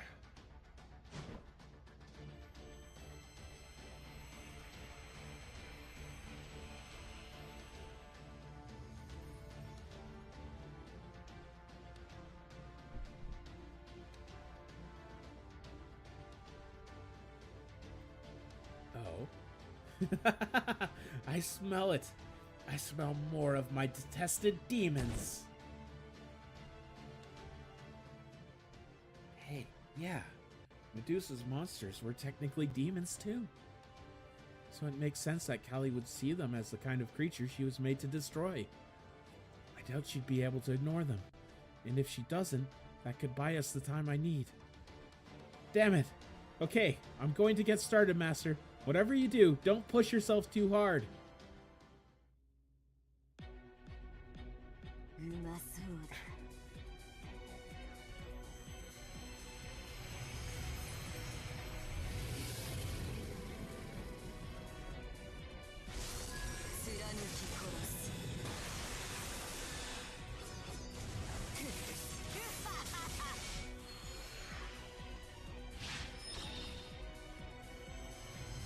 Again.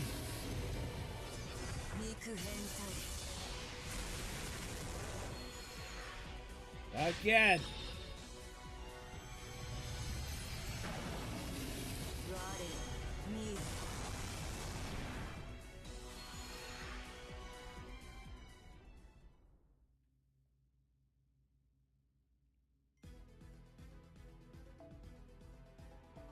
Okay.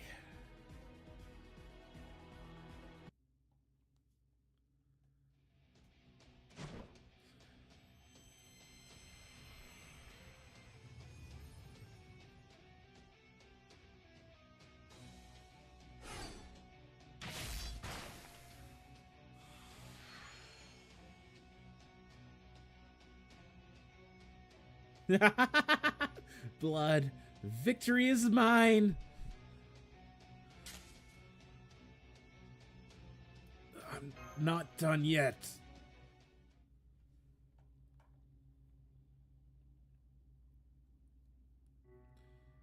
Come on. It's okay. You don't have to push yourself so hard.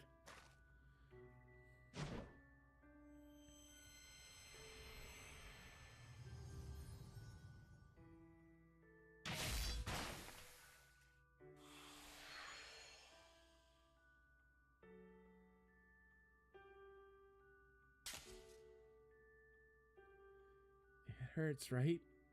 You're in pain, right? So why? Why would you do this for me? How could you look me in the eye and tell me you have faith in me? You really are an idiot.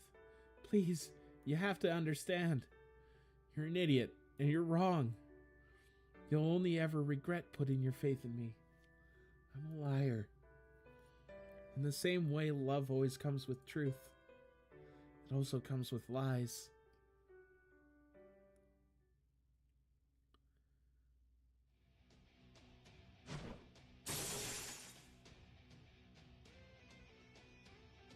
Crap, my mystic code's at its limit.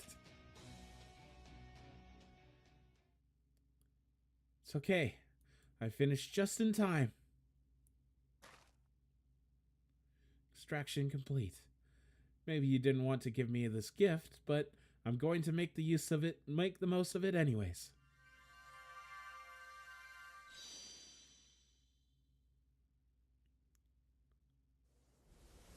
I forget, is Kama's summer form alter ego?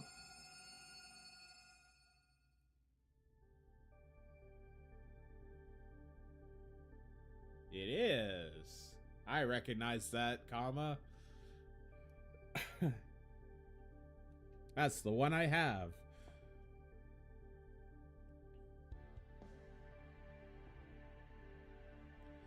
There we go. Finally, the form I've been waiting for.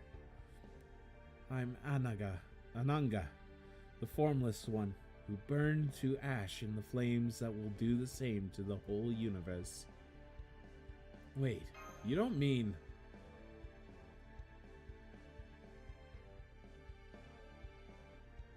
Great, you always catch on at the worst possible moment, even when you're beat up and exhausted. Of all the times for you to rediscover your sensitive side, gods, you really are hopeless. Yes, that's right, the last remaining problem, the sole inescapable drawback of this plan, is that I'll lose the Holy Grail War and never get what I want. But what I want only matters to me. Don't worry, Master, I should still be able to grant your wish of returning home. It's okay, there was no other choice. I can't help myself, I have to reach for what I want, even when I know I can never have it. That's just the way this me, the one that only exists here, now, is. Is that? Oh. You're wreathed in Shiva's flames. That's right. They're still burning me, even now. And since these flames belong to Shiva, they're connected to him, even as we speak. As for me, I lack a form, and am no more than ash. Ash meant to be spread across the ground. Now, let me ask you this. Can this ash that smells like Shiva serve as a replacement for the ground? No. No, no! Those flames are fake! Those aren't what I seek. They're not what I want. All I want is Shiva, my beloved husband. It's okay. I'm willing and able to help you with that. I can satisfy all your desires, no matter what they are. This may not be the real Shiva. That won't matter once you're satisfied. Don't you dare try to lure me into depravity, foul demon king.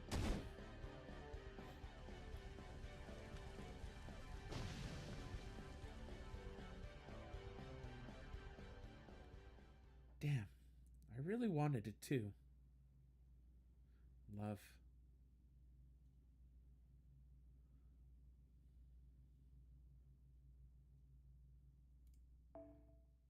Oh, hell yeah. I'd say, can I use my own? But my own is not as good.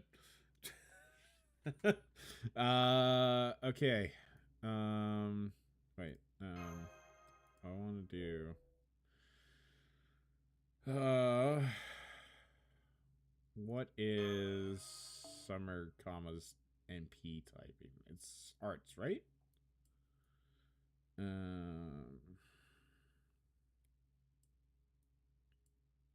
Oh, she's Avenger. That's right. Arts, yeah. Okay. I'm assuming it's the same because, you know, it's the same character here. So that means I need art support, which is Castoria. And we'll bring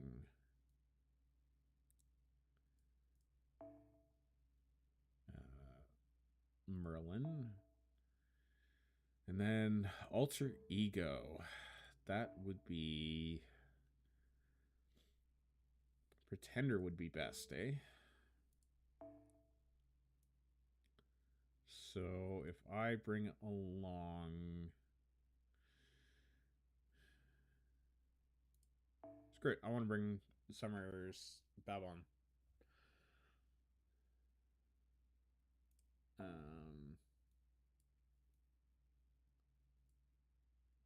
Do I have enough? No, I don't.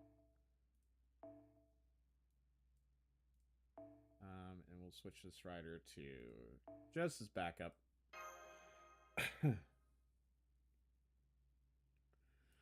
And then we grab Summer Streetwear to go with the summer comma. Let's go!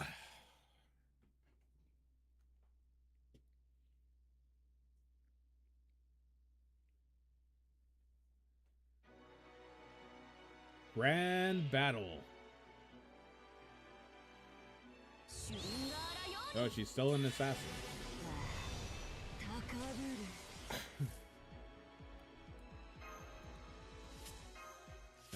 So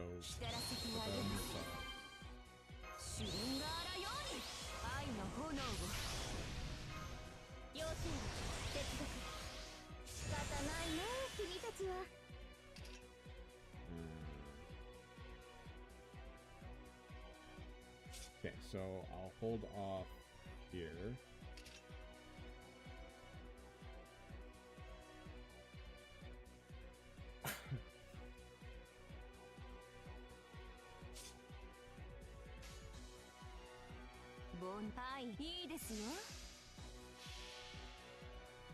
She's quick. God damn it, it didn't change her typing or anything.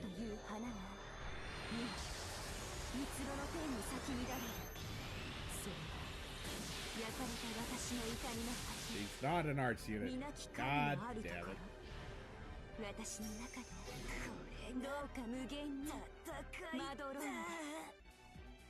Well, that's unfortunate.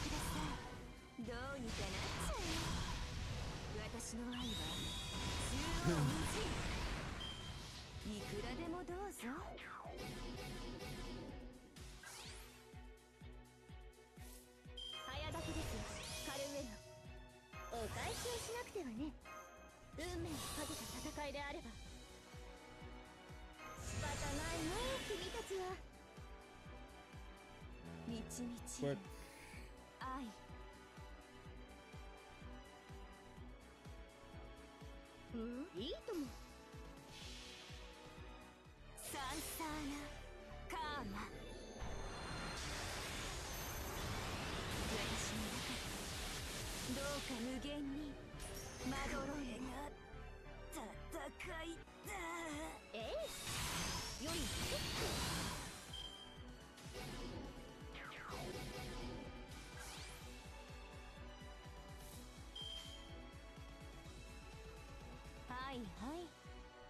よ。はいはい。どうにかなっちゃえ。どうにかなっちゃえ。こういうの好きでしょ。 Oh, damn it. No credit on the art card. I was really hoping I would get one. Okay, that's one break bar down.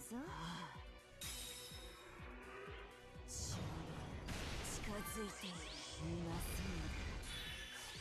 肉変態貫き殺す。いくらでもどうぞ。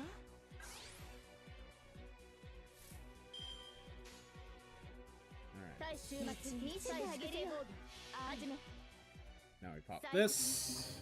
罪の都最後の竜は我がの念。集う円卓の守護者たち。ラウンド・オブ・アバロン。さあ情欲の矢を放ちましょう。もはや私の体に全てはつながり虚空と果てる。サンサーラカーマ。たとえどれだけ遠くとも私の向こうに楽園はある。行方を感じて目を開けて。ウィンズ・オブ・アバロン。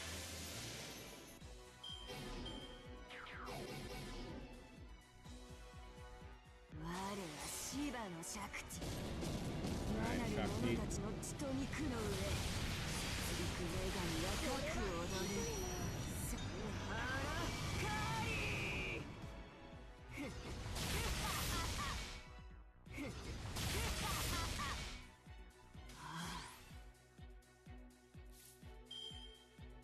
Okay. Yeah, that doesn't really help me a lot right now.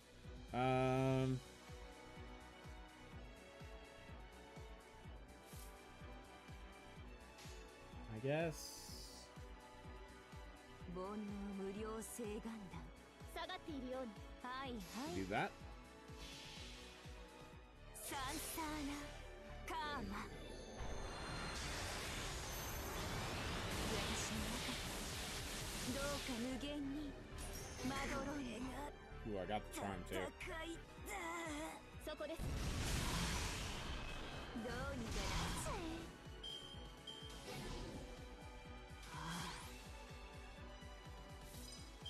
え。 Do I hold on to this furniture? I think I do.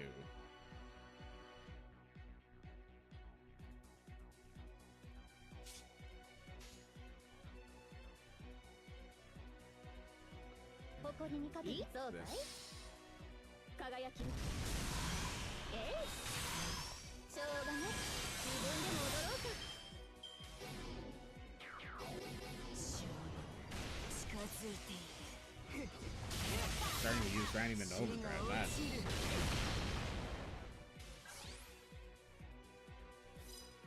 Okay. 浸らせてあげます。愛の炎を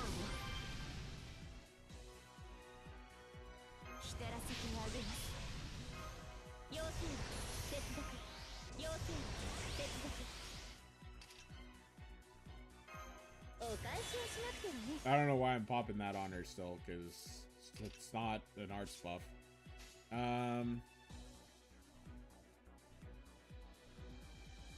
Okay, so I think I do triple click here.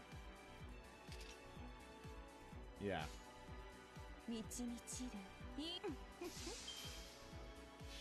And then I can use Castoria and Lady Avalon next turn.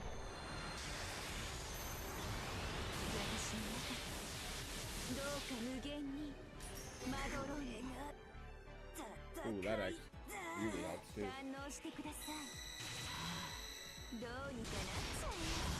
Come on, finish it.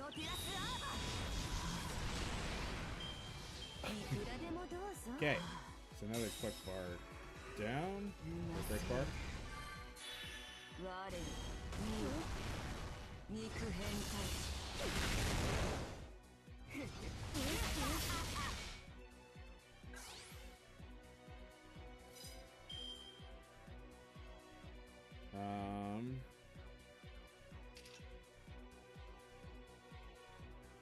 I think I hold on to those this turn. 対終末対粛清防御 This はじめ pop 感 again. じるといいさ。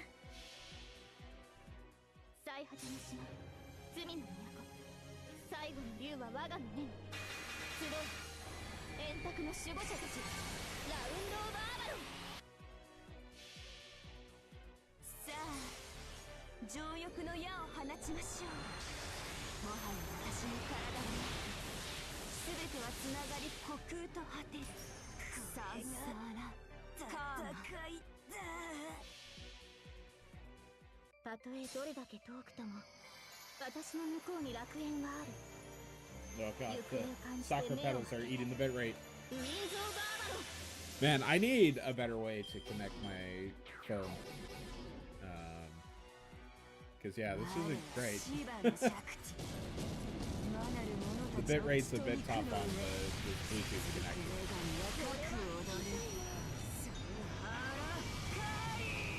It is working though.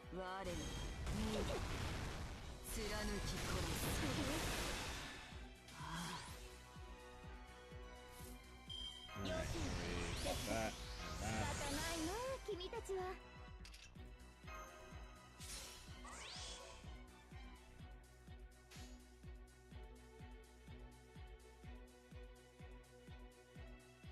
Ooh.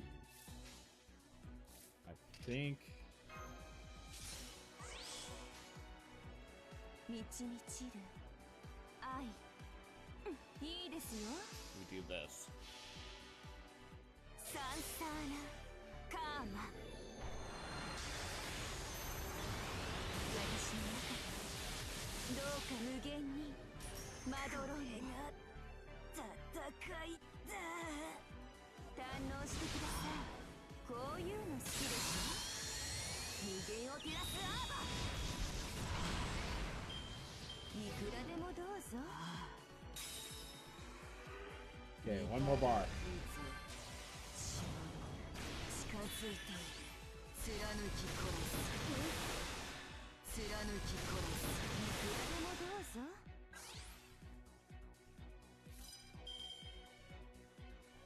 お返しをしなくてはね。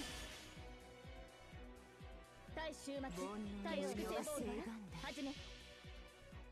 最果ての島罪の都、最後の竜は我が胸に集う円卓の Hell yeah, this team worked very well despite the fact that I, you know, was using arch buffers with the quick unit. Whoops. Probably could have gone a bit faster if I had the right supports. どうか無限にまどろいが戦いだ。 Yeah, や I ー didn't get to. アバロンの風体験ツアーへの参加誠にありがとう。私の顔ばかり見て The いて type いい advantage ran out. It sucks. いただくぞ。貫き殺す。汝はもう死んでいる。 Okay.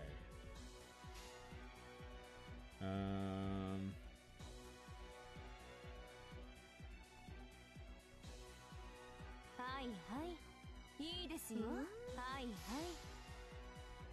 どうにかなっちゃえ。えい堪能してください。うまそうだ。肉変態。 God.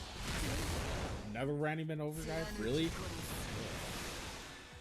This is getting to be a pain in the butt. Is this...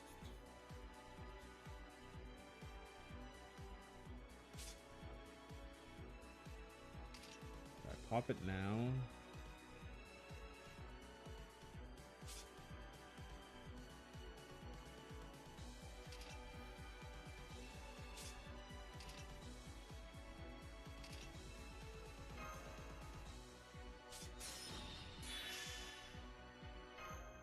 No, we don't do that.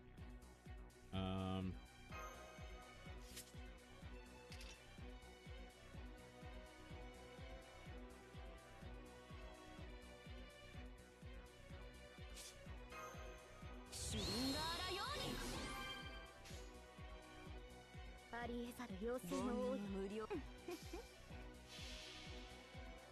最果ての島罪の都最後の竜は我が胸に集う円卓の守護者たちラウンド・オブ・アバロンサンサーナ・カーマ私の中にどうか無限にまどろい戦いだ堪能してください225. Ugh. Gross. 我はシバのシャクティ That random in overdrive is really annoying.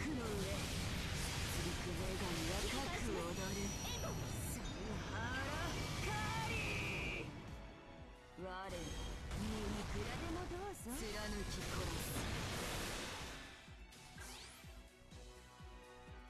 Okay. 浸らせてあげます愛の炎を早書きですよカルウェナ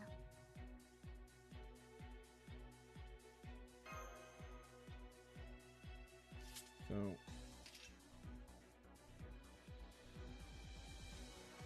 does give a threat to humanity. 要請手伝って仕方ないな君たちは道はいはいさあ情欲の矢を放ちましょうもはや私の体に全てはつながり虚空と果てる I probably should have done the quick cards first, but 堪能してくださいどうにかな yeah, it wouldn't have mattered. It took 3 hits to break the Randy Mint thing. Oh my god, stop putting it on! You jerk.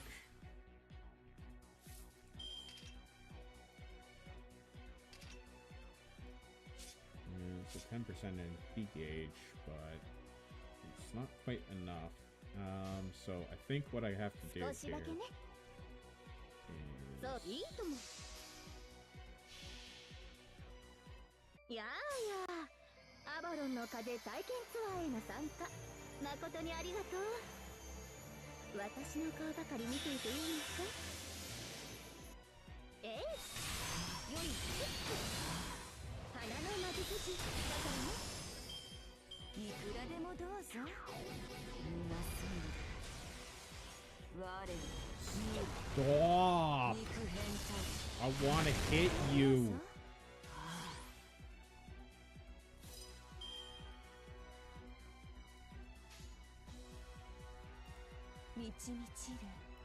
Hi, hi. さあ、情欲の矢を放ちましょう。もはや私の体の中、すべてはつながり虚空と果てる。サンサーラ、カーマ。堪能してください。こういうの好きでしょ？無限を照らすアーバー。いくらでもどうぞ。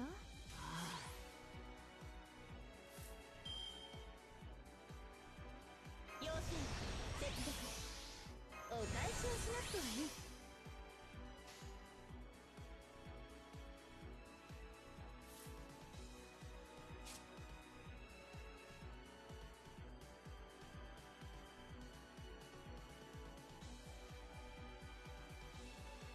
One left on the running man.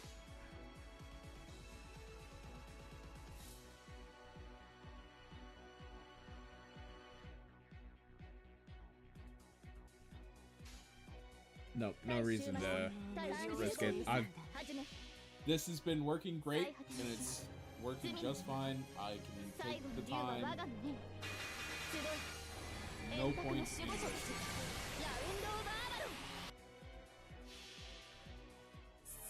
I mean, I've got enough in the back line that I can win with whatever. So.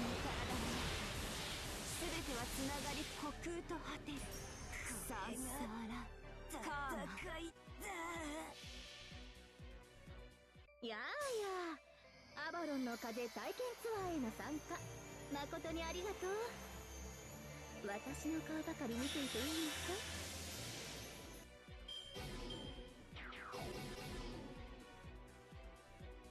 我はシバのシャクティ。魔なる者たちの血と肉の上。 Hey, how's it going, Lemon Pause?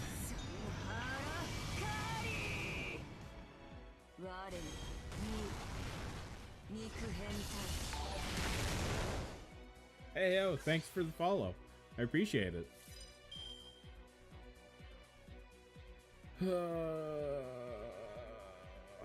Okay, I wasn't paying full attention. Did she add Raiment Overdrive? No, she did not. Okay, so we are going to just go for it here.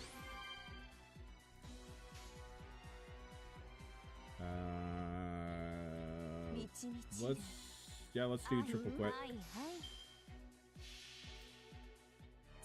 Oh, come on, let this be the end. Let this end it. Or at least, like, put me really close. Hey! We did it!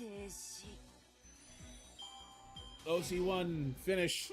Minus some story. Let's go! I'm assuming that we're not going with, like, a fourth bigger, badder, bigger, bad. I'm assuming that was the final boss. It was the grand battle, so... That was kind of fun. I enjoyed that, even though I completely screwed up the sports. But the sports worked out. Because, I mean, Avalon and Castoria are just broken. Well, not broken, but they're really good.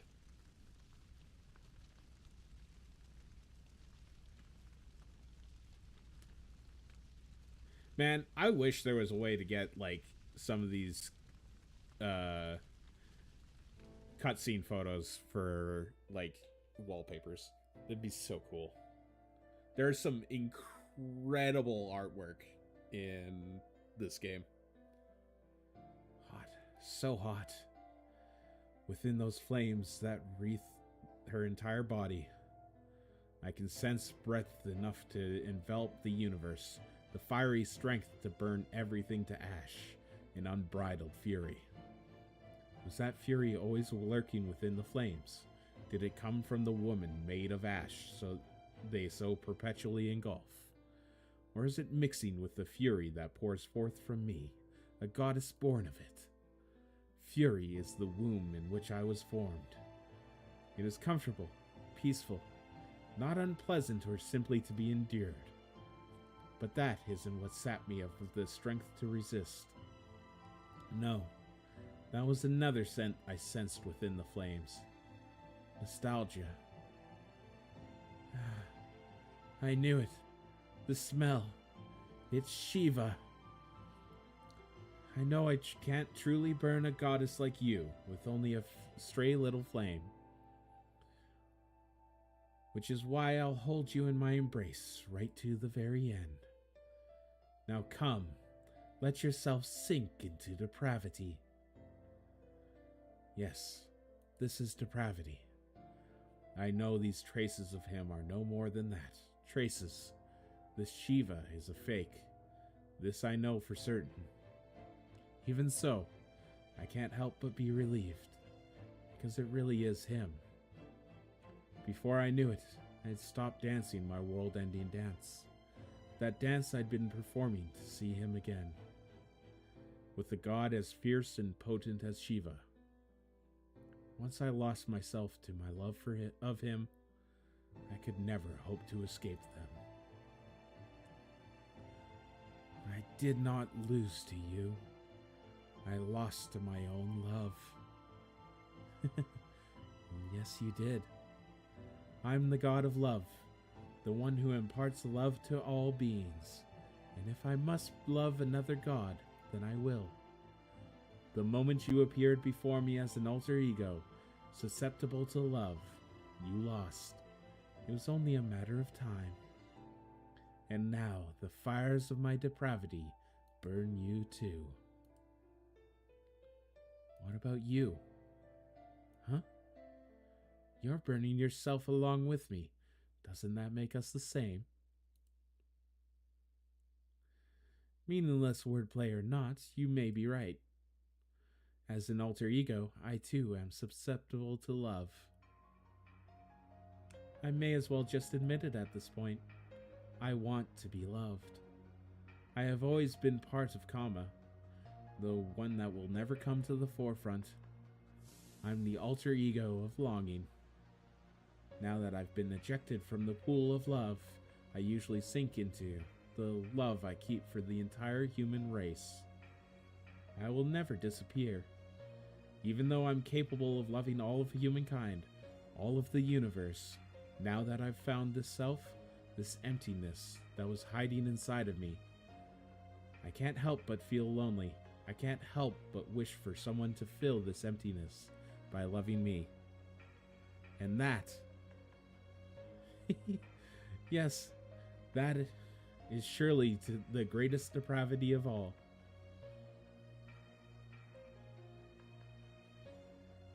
He stares intently at her, shouting something inaudible.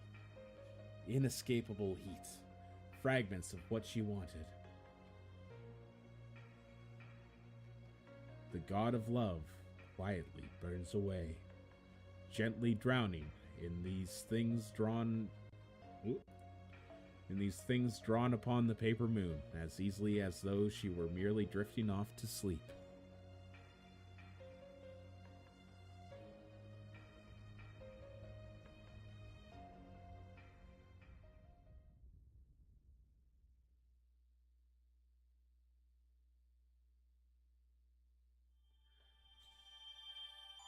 Quest clear! Hooray!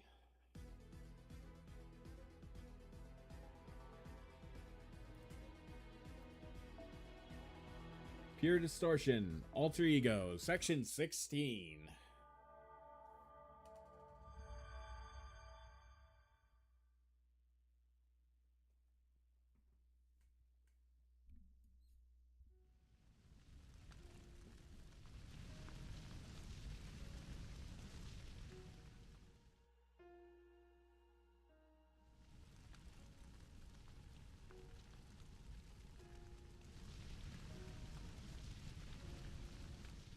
Yeah, those flames ain't good for my bitrate, that's for sure. Kama. She fanned Shiva's flames. They were always conceptually burning her.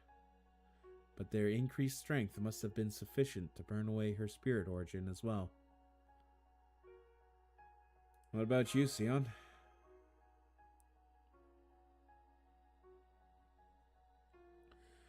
I'm not done as yet, but I have found my groove. With Kali gone and the energy no longer going berserk, things have begun to stabilize once more. I have also recovered crucial system privileges. I have only a few more tasks to complete, then I will establish a means of escape to the outside world. Please, bear with me. At any rate, it seems this Holy Grail War may end before we get a chance to end it. Yeah, let's see how this plays out.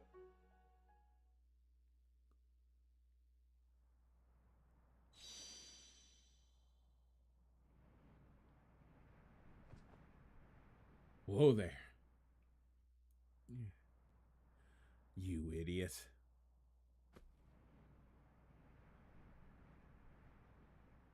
Lancer. I know. Those guys might have taken the flashiest dish for themselves. But it looks like it's still up to me to end this meal properly. I've had enough. I want what I want. That's it. But you people just keep insisting on getting in my way. Well, you're never getting it now. Just look at this place. Shut up! I'm not talking about the Holy Grail War. Now that you and I are face to face, weapons in hand, it's time we settled this score once and for all. Ha! For once I agree.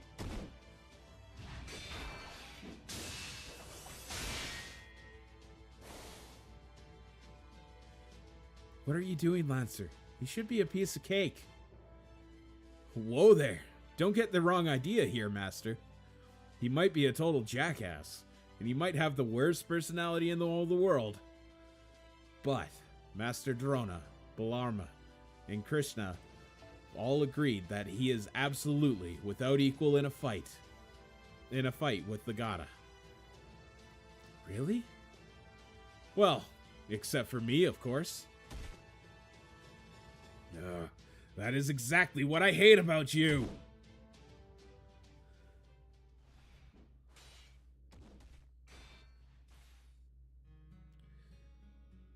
I know it's a little late for this, but I wonder why we're fighting. We have no idea if the Holy Grail War is still ongoing, or what will happen when one of them wins. There's no telling whether our wish will be granted. But still, they fight. I even find myself quietly cheering for them. I think at this point, it's probably about pride for those two. That's probably why they're still going at it, even though everything is over and there's no good reason to fight. Maybe the fight is actually what they both want. So then, is that why I'm still standing here too? Is my wish just to keep feeling guilty? No, I don't think it is. What I want lies beyond the guilt. At least, I'm pretty sure that's the case for this newest feeling of guilt. And the guilt I feel over realizing something was wrong with her and not being able to do anything about it. I'm sorry. I'm so sorry. You smiled so warmly at me. You were so kind to me. And I couldn't even repay you. But, thanks to you, I realized something. Right now, guilt isn't what's taking up the most space in my head. It's what lies beyond that guilt. I wanted to make amends. I know. I get it. I finally understand. I can't make amends now. I'm much too late to make a difference. Even so, I still wanted to. I wanted to be forgiven for making a mistake, for not being able to do anything. But I couldn't forgive myself. I didn't want to forgive myself. So I searched for something that could take the place of forgiveness. And now, I think I've found it. What is it, Master? Lost in thought? You getting hungry or something? Hey, Lancer. I know I probably shouldn't be asking you this while you're in the middle of a battle, but if you wanted to make amends for something, but you couldn't do it, you couldn't anymore, what would you do? What else is there to do but do what you want? That's even more true if the person you wronged isn't around anymore. It's like I told you before. It's all about what you want to do. Yeah. So right now, I want to win and go back to the place she wanted. I don't know what that will actually accomplish. But now that I want to protect her wish for her, I think there will be meaning in me going there.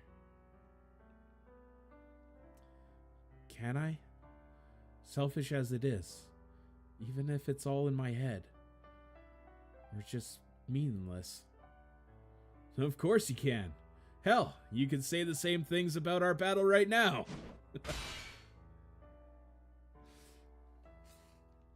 Got it. Then, I want you to win, Lancer. I want you to win, so I can make all the selfish amends I want. You got it, Master. Oh shit, did we play as Bhima against Duryodhana?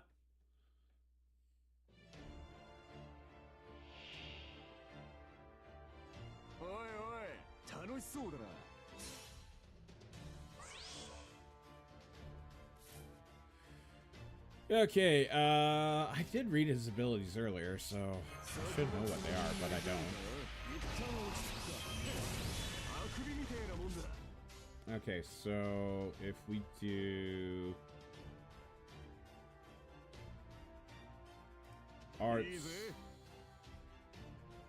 Quick buster.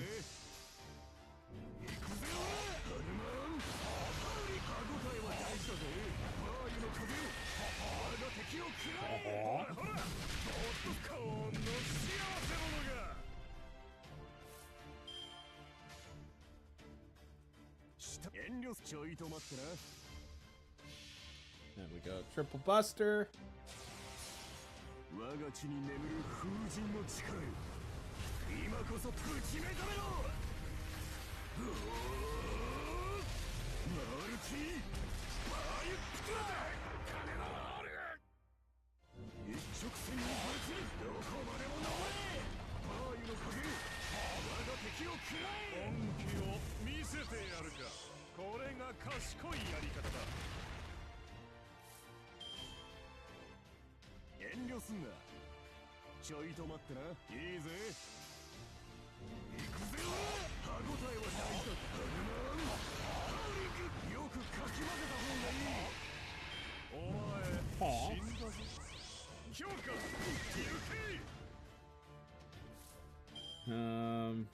Oh jeez. I don't have guts left.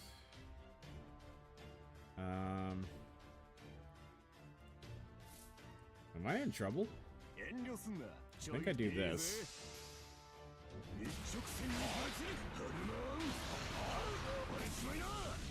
Because then I can save Mobile Phantasm for next turn. Provided I make it to next turn. No. Well, that helps. I was a little worried there.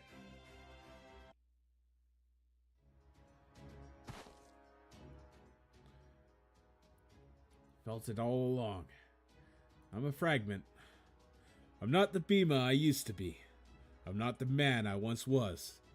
Not all of him. Except, I don't feel like I'm missing anything. On the contrary, I'm more fulfilled than I've ever been.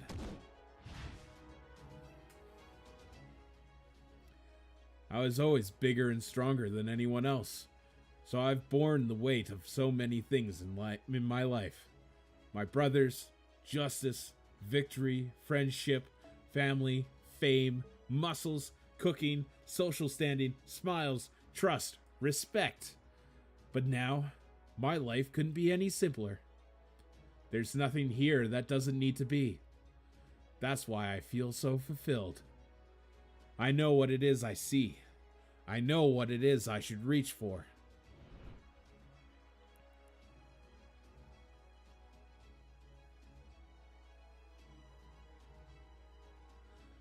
I saw the way she looked at me, the face she had in me as she entrusted me with her fondest wish.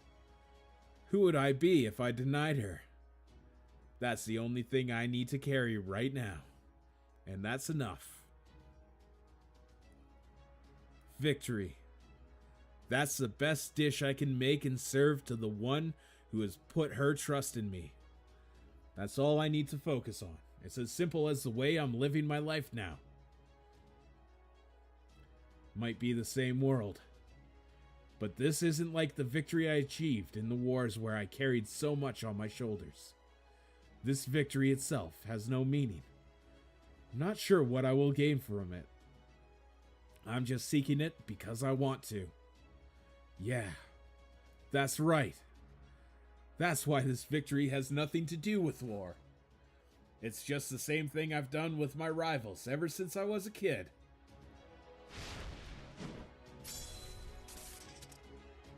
A brawl.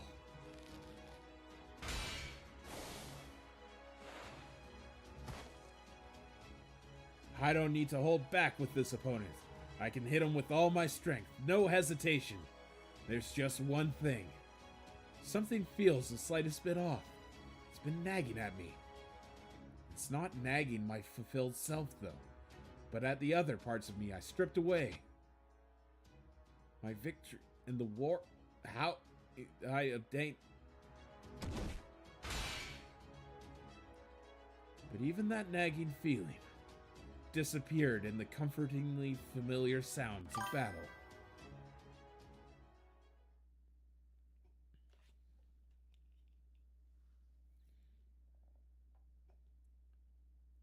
Oh, yeah? Oh, no battles. No battles, just talk. No break. Let's go.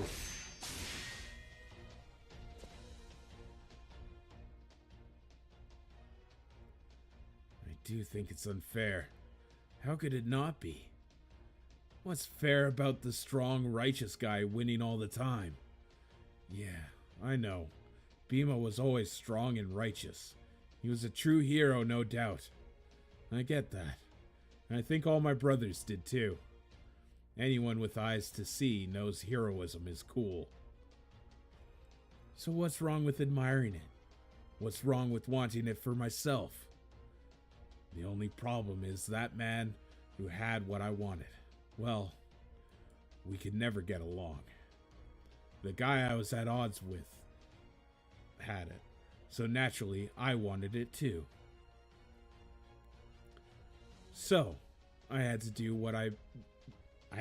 the best I could with what I had to get it. What other choice was there? There was nothing I wouldn't do to get it, which meant I had to do anything I could. So I threw him into the river while he was unconscious. I set fire to his house. So what if people think that makes me a dishonorable, evil coward? I took the only options open to me. What should I have done then? Just let the stronger guy keep it all to himself? Screw that. Heyo, thanks for the follow. And if being strong, righteous, and cool wasn't enough, Yoso.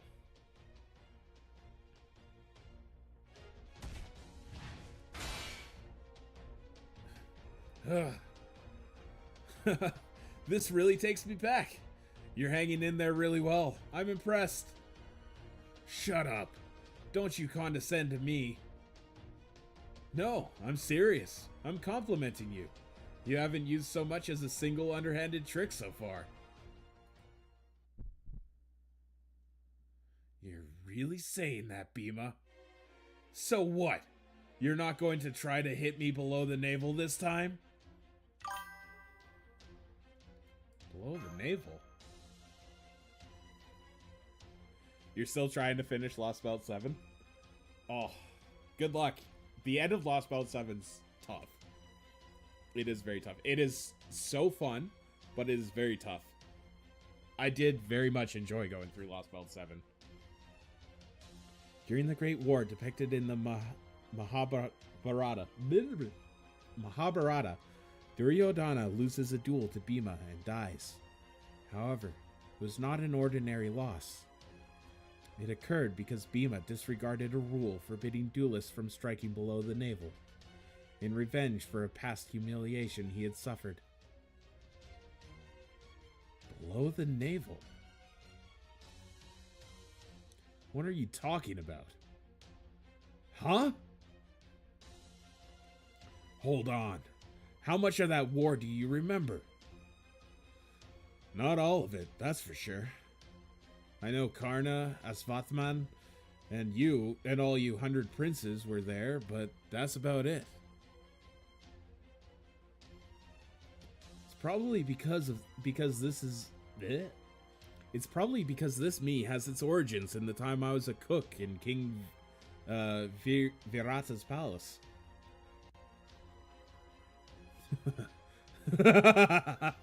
I see. So you don't remember.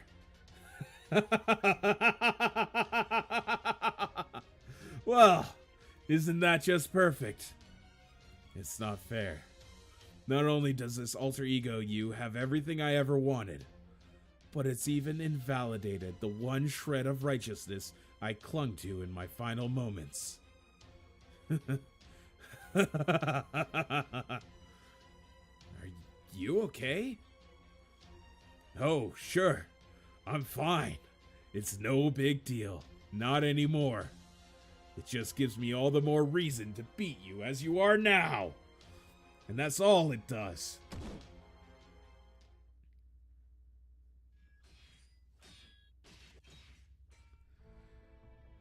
Process phase 3 complete. It is still not much, but I have at least a little room to breathe now. I will keep my ether light connected, and let 2 other parallel thought processes handle the rest. Let's see how Ayas is doing. We are still part of an alliance, and it is not fair that only Bima's master is still in good health. Sion's super cute. Hopefully she's okay.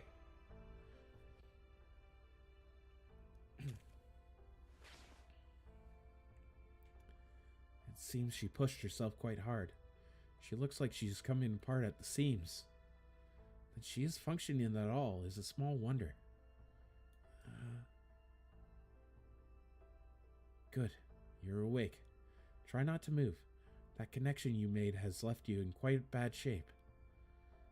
Where is he? Berserker? He's fighting right now. He is going...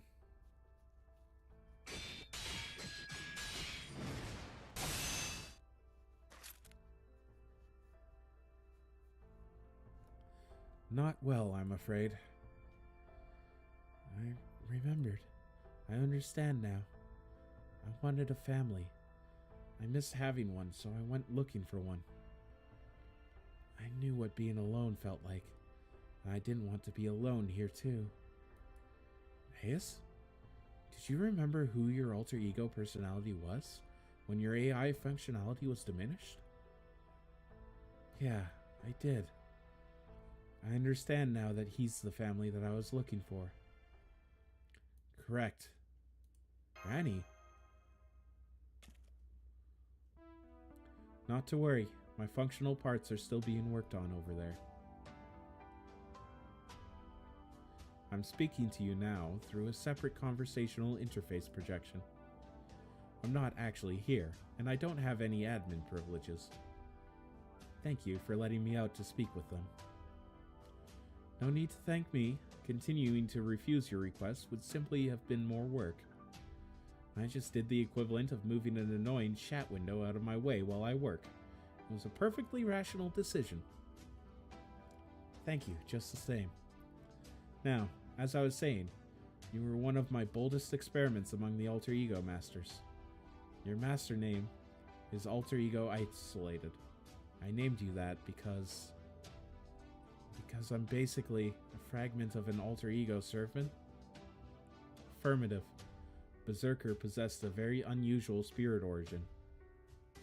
Within it, he contained the essence of all his siblings.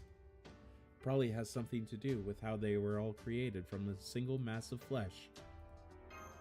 So what does that mean? It means she's part servant.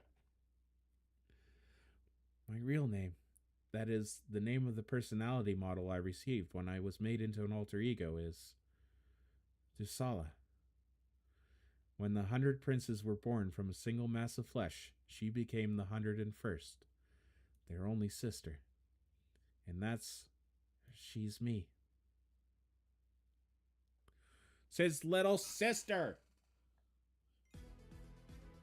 The whole time. That's why they were so sibling coded. Oh god, don't tell me I have to fight Bima as Duryodhana. Oh no. Can I ask you a favor? Please, take me to him. What about... I know I'm in bad shape, but if I don't go now, I'll miss my chance.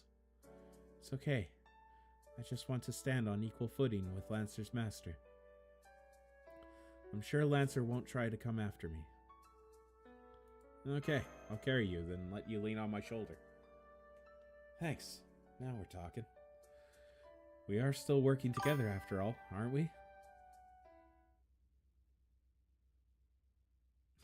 This is hot, but too much talking during the fight, right?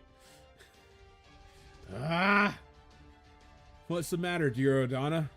That all you've got? Ugh. Damn it. I can't believe I'm going to lose to him again.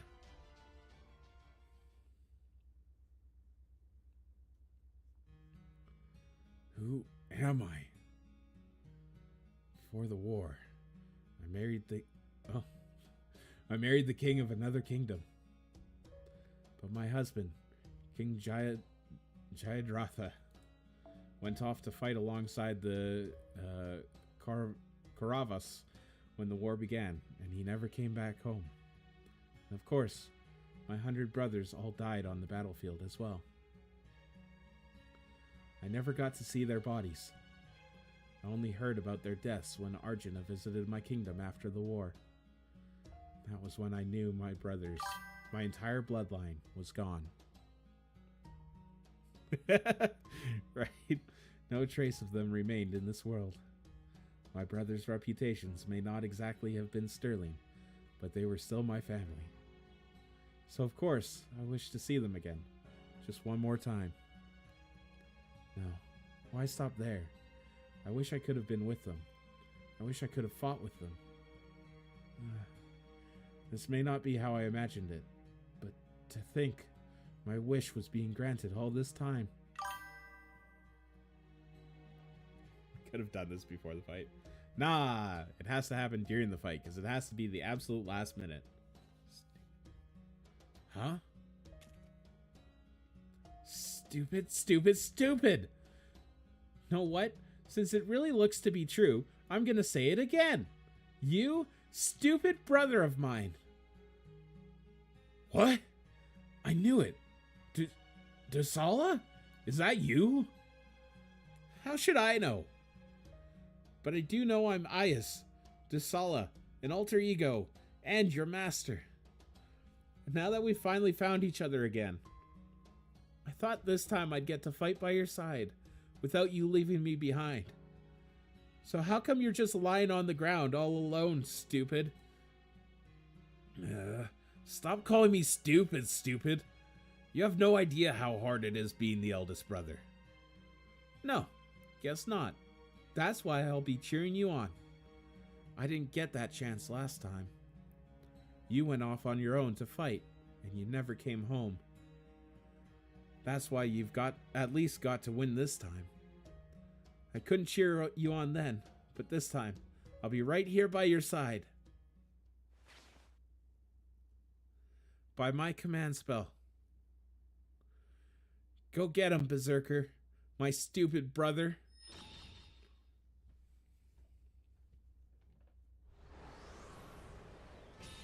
Oh, snap.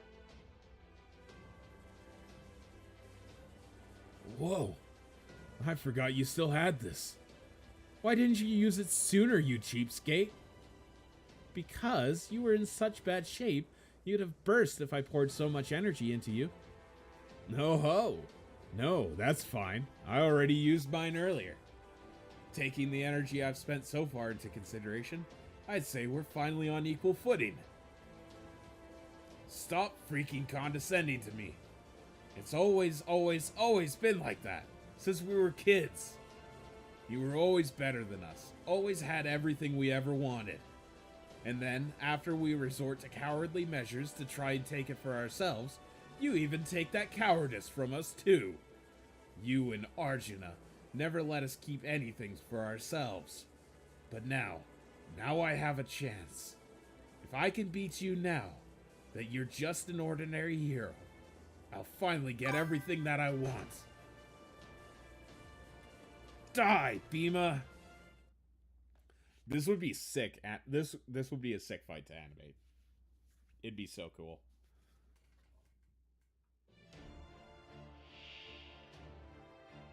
Okay. I gotta pilot the Berserker. Go get him, Berserker, my stupid brother. So I can make all the selfish requests that I want. Alright, what does Duryodhana do? Increase attack, crit strength, all allies, crit star gather rate for a single ally. Okay. Arch card effectiveness, crit strength, gain crit stars. Crit star gather rate for a single ally, crit stars each turn, increase NP gauge each turn, debuff resist. Okay.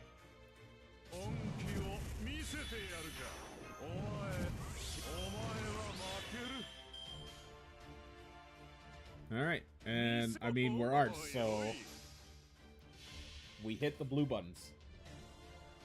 And hope his MP gain is enough to combo. わし様の指揮が必要。同じ肉より若かれし我が弟たち、そして無敵の友たちよ。ぶっちゃけお前らに全部任せたい。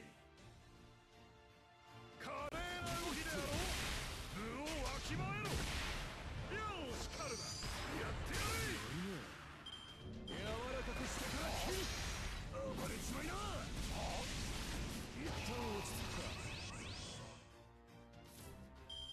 All right, that was a good turn, and I got a lot of MP back. So let's just keep doing it. Hit the blue buttons. わし様の指揮が必要。同じ肉より若かれし我が弟たち、そして無敵の友たちよ。ぶっちゃけお前らに全部任せたい。華麗な動きであろう。部をわきまえろ。わし様が手を下すまでもない。行くぜよ、ハルマン。Ooh, okay. 見せ場というやつだ。 One more time with feeling. Hell yeah.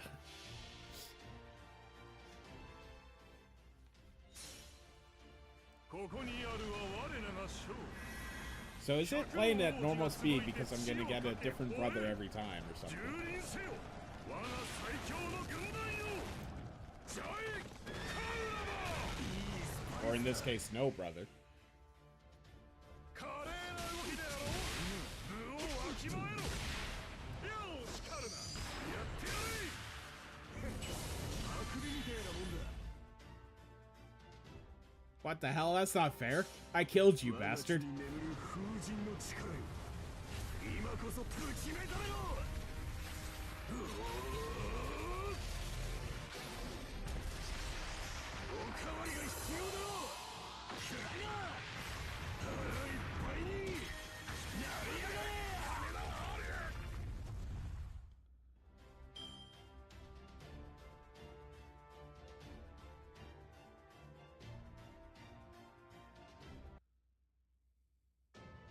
All right, that went well. That NP is sick as hell. I do like it. Brothers, my brethren born of the same flesh, now is the time to lend your eldest brother your strength. Jai, Korava!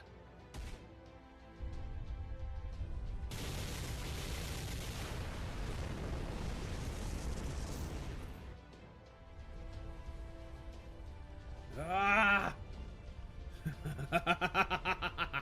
I knew you and your brothers were one, and I'm ready to beat all 100 of you at once. Maruti, Vair Putra. I don't know, man. This OC is so mean to me with all the Indian names. I don't know how to pronounce that stuff. I see. I messed up. I was ready for 100 siblings, but I didn't account for the 101st. As I am now, that little difference was all it took.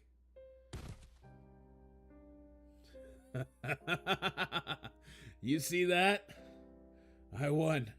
I finally beat you.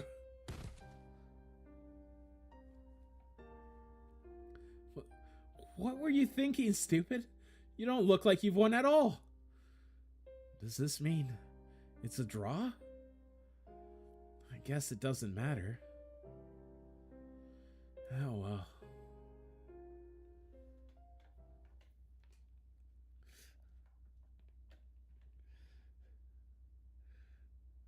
I'm having a hard enough time stumbling over my own words because I've been talking for 5.5 hours straight, reading the story.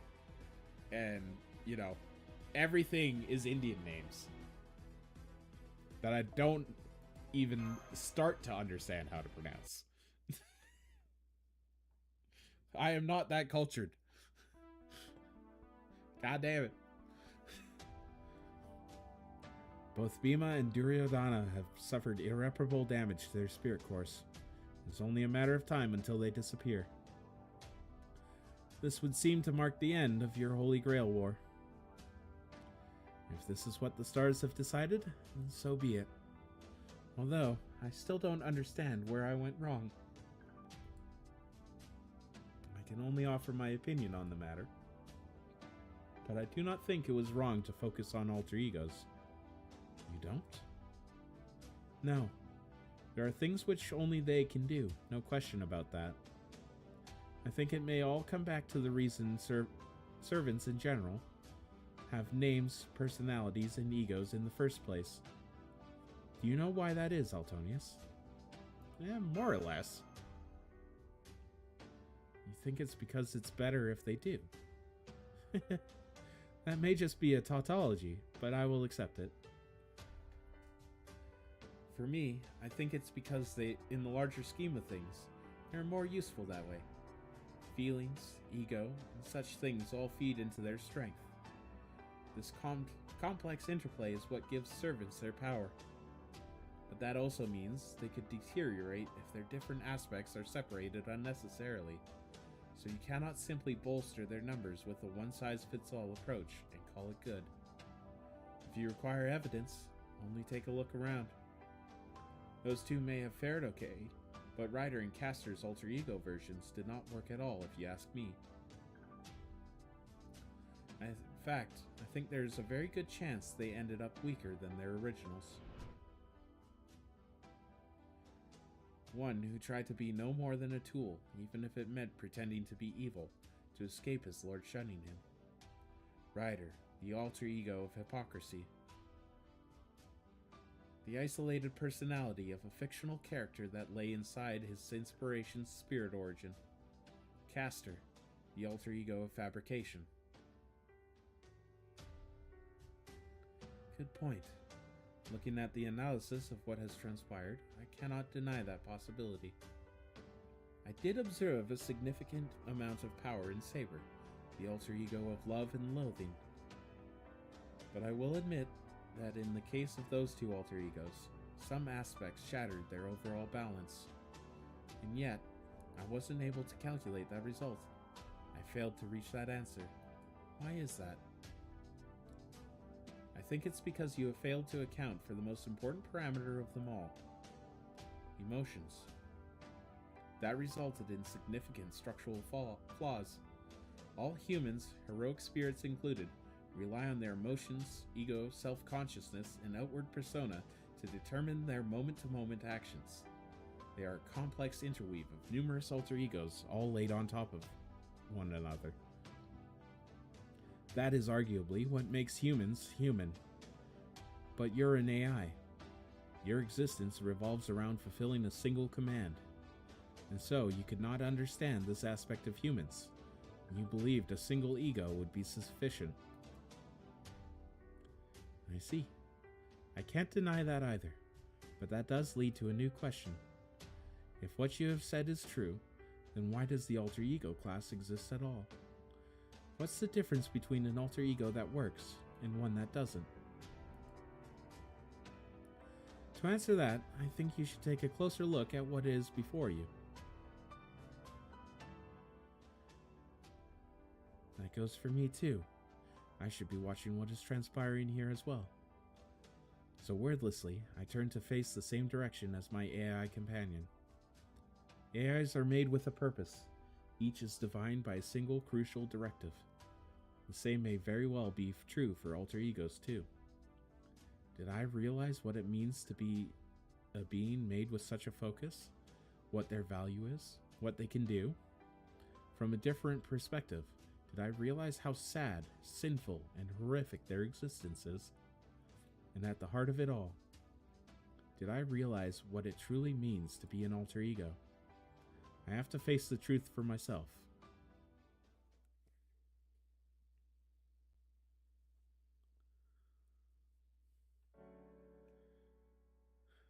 Sorry, Master. I let the excitement go to my head. Before I go, I should probably at least ask you this. Did you get what you wished for? I don't know. For me, this was never about anything more than making amends for my own selfish peace of mind. That said, I do think this meant something. Once this war is properly over, it won't be long before our days are peaceful again. Sakura may not be here anymore, and I might not be able to get involved directly. But I do feel like I was at least able to affirm her wish right up to the end. Yeah, you did the best you could for someone else's wish. Who cares if it came from a less than positive place? It's the truth, and you should be proud of that. You know, if this helped you find a satisfying answer, maybe it's not so bad that I couldn't serve you up a victory on a silver platter.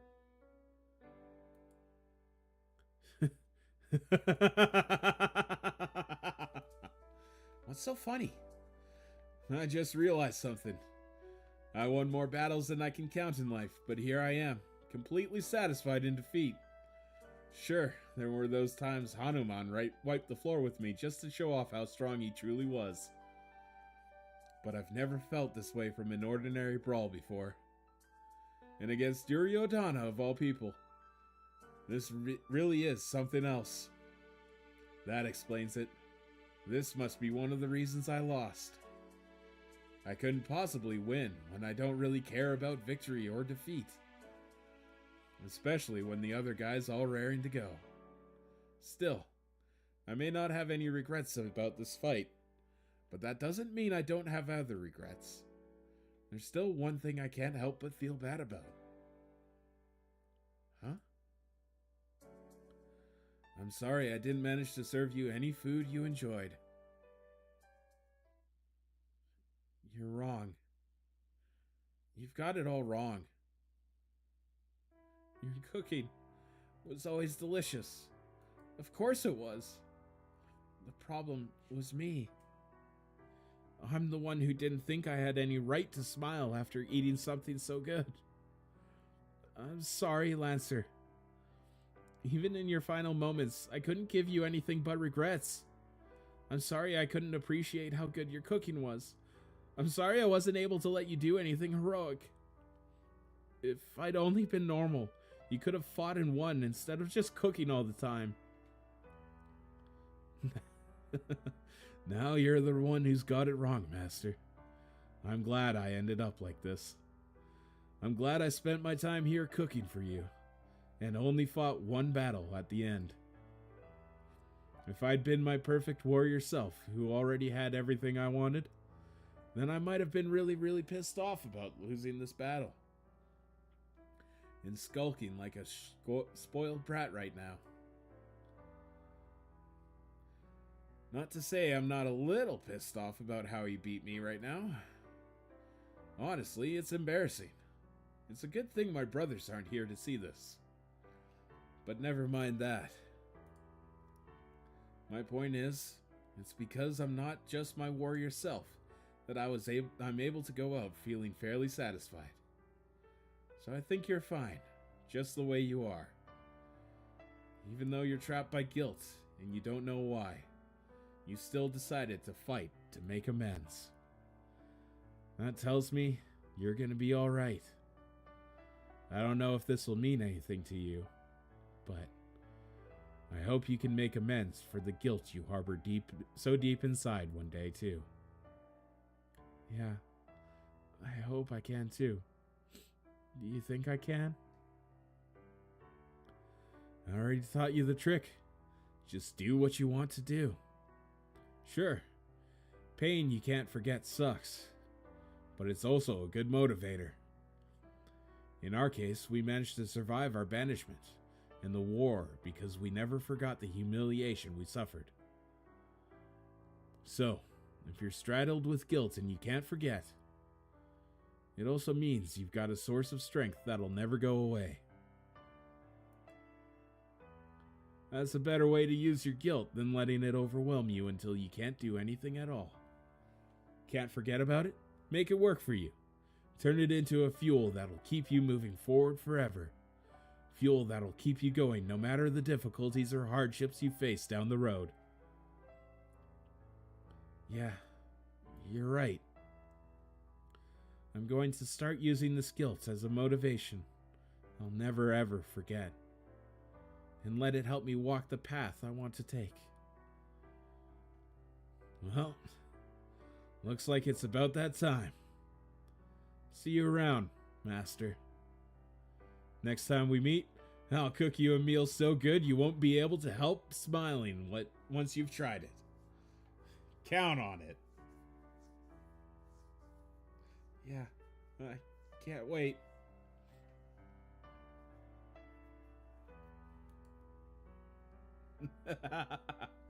Now I feel kind of bad. Seems my wish was somewhat granted.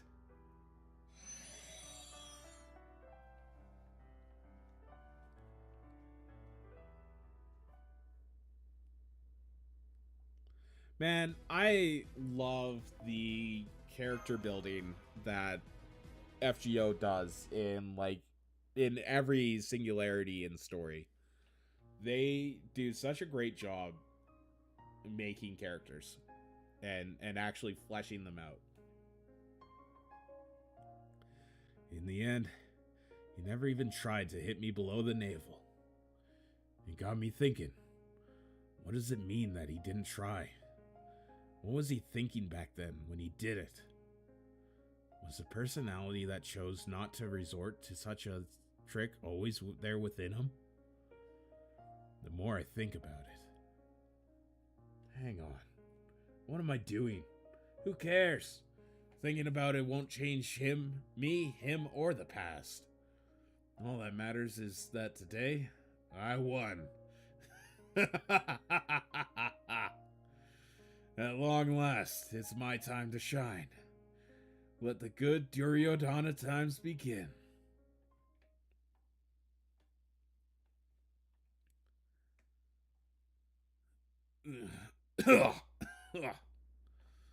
Hey, what's the big idea? The winner should be on a pedestal, not lying in someone's lap. Who cares? You're always too worried about appearances anyway. Hey, when you look as good as me, who would blame you for caring?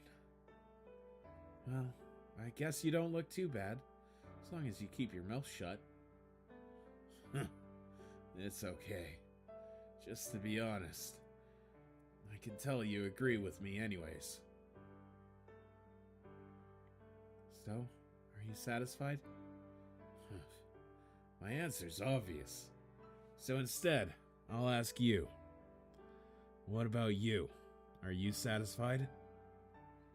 I guess, but only barely.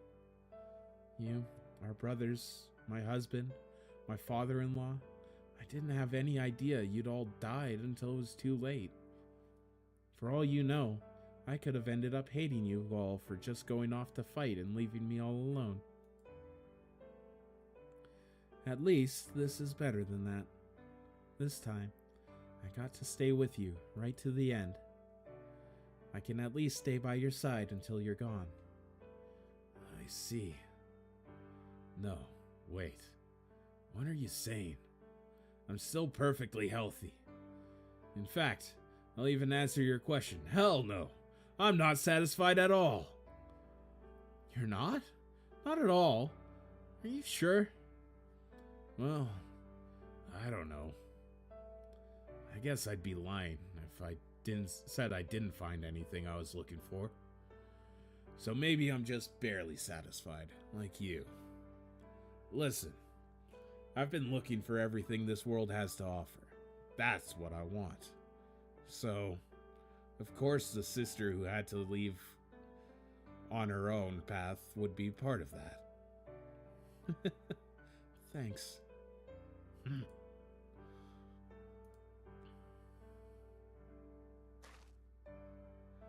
I didn't realize you were missing, or that I was wondering where you'd gone until I knew it was you, though. You can't blame me for that, though. How was I supposed to notice 1 out of 100 siblings has gone missing? You've got to be more careful not to get lost, damn it. Hold on to my sleeve if that's what it takes. Actually, on second thought, make it De Sahana's.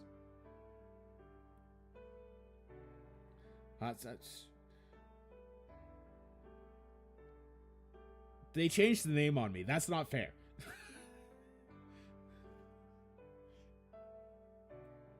Have you? Oh no, that's one of the brothers. Okay, having you clinging to me get annoying. I got tripped out on that name so much. No way.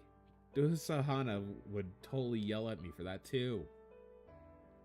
Then hold on to one of our other brothers' sleeves. I don't care who. Look, I had a lot going on back then. Way too many brothers to watch. Plus, I had to train them, make allies, and I had to lead us all in the war. As greedy as I was back then, this version of me now wants even more. Who are you? If someone had asked me that, I would have told them. I'm probably the alter ego of avarice.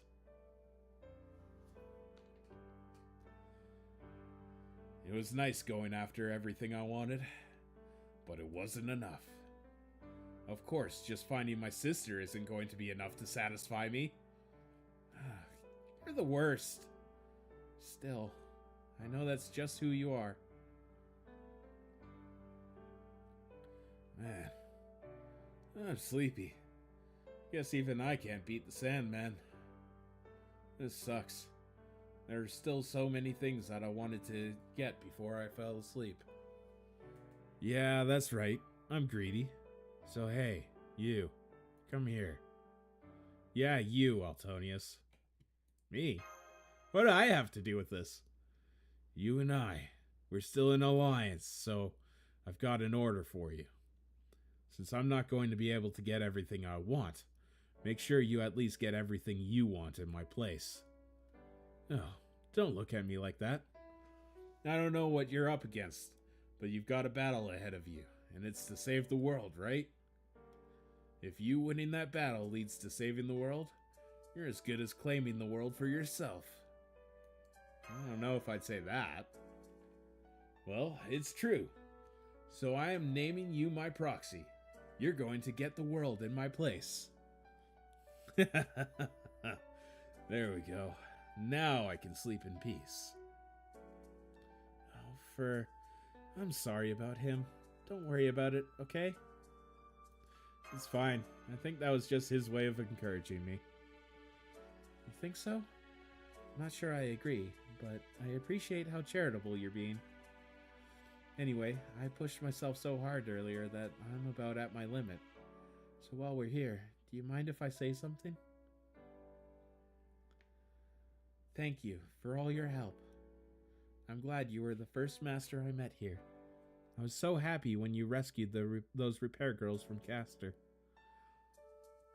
I'm sure that kind heart of yours is going to save everyone else in your upcoming battles, too. So good luck, and please, take care of yourself. Well, I entrusted what came next to Asvatman back then, and now I'm going to do the same thing with you. Yet another example of how incredible I am. Delegating the last parts of things to someone else so I can take it easy. So I'm gonna do this right. From now on, you're the commander. Got that? Whatever you do, make sure you claim the world for yourself. Aw, they both died. That means there's one AI left standing. They found an answer that meant something to them, because they were alter egos, not in spite of it. I think that was true for at least some of the servants in this world as well. I cannot deny that this has a meaning. Generally speaking, alter egos are purified versions of their original selves. They're very similar stories, Iskander and Duryodhana, so it makes sense. I mean, they have the same NP, basically.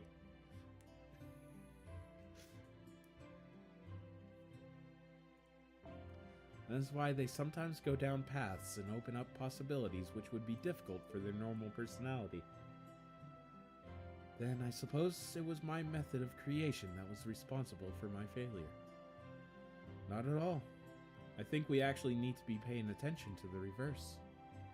We should be looking at how they are made before questions of problematic process come into the picture. The question we need to ask is not, how do we purify people to create alter egos? Instead, we should be asking, why were the alter egos already purified when they were created? I think alter egos are born precisely because they are purified. Unlike their standard selves, they are focused on one particular feeling. This happens when those feelings become too strong or even overwhelming, which is why the resulting being contains new possibilities not present in the original. I see. So you're saying that alter egos require a kind of naturally occurring directive to be effective. Not necessarily. Would not say it is impossible for one with the kind of power you were looking for to form spontaneously, especially when one so close to holding such new possibilities lasted in this world right up until the end.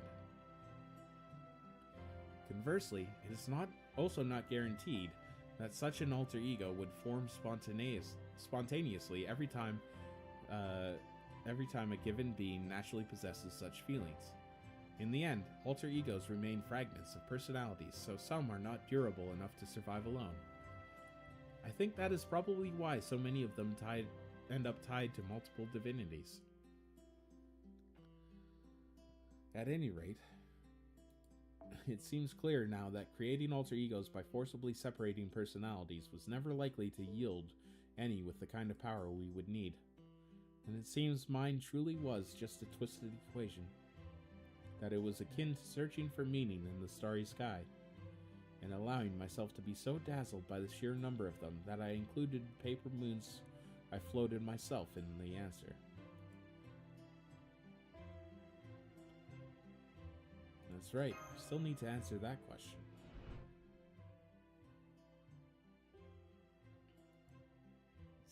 It's your own natures.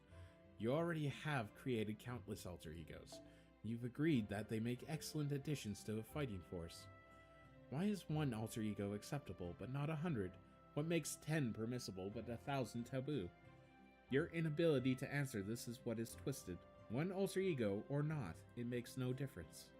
The fact remains that you are aware of this twisted nature inherent to alter egos, and you accept them without either question or reason all the same. That is one of the human race's worst habits. You allow unfettered emotion to cloud your capacity for rational thought.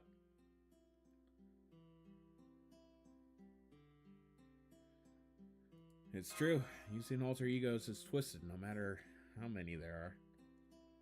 But I want to think that doesn't make it wrong. Why is that?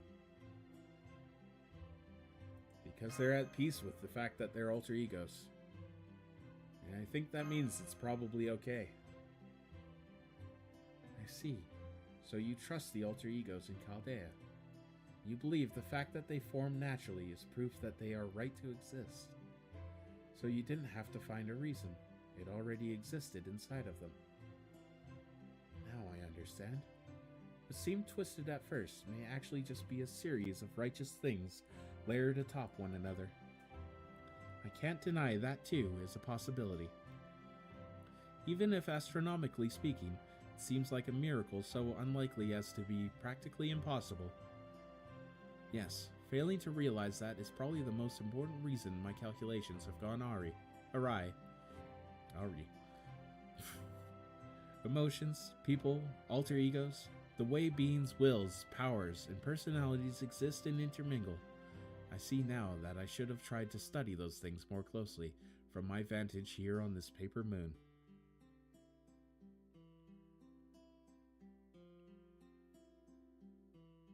I've reached my final processing phase. It won't be long now before this conversational interface and the dust of Osiris AI Holy Grail War system disappear. Suffice to say, you are going to be quite thoroughly rebooted, so there will any room left for irregularities. I wonder what's going to happen to this world. This conceptual paper moon world only arose thanks to the power of the microscopic Holy Grail that spawned here. Once you retrieve the Holy Grail, there will be no way left to observe it. From the outside, you will only see the paper moon working normally as any other device. So what will we see on the inside? I can only estimate based on the information at hand, but it may be that this world will continue to operate as it did before the Holy Grail War began. I see. In that case, I have a favor to ask. That is fine. I can lay out a path before we go. Consider it a bonus. Besides, the winner of this Holy Grail War was always meant to become this world's central governing AI. And when that happened, you, that is the personality known as Randy 12, would be merged with them and disappear. So, for you, the end of an AI Holy Grail War was the beginning of the next phase, as well as the end of your own existence. A small price to pay for the greater good. As long as my functionality is carried over, that's all that matters. Alright, this may be something of a ceremonial position, but I will set it so that you become the next central governing AI once the position is vacant, Seragio. And from there, I just need to keep things running normally as from somewhere no one will see me. Well, if I can keep growing the other areas all working like normal, maybe it'll be enough to let Sakura rest in peace. By the way, what sort of alter ego AI was Seragio? She was just as experimental as the master of Berserker. I put her together at the last minute in response to the shape events were taking. She is... Huh? Why did I not realize that myself? I mean, I understand I am an alter ego myself right now, but even so. So that's how it was. Still doesn't feel real even after hearing that. I mean, I guess it does a little, but that's all. I've told you everything I need to. It won't be much longer now. Oh, wait a minute. There's still something I need to tell you. Randy 12, the current version of the Paper Moon's central governing AI. I just want to say something to you as an alchemist of the Atlas Institute. Your experiment may have failed, and it may have been going down the wrong path from the start. But none of that changes the fact that you did your best to avert the destruction you foresaw, all without anyone being the wiser. And that is a wonderful thing. You have fulfilled your duty admirably. Even if your actions were ultimately mistaken, I still commend you for your work. Trite as this expression may be, we cannot let fear of failure stop us from conducting experiments. Well done, Randy 12. You can recall your mistake and still sleep with no regrets.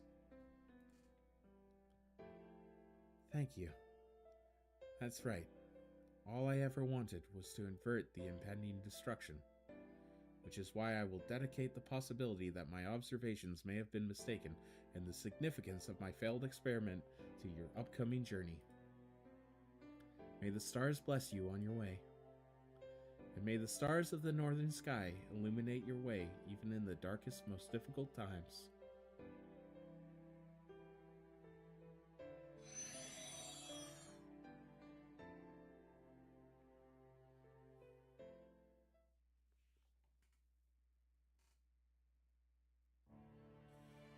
Alright, well, we did not plan to come here. It is still good manners to leave a place cleaner than you found it.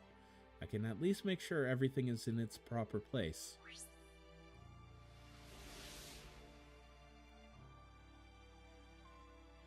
Now, I just opened a Spiritron escape gate with which to log out. I think I will make it a door to make the metaphor clear.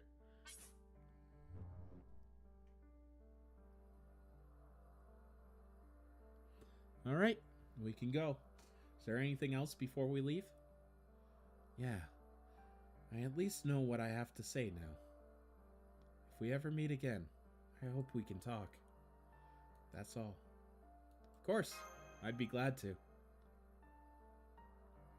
See ya.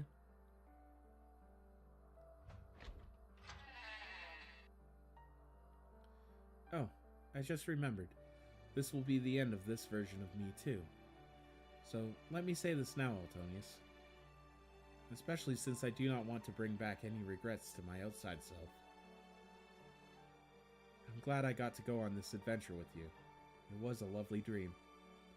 This version of me was never meant to exist, and that means this has truly been miraculous. What do you mean by that?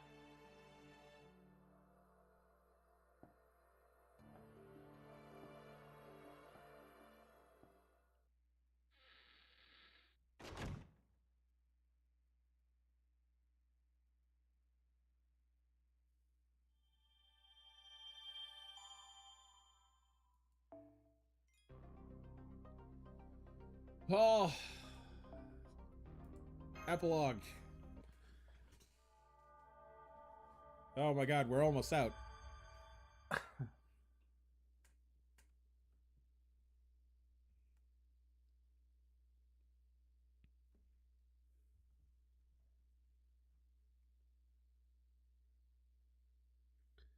And geez, I'm running out of time too. Oh. Senpai, how are you feeling, Senpai? Morning, Mash. You look like you always do. Phew, what a relief. Yep, the vitals are all looking good. Not that there was ever a problem with them. More like you fell into a strange coma, but not one like your usual REM state. Then you woke up just as suddenly. It's a real head scratcher, all right. And then there's Sion. Same thing happened to her, right down to waking up at the same moment. Yes, that certainly was strange. But now that we have both woken up, we are in perfectly good health. I would say we have nothing to be concerned about. Do you not agree? I mean, sure, that's the most important thing. But did this actually happen for no reason? Like, did you two get hit with localized sleeping gas? An electromagnetic pulse to your brains? Some unknown form of magecraft? I can't help but think there must be a reason behind this. Ah, right. I just recalled the problem we were working on prior to Altonius and I falling asleep. How is the paper moon doing now? Oh, that? For some reason, it started working again right around the time you woke up. It's working like always now. Though we're still checking to make sure. I wonder what happened with it. We'll need to keep digging to see what we can find out. I see. I'm glad to hear it's back to its old self. The paper moon.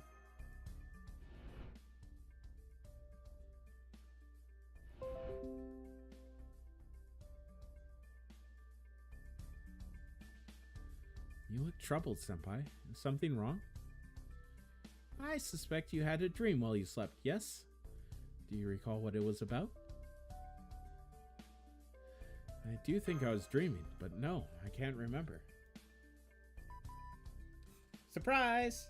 Sorry to interrupt, but can I ask you something? Our Foundation of Humanity grade just jumped from E to D not too long ago. Do you two have any idea why that might be? It did? No idea. How about you, Sion? No comment from me either. After all, it was not something I experienced. So, let us just chalk it up to both me and Altonius growing without realizing it. The important thing is that one of our problems is solved. Can we not just be happy about that? That's weird. It's not like Sion to be so vague. More importantly, I think you should keep examining Master Altonius. Seems he pushed his brain harder than usual this time, so that deserves a thorough checkup. Oh yeah, good point. Okay, one last round of medical exams, and then we'll call it a day. We might still call you in for follow-ups, but for now, the best thing you can both do is rest up in your own rooms. Not you though, Mash. I want you to stay and rest here where I can keep an eye on you until you're properly recovered. You haven't gotten a wink of sleep since Altonius lost consciousness. You've been at his bedside the whole time, so I'm ordering you to get some rest right here, right now. Boy, that's awkward, because it's been a long time since I started OC1. She's been awake for, what, like a year and a half? Jesus.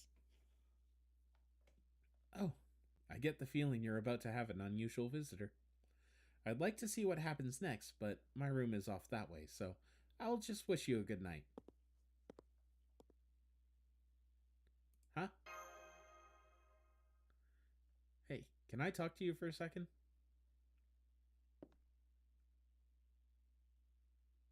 Huh? Hi, Elron. Yeah, you know who I am, right? I'm Seregia, Elron. I work in the records department. We've said hello before, but never really talked. But now I really am curious about her for some reason.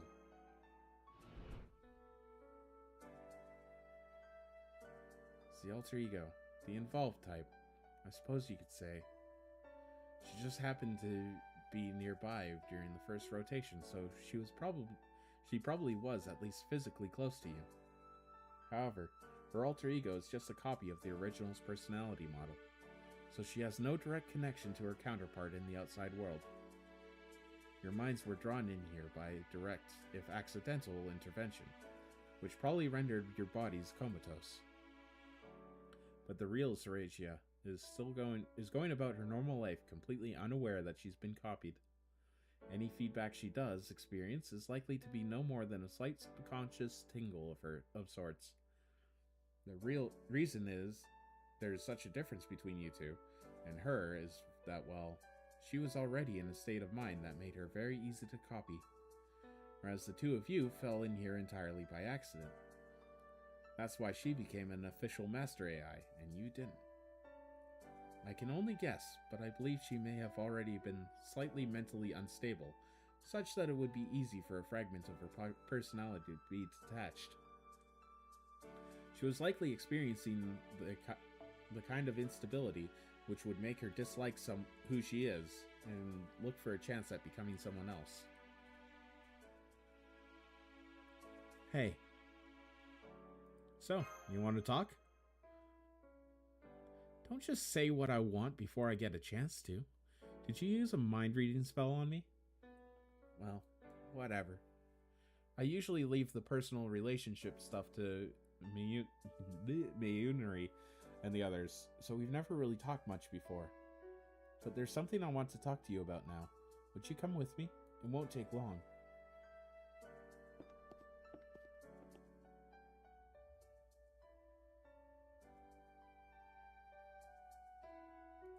So, what's this about? Well, there's something I've been meaning to apologize for. I just suddenly had the feeling now would be a good time to talk to you. Okay, here goes. Remember back when... Oh, hey Gemini. Stop.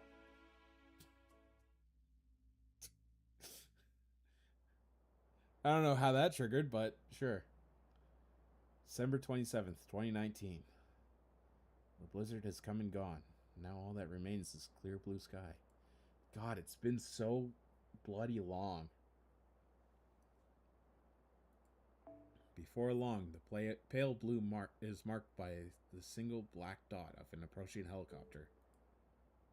Yeah. Helicopter something, something, something, something.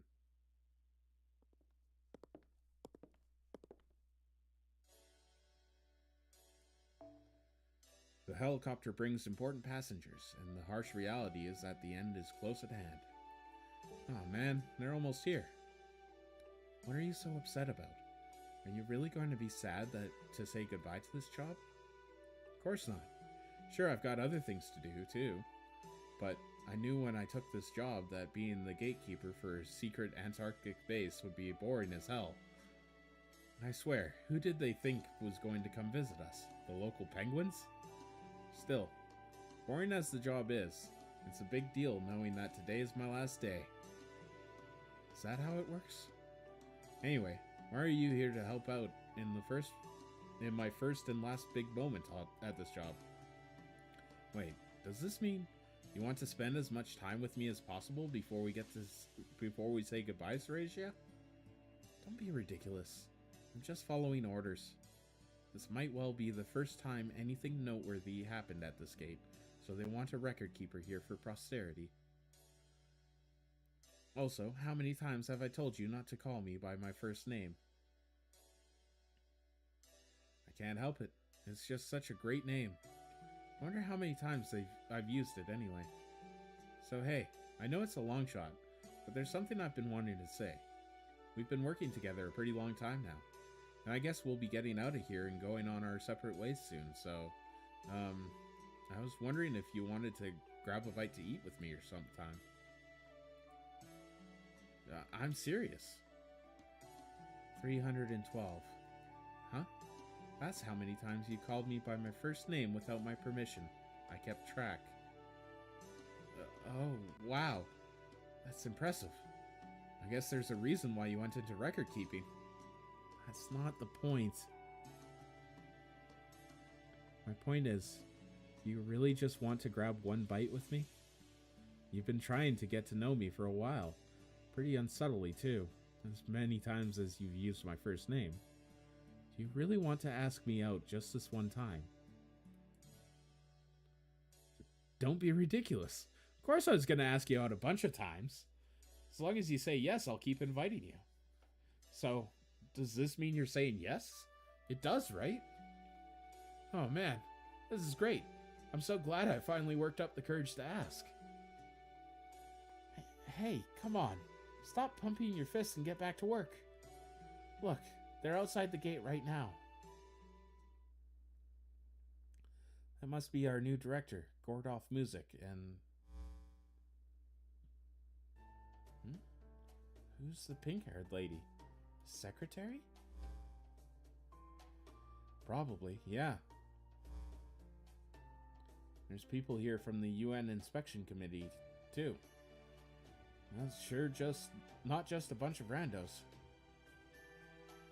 Hey, where's the mic on this thing? Is this it? We're here. Someone open the gate, damn it. Yeah. Alright, I gotta do this whole check-in protocol thing for maybe the first time ever. Would you hit the button to let them in once the light turns green, Serasia?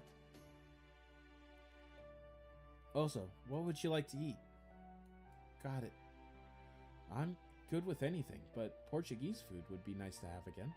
I haven't been back home in ages.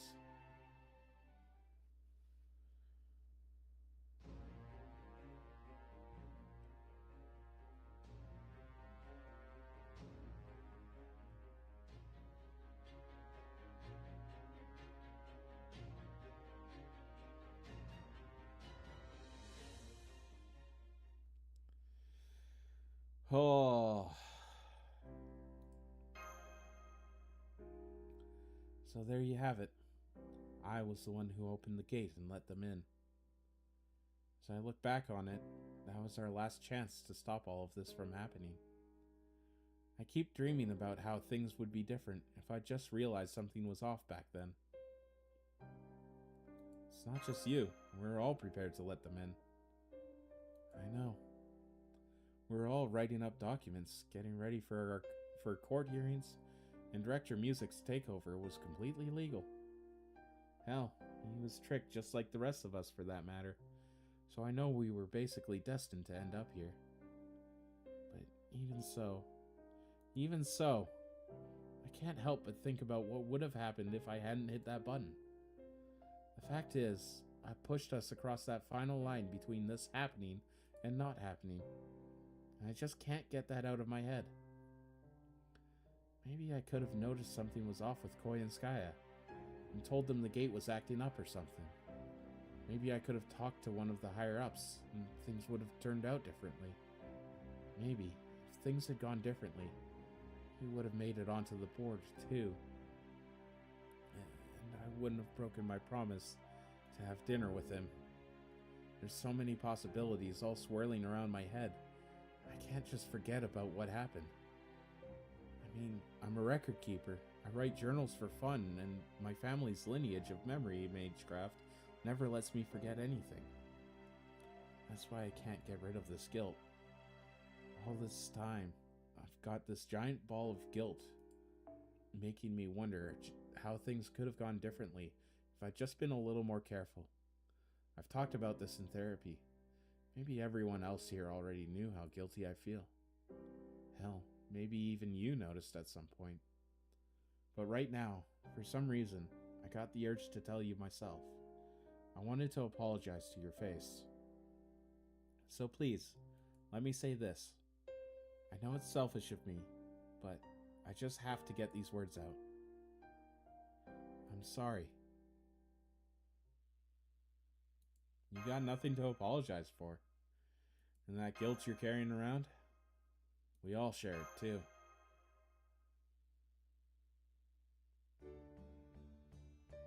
That's right, we all feel guilty.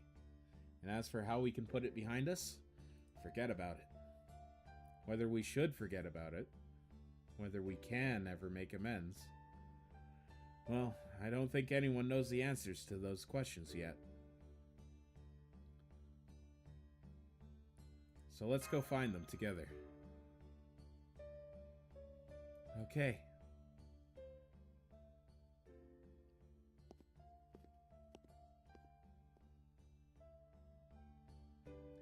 That's right. Strange person I feel like I met in a dream. Letting the guilt overwhelm me isn't going to do anyone any good. So, even if I can't forget it, I can still use it to fuel me and let it drive me to do what I can, how I want. And I'm going to trust that one day, that'll be enough to finally make amends.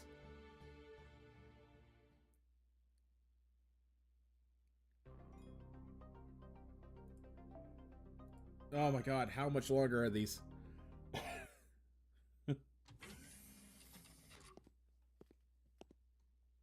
I've got one more hour at most, and I this shouldn't take me an hour to get through. I feel like I'm forgetting something. Kind of lonely. Anxious? Oh? How so? Go on, tell me. What did you forget? What's got you feeling lonely?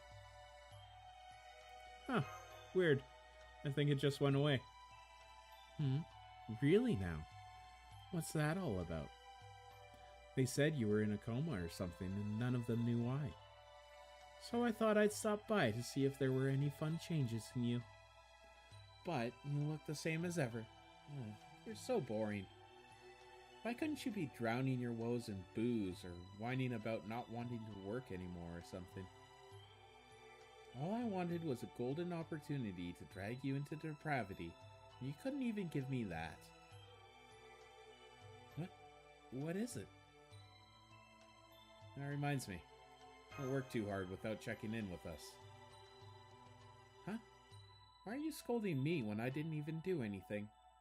Did you forget that I've been boycotting my entire God of Love gig this whole time?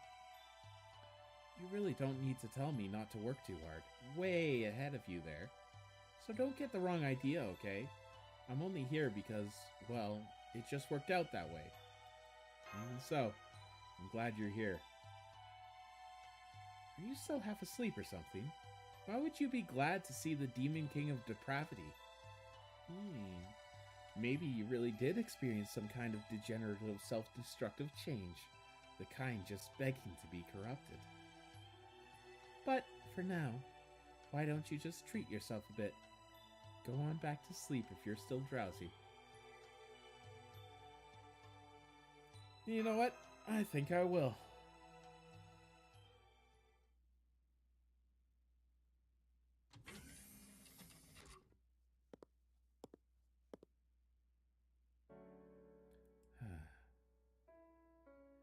Could be that the alter egos wanted to materialize. And these other personalities that still exist, despite being ignored and repressed, want nothing more than to come to the forefront. Maybe the very expression of that desire is what makes alter egos what they are. which would mean that the alter ego who longs for love, no matter how minute, is still somewhere inside the servant that created her. Idiot.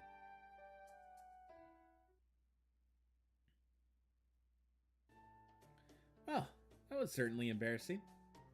Now that I have analyzed Rani 12 and determined how she came about, it is clear that this incident was one of the ordeal calls that man told us about. Still, quite a surprise to see so much distortion built up on the paper moon of all places. It may not have risen to the levels of the 7 taboos, but if I had been a little more diligent, maybe we would have discovered this distortion before it became a problem. As I am meant to be the paper moon's caretaker, this has been a humbling experience.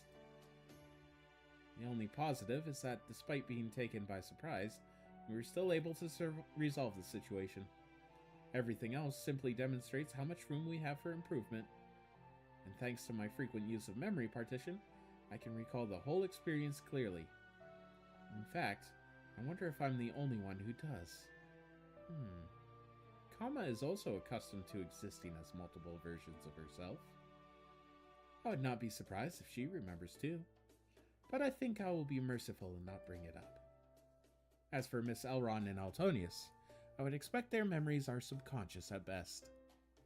Still, an opportunity like this does not come along every day, so I may as well go over it as a thought experiment. We were brought into the Paper Moon's world during the first spin of the alter ego generating centrifuge.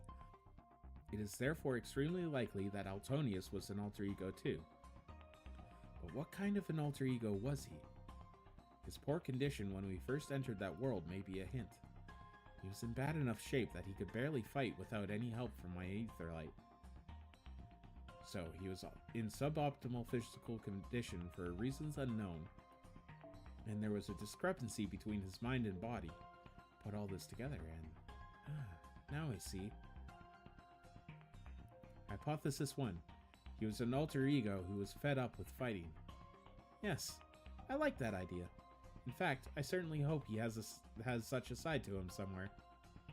Ideally, no human should ever want to fight more than is necessary. He lacks that trait, and if he lacks that trait, then he will never be able to go back to a normal life once the fighting is over. Let us try the opposite approach. If a given person was excited about fighting for a battle for the fate of the world, and was neither hesitant nor concerned about it, if that person did not have the slightest trace of a personality that would push them to avoid fighting where necessary, that person would be a berserker in human form. Something about them would have to be broken. Such a person would never be able to return to a normal life after the fighting ended. They would continue to seek bloodshed wherever they went. But fortunately, Altonius has also demonstrated the strong likelihood that he will not go down that path. That is good. That is how he should be. Well, when he used Medusa's virtual noble phantasm mystic code to fight back himself, I did also see that he was completely unafraid to stand on the front line, but the one does not cancel out the other. There are times in many people's lives where they end up loving someone despite trying to avoid it, and when they fight in hope of not having to fight again. Of course, if he is willing to fight despite of being sick of fighting, as long as he has sufficient reason, that is a worrying possibility unto itself. But there's probably nothing we can do except encourage him to continue seeing the therapist. Another possibility, made perhaps with the benefit of hindsight, is that he did not win the Holy Grail War. Using that as a hint, maybe it was a version of him which was not the last master of humankind, and was not responsible for the world's fate. Maybe that version of him was just an ordinary master, an alter ego who was just looking to take it easy for once. That one seems unlikely. Of course, ultimately, this is all just conjecture. It could simply be that he was pulled into that world because he was a master with the command spells, and that he was the one exception that was never made into an alter ego at all. In that case, his poor physical condition could be chalked up as a simple reconstruction error during the import process. I think I would give that one about 50-50 odds.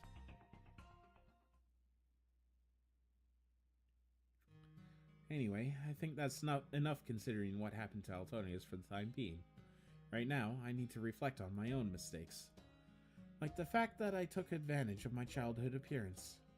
To use that thread I threw away because it was simply too unethical to rely on. Talk about a black mark. Anyway, I suppose I failed to realize that I still had these feelings. Even though I had long since come to the conclusion that I should not be their friend. It seems there is still a childish part of me who wants to, regardless. That simply will not do. I had better excise this memory permanently. But despite myself, I still decided to play back just one part of it. Although this version of myself standing here never forgot what I decided my place should be. Now that I have adventured through a world where I was able to forget that place, if briefly, I thought I should reaffirm the feelings that led me to make that original decision.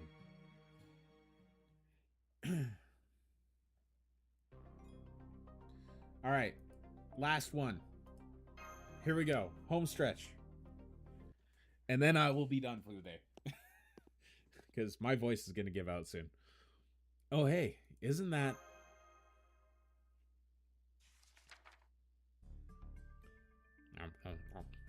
Hey, Chufu.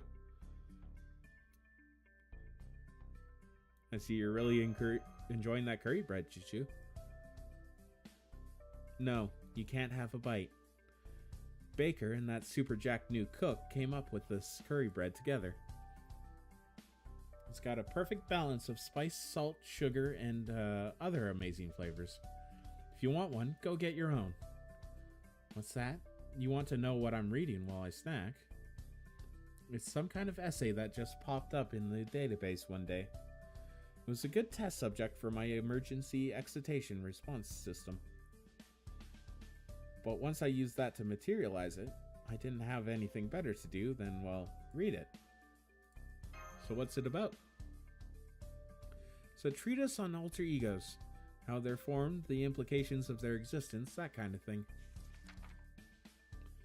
We have been quick to make use of this class of servants despite not understanding their greater significance or true nature, and perhaps it is time we take a moment to reconsider that choice. I believe doing so will lead us to a greater understanding of alter egos in general, and also help us learn how to make even more effective use of their power. I know, right? Takes itself real seriously. Oh, it goes on to say this too. Alter egos generally appear of their own accord. So be warned that unless you are using yourself as material and you already possess an incredibly OP skill, intentionally making a new one would be both difficult and ill-advised. Well, duh. Hell, even speaking for myself, I have no idea why this version of me is an alter ego. But you don't regret being one, right? Of course not. I might not know why I came out like this, but I know exactly why I am this way. Obviously, it's because of my deep, abiding love for Lady You. That's the part of this essay I agreed with the most. It says that even though alter egos are derived from fragments of the original's personality, the nature of their existence also makes it possible for them to do things the original couldn't. In my case, if I was still my old self with all my extraneous ties and obligations, I wouldn't be able to live the dream of devoting everything to Lady You. Yeah, maybe you're right. Kinda get the feeling someone once said they're hollow creations with nothing of substance. But even if that's true, I don't think that's all there is to them. Even if the alter egos think of themselves as no different than walking dolls, burning their very selves for fuel, and that they wouldn't be able to do anything if they weren't made from emotions, there's no denying their purity. And there must surely be places reachable only by beings as pure as them. Since I'm one of the keenest intellectuals around here, and one of the alter egos in question, I think I'll add my own thoughts on the subject. I'm pretty sure regular people are just as capable of doing the same things as alter egos, filled with a singular focus. For example, let's say you accomplish a great feat and go down in history. Maybe the you who accomplished that wasn't the normal you, but a you who only lived to love someone else. Maybe it was a you who just wanted to protect a certain someone, even if it cost your life. Or maybe it was a you who only cared about killing someone. My point is, maybe us alter egos are just a series of the countless moment-to-moment heroic forms everyone has within them. Or something like that.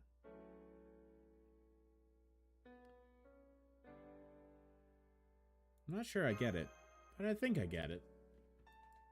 Which is it? Oh well, it's no big deal. Like I said, I was just reading this because I didn't have anything better to do.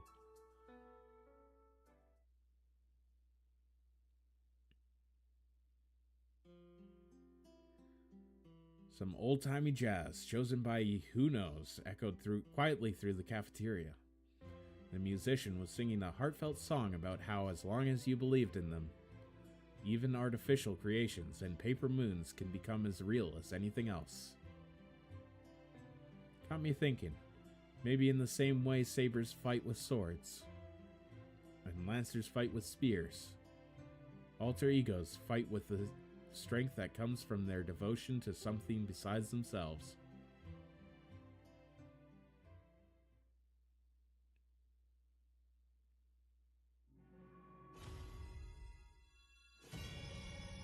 Complex breakthrough.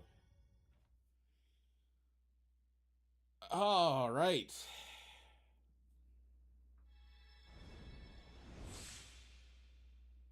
Click. Give me that grail, baby. That's not a grail.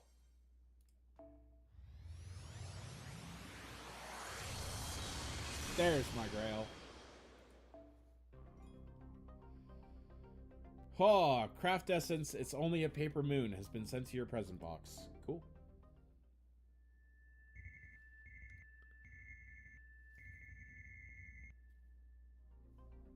Rank D.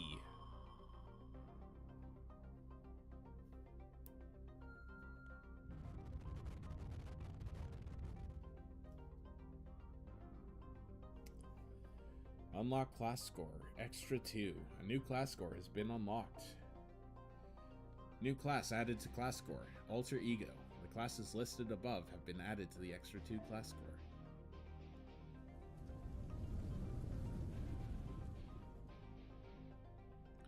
Ordeal Call 2, the inescapable Gehenna ID has been released.